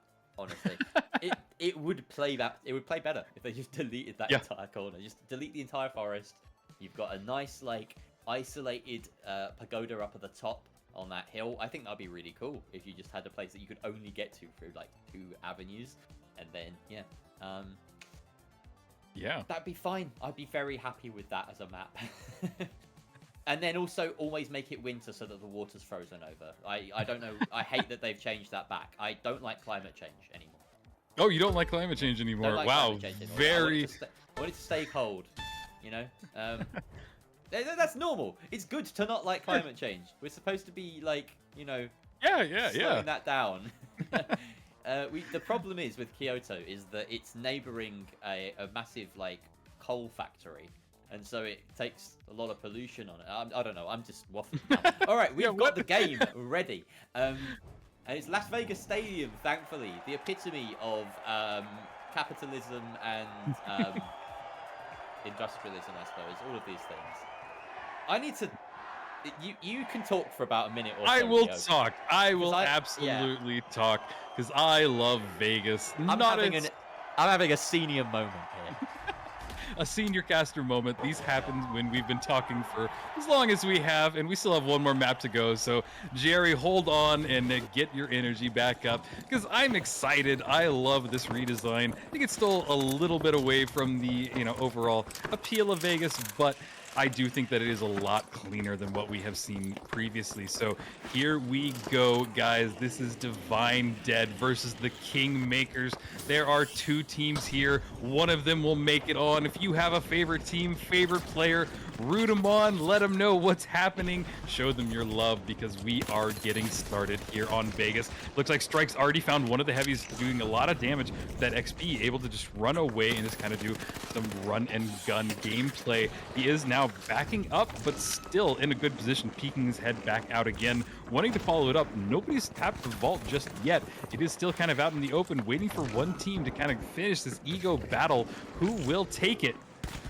Rubik's taken out as well as the medium, and his teammate in Strike goes down. Only sharing is caring as the medium left alive, and it looks as though Rose is hot on his heels.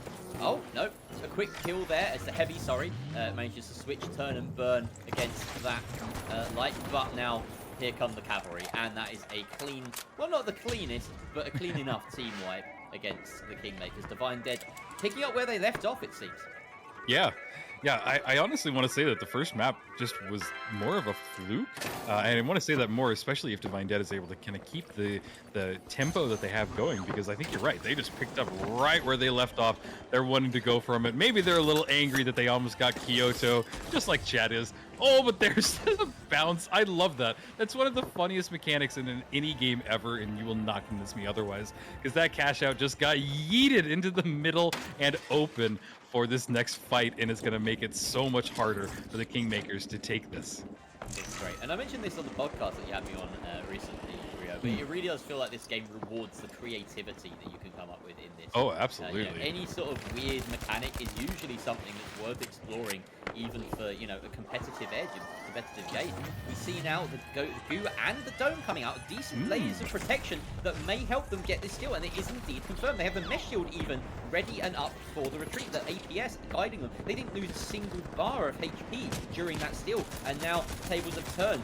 Rose and Ollie left on half HP as Divine Dead are struggling to rekindle this difference, but they find the kills there, and now Ollie and Rose are in a 2 versus 1 up against Strike, holding on to this point. He needs to play with the timer here. He's only on 44 HP. Has to run away. Is Invis just about gets over there with his tail between his legs. But at the moment now, the agenda is for Divine Dead to try and get this steal. The gateway already activated. Too far away from the point to make any meaningful impact. And they get out their own goo. They have their own cover to try and steal it back. Now the coin has come back in, so we have the respawn. Great kill there from Strike, as he really shouldn't have lost that or won that. But the defib is going to come through. In fact, no, it's a long res, and he does get up.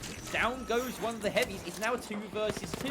Medium and light, everyone now up as the coins or the defibs come through. Sharing his care and taken out for the count. 2 versus 3, and it doesn't look as though the Kingmakers are going to have a chance to steal this back. They are now 1 alive. 1 versus 1 now as Bubix and Rose are last alive in the lobby. But that timer has gone by too far. And Rose will win the fight anyway. Wow, that was a long fight and a very long-winded Jerry casting all of that. So good job, Jerry. Yeah. That was, I could feel that fight just going on. But yeah, really good. If we were in person, I could just stop mid-sentence and you could start, you know? But we're living on different continents, so we're a bit limited. For right now, I'm actually making some plans to get out of the U.S., but more on that later.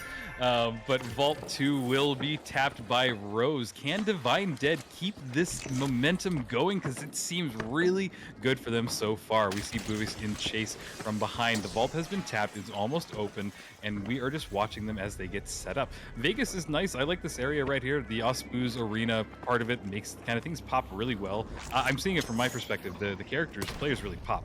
Really very easy to see, but things have slowed down here. Nobody's really found the engagement. We see Strike just trying to poke his head around. He is using that invis, trying to find anybody he can, but everybody is very close. He does spot one of them out, gets a little bit of chip damage, but goes back into hiding. He does have his invis halfway up, but again, no engagement just yet. And there it is, sharing his caring with an RPG. Takes a little bit of damage out of all of them. He is right in the face of their heavy. Lone Paris goes down, but he goes down as well. Is now on to Ollie, but Ollie goes down in that fight. Strike up with just a little bit of health and is waiting for Sherry's Caring to get his health back up. There he goes as well. It is down to just Rose. 1 light versus 1 medium. They are on top of each other. They didn't even realize it, and sadly, they go down. Divine Dead getting the wipe. What a chaotic fight right there.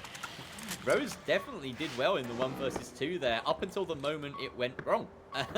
When he just dropped down and saw himself immediately in front of a 4 HP heavy with a dome shield.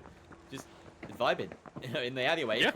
Not what you want as a light player, ideally. So yeah, that was unfortunate for him. And now Divine Dead, they're coming back into the lobby as Kingmakers have this C objective under their control. The timer will start ticking down. They haven't really had much time to set up here, so they are falling back to better positions as the onslaught comes raining on them from Divine Dead. They are not giving up, you know. They don't need to go hunting for ammo. It's not that kind of game. Just keep unloading your mags into these shields. Eventually, you'll find some value. There goes a lot of damage again, transferred into his opposite number. Alone in Paris, stealing a lot there as Sharing and Caring is picked up by one of his teammates. Bubix also going down, or Bubix rather, and now only Strike on the other side. Rose is taken out though, and thankfully, to spare Divine Dead's blushes there, they pick up Strike on the retreat and get the steal. Yeah, so one thing that I keep noticing between Strike and Rose, and you viewers watch this as well, their movement is insane. Probably some of the best movement that I've seen in game, and you know, it's refreshing to watch. Oh, there's the cash out bounce, but it didn't go anywhere. We are looking at what could potentially be the last fight between the Kingmakers and Divine Dead. Divine Dead has the advantage. They have the defensive setup. They are very close to it. They're not going to make any mistakes if they can avoid it. Here we go. Kingmakers making their approach. Cash out is down to just a fourth of it left. We are watching this slowly tick by, but nobody is engaged. We see Divine Dead set up very close together, ready to demat that wall and push into it. There is the steal. It's going off by the Kingmakers. The APS eats that rocket. They are all on top of each other. It does change hands. Now the Kingmakers are in charge, but there's still plenty of time. Divine Dead to get in there and get the steal. They are holding it. They are sticking it. They are able to get it, but no, they fall off of it, and the time is just slowly running down that gravity vortex, throwing them for a loop. Are they getting it? Is this it? Yes. Divine Dead just won? Are you kidding? Oh my god. Wow. They did it. Unbelievable. Again, a last-second steal. We saw it on map 1 for the Kingmakers, but they may have won that battle. They lost the war. Divine dead with a reverse sweep in the best of 3 and some incredible plays. Rose, take a bow. 11-3 on this map. 11-2 on the previous map. That is a dominant display from Lele. But you can't take anything away from Kingmakers because they were exceptional. They really were, and I thought that they had it right at the end. That last second steal, they were able to dive on it. It just slowly worked out. Didn't work out in their favor, but man, what a heavy-hitting team. Strike, Sharing, Scaring, and Bubix, they are a dominating force, and there is no way that this is the last time we see this lineup because, yeah, they're really good players, and yeah, just unfortunately didn't go their way, but really fun match. I love it when it gets that close, when we have 3 matches, when we don't know which way it'll go, and just, yeah, it's everything that I could have asked for in a matchup like this. Jerry, we have one more team. We have one more game coming up, right? We do, yeah. 2 more teams, though, because 2 more otherwise teams, it'd be a bit boring. So we have Beamers and... Is that ILTN, I'm assuming? It would be good to get a word from that team about the meaning of that name. Did it stand for something? Am I completely dense? Beamers I can understand. They're going to beam you. Yeah, You know? yeah. They have great big beaming smiles. That's what that means. Well, and let's run through the Beamers. They are Thorax, Skip, and Sexy Bunny playing as the Beamers. And that would mean that the follow-up with ILTN. Boy, it's going to be hard to pronounce in-game. We have... How about you give these a run, Jerry? Because the first one's throwing me already. I would if I could find the tab that I closed. I'm furiously spamming reopen close tab on Chrome right now to try and get to the right one, and I can't find it. So I guess I will do my best. I think it is Alt, Wolfie, and Ginhead. GG in head? GG in head? Let me find this guy. Let's find out. What name are you butchering now, Rio? All of them. So ILTN, Wolfie, Xiaoban Lao, and Prime Channel. And then, where's the other team? Like, I'm so unprepared. It's been a long day, folks. Beamers, Thorax, Skip, and Sexy Bunny. Yeah, hang on. What name were you struggling with? Oh, we're looking in the chat in the actual lobby. Oh yeah, I was looking in the Okay, I see. The Naghost ×6. Yeah, Naghost. Yeah, I know Naghost. Which one were you? Oh, you were struggling with Xiaoban Lao. Xiaoban. Well, I was actually looking at the official list, and it seems like maybe was I looking at it wrong? I don't know. Sexy Bunny. It doesn't matter. Here. Sexy Bunny has been replaced by Naghost. Yeah. Okay. But Xiaoban Lao. Wolfie, Prime Channel, Thorax, Skip, and Naghost. These are the players. Eventually, we'll get to talking about something that isn't their names. Yeah, maybe I think that I was actually reading the wrong teams entirely. So I don't know. I do think that it's funny that like the way that I started really like interacting with people in the scene is that I started getting messages that like, hey, you're pronouncing my team or name wrong, and that is how I have made connections with so many of these players. So you know, players. That's why I don't get connections with the players, because I just pronounce the names well. Maybe. But... the source of my problems. I didn't realize my inability to network came down to my competence.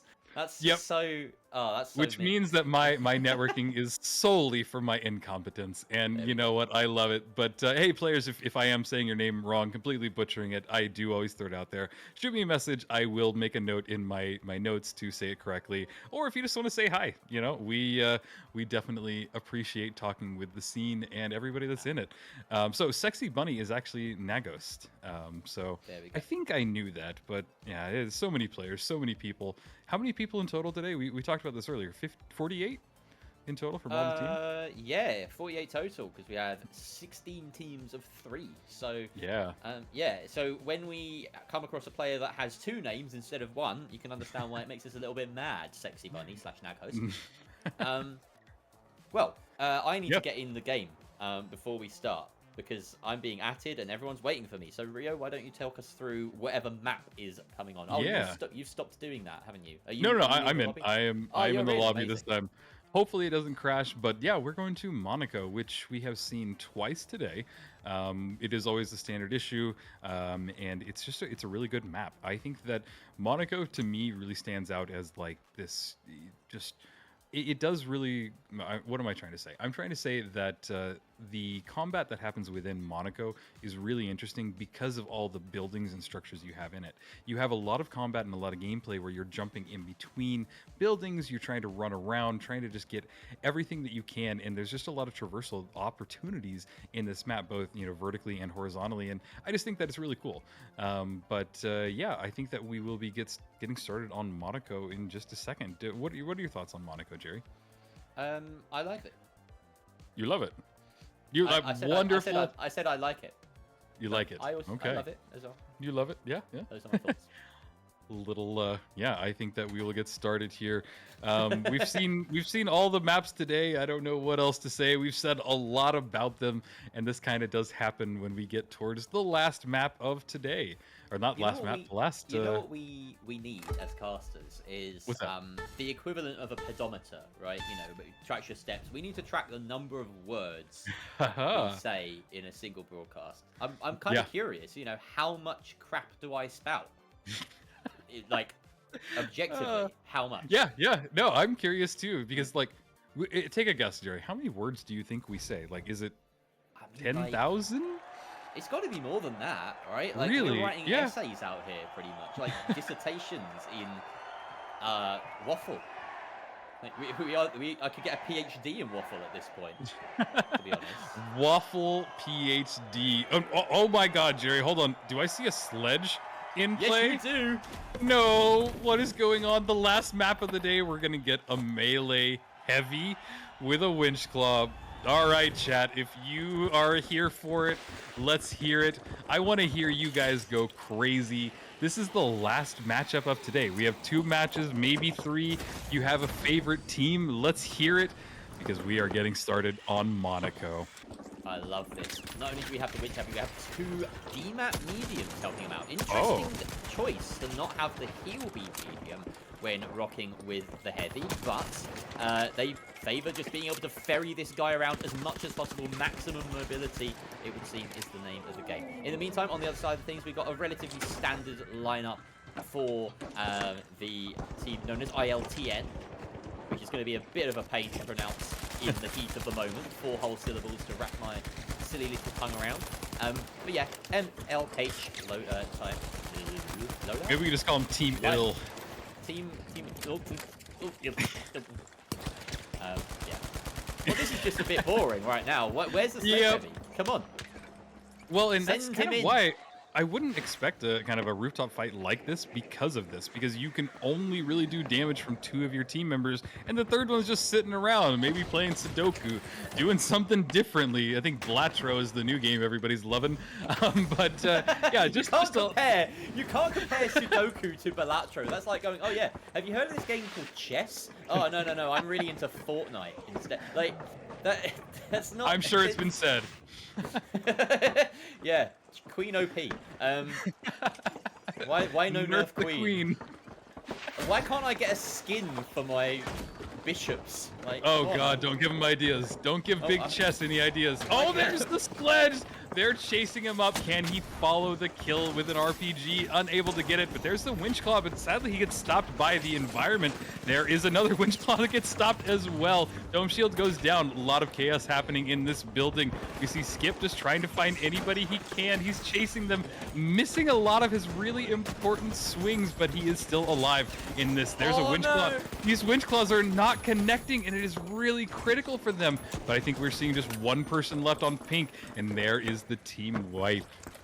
Now, we have seen sledge heavies before, and the thing that just keeps coming back to me is that it's the word problem. It just creates a huge problem for your opponents, because they turn up, they're expecting something, normal. They're expecting to be able to fight a fight the standard way, trade utility, get those picks, and then you come up against just a different game, just a completely different set of rules of engagement. You've got to adjust your game plan entirely to deal with this sort of setup, and if there's a team that can play the game in this way, And, I'd like to see more teams be able to pivot to this playstyle, particularly. That's a good drop point. the HML and then go in with this out the back pocket. Like, that would be a really, really cool thing to see in the long term, is our teams able to kind of, rotate around, play a bit of chess, play a bit of tic-tac-toe, a bit of rock, paper, scissors with their opponents. Games as old as time. I wonder which one came first out of all of those. Yeah, absolutely. And yeah, I really do like that idea of somebody being able to pivot, because I don't think that we've seen it just yet. But there is the DMAT. They are throwing that RPG. Didn't look like it connected with anything but the roof. They are doing some great damage from Wally, following up with that Shack 50. Probably the first time we've seen it today.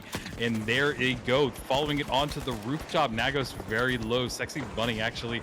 And here is the sledge. Gets stopped by a barricade as they continue to chase. Can he find anybody to connect to? I have been told that this is probably the only Ruby ranked sledge player, so I want to see how he's able to do it. He is still just chasing anybody he can, breaking down the wall and getting a kill with it, and Winch Claw going off. Lots of Winch Claws.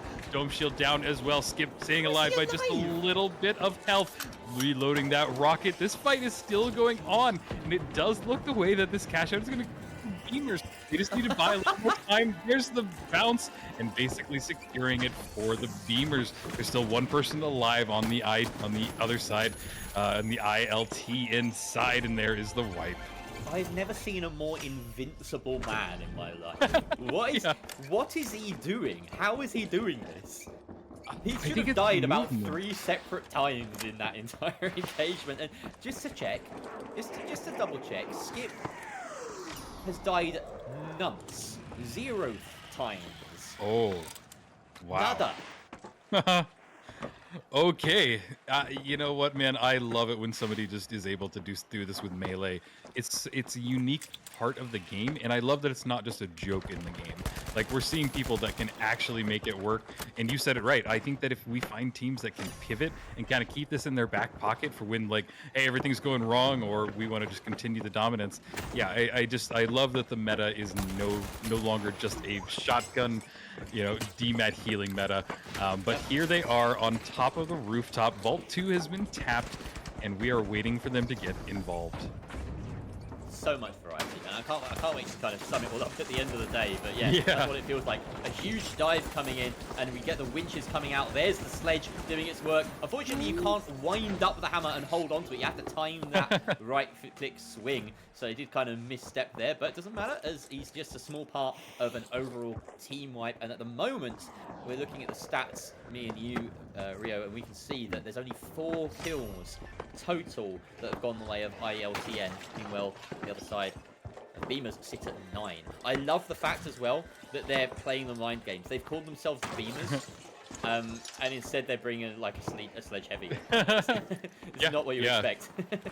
Well, and I do love that I've seen the Beamers play before, and they've run this exact setup where, not the sledge, but they have run the double DMAT.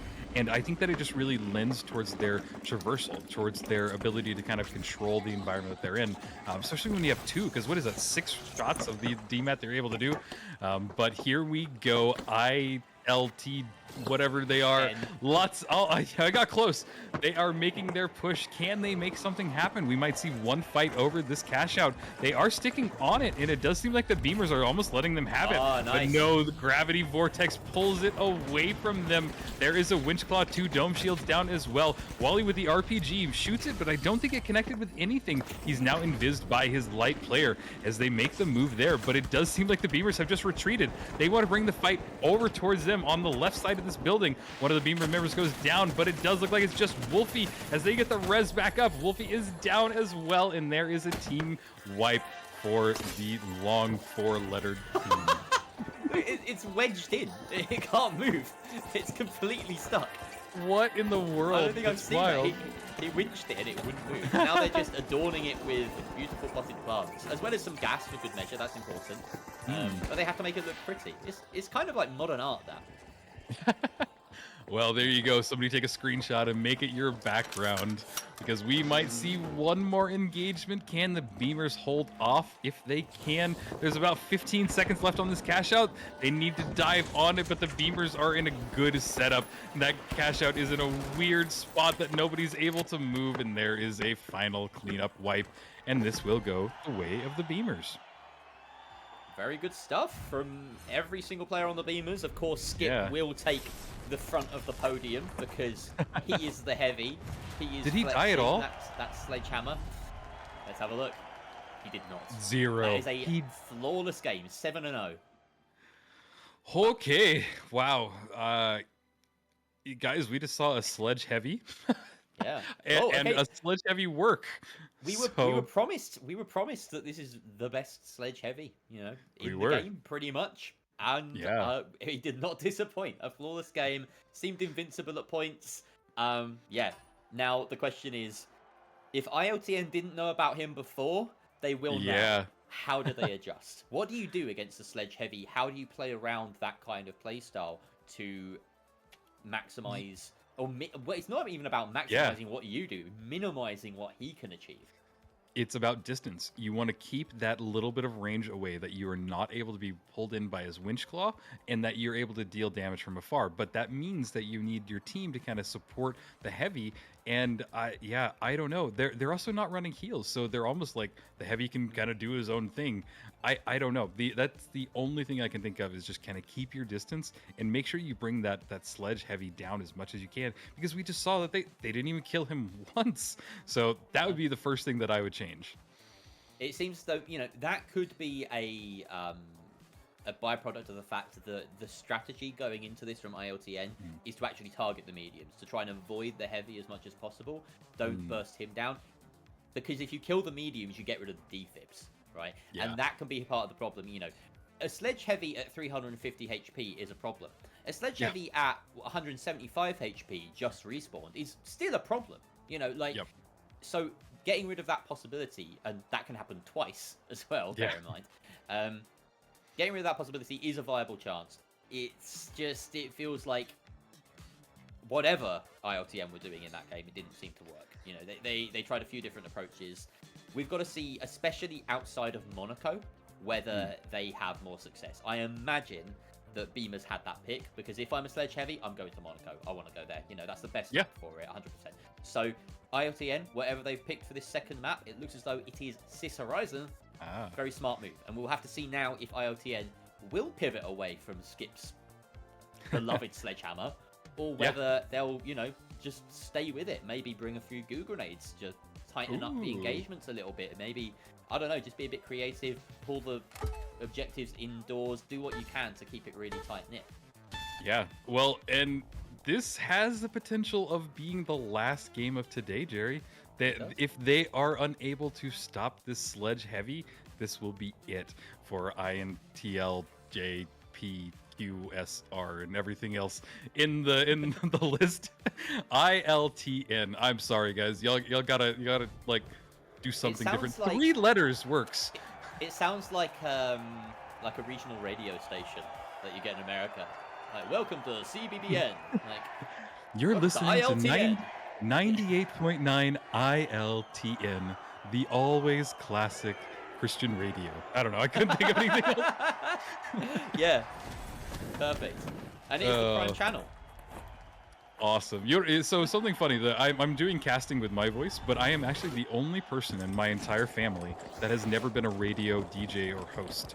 Both my mom, dad, and sister. Not only that, but my dad and sister were radio DJs at the same place 20 years apart.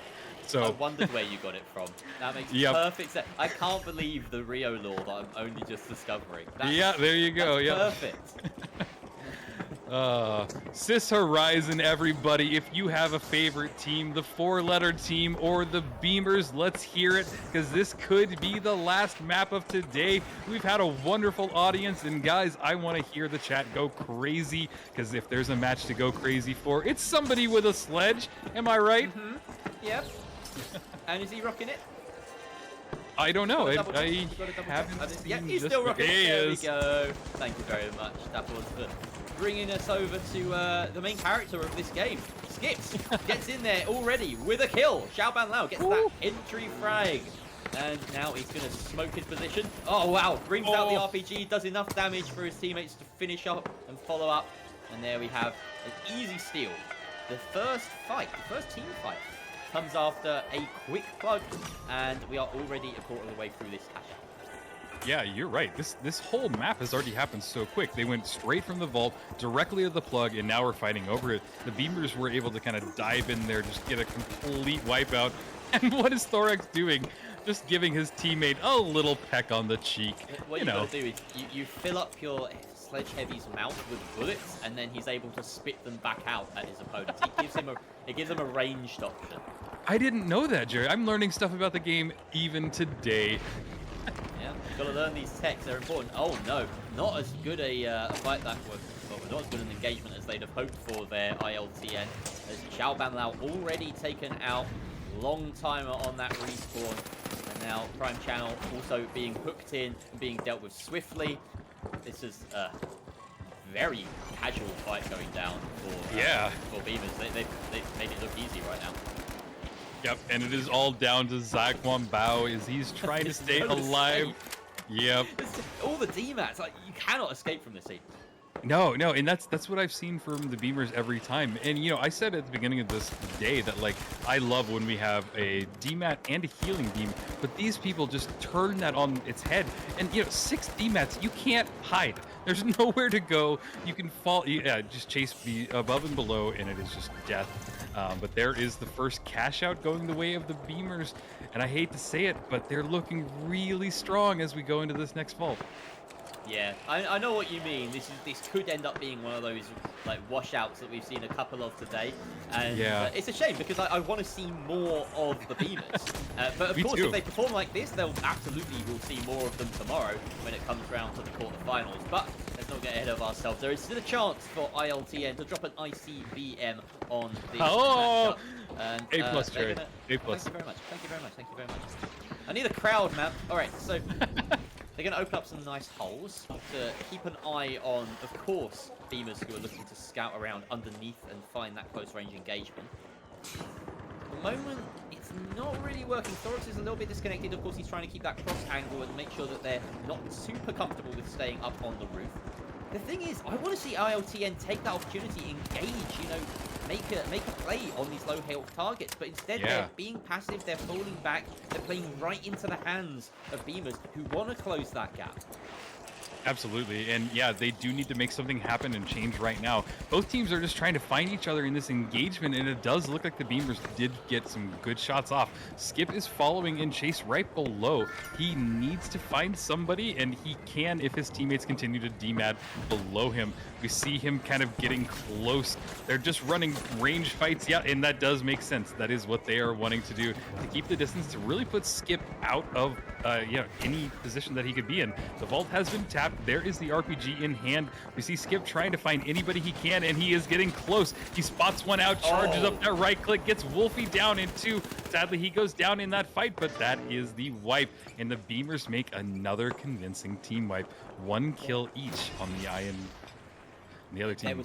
There was one detail in that fight that I have to praise Skip for. Sure. And it was the way that he moved as he saw the heavy that he was engaging with. Most Sledge Heavies would see their opposition there and just go straight for the swing. He doubled back for a second and then turned forward again just to get in cover. He knew that the SA-12 would unload at him and that he could find that millisecond opening. He did it so perfectly. It's just a delicate dance for him. In the meantime, we see that kill at range, the light being taken out. The defib spent here early in the fight. That's not what you want if you are ILTN. And Thorax closing that gap. They are going right in. They want to really ride with this advantage. Nako's taken out, and we see 2 versus 2, I'm assuming here. Nope, and that is a red coming out as we now have Wolfie and Prime Channel. Wolfie going down, losing his one against Skip. Goodness me, how do you lose a 1v1 against a Sledge Heavy in the open around the jump pads? He's just that good. Yeah, well, and I think on top of that, the sledge just makes people panic. There's something about it where you know that, like, it is just 2 hits and you're gone. And it's just that little bit of panic, and I don't think that they're able to overcome it. And I can't believe it's working. Skip, you're insane, my bud. I gotta add you to my notes after this, because this is fun. Yeah, I've got his name circled. I've just decided I'm circling the names of big players. Because some huge characters have shown up and decided that they are him. basically, today. And yes, Skip is one of them. Really, really impressive. That's nothing against Thorax and Nakos. Obviously, they're going to not receive as much attention as the supporting cast here. Skip taking no damage. It's Thorax, rather, that's taking a lot of damage. The escape to the rooftop, but I fear that his days are numbered up here as he receives a little bit of returning fire. But the timer has elapsed enough for right now us to relatively comfortably say they've managed to secure this. They've still got EMATs to play with. Down it goes. The steal might be on, but no, he's just causing so much havoc in the mixer. Skip continues to dominate, and it's a solid 2-0, 2-0 across Monaco and Sis Horizon. Beamers storm through ILTM. Wow. What a performance. And you could see that they even tried to adapt to, you know, keeping ranged fights, making it go away. But it just ended up being kind of a stalemate because they ended up having to kind of clash no matter what and get on top of each other and just absolutely get smashed by that sledge. And I don't know about you, chat, but that was fun to watch. Skip did it. And yeah, we had an amazing day today, Jerry. So many matchups, so many good teams, so many just the finals. This is what I love to see. This is it. Just I don't know. I'm speechless. I'm kind of at a jumble of words because I have so many thoughts and feelings hitting me all at once. So I don't know. What are your thoughts of today? I mean, you can sort of wrap up about like what this means for tomorrow because there's so much to go still. But I just want to look back and talk about these teams that we've seen today. Some of the highlights for me. I mean, watching the first couple of games be some of the tightest games we've seen in a very long time. Gungala and NTHX coming out with those. NTHX's one in particular with the reverse sweep that just was not on at any point was unbelievable. We had some really, really one-sided matches after that. Not Burst Nuggets, Burnt Nuggets, the Blowers and Deutsch Dominance, all seeing theirs out in two, as well as Aimers Blue. And then finally, near the end, we got Kingmakers and Divine Dead with an unbelievable game. One of the funniest moments I've seen in ages on Sis Horizon on that map, where they pulled it out of the building using a jump pad, or it was being bounced with a jump pad, the cash out. They pulled it out and it landed on a different jump pad, and that meant they couldn't get the steal. Just pure cinema. And then our final game with Beamers, with the Sledge Heavy, not the only unreal loadout we've seen today. We've seen bows be successful. We've seen the minigun be the only successful victory for NTHX on the series that they lost against Aimers Red. Just some unreal, entertaining play all round. There was kind of two main themes throughout in terms of like composition. You had the HMLs and you had the MMHs. And typically it was the HMLs that won out, but we saw at the end that MMH does have a place in the meta if you can make it work. Weirdly, the Sledge seems to be the way to go in that instance. So I'll hold my hands up and say, you know, the only successful HMM comp today won with a Sledge. Just saying. So yeah, massive plays. It was great to cast Strike as well. It was really, really cool. We had some incredible moments. Didn't quite make it through against Divine Dead, but Kingmakers did themselves proud. So very happy to see that. It's all just about tomorrow now, Rio, and yourself and Ardy, I believe, casting that. No, Waltz. So yeah. Oh, yourself and Waltz, my mistake. Yeah. So Waltz and I will be casting the games tomorrow, and let's get the bracket on screen because we can kind of see who we're up against. It will be the semifinals and the quarterfinals to the semifinals, and then the grand finals for it all coming up. There will also be a slight matchup for the third place to see who ends up taking it. But that is what we have coming up for tomorrow. It is a €700 euro prize pool, and honestly, I don't know who's going to take it. These are some stacked teams. If you saw that today, it is seriously just going to be some amazing matches today.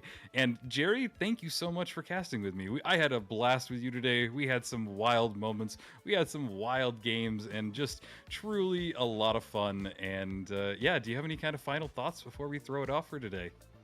Not particularly. I'm looking forward to tomorrow to watch it. It's going to be a blast. I get to relax with the rest of my leftover pizza. And nice. Yeah. I've been very impressed with just the quality of gameplay today. I feel very welcome as well. Thank you for inviting me on to Ruby Grind Showdown. It's been an absolute privilege. Yeah, the question now is just who's going to take that €700 prize pool? I'm not a betting man. I wouldn't want to be because it could be literally any of these teams.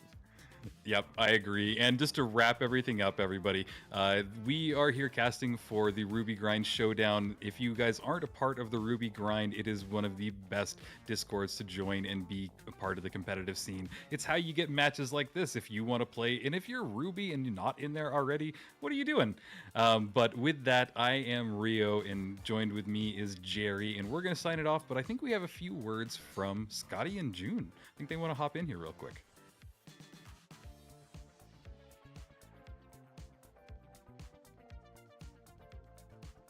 And that wraps up day 1 of the Ruby Grind Showdown.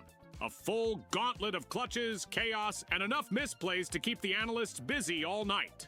From off-stream slugfests to streamed showdowns, we've seen upsets, hero moments, and enough adrenaline to power half the server farm.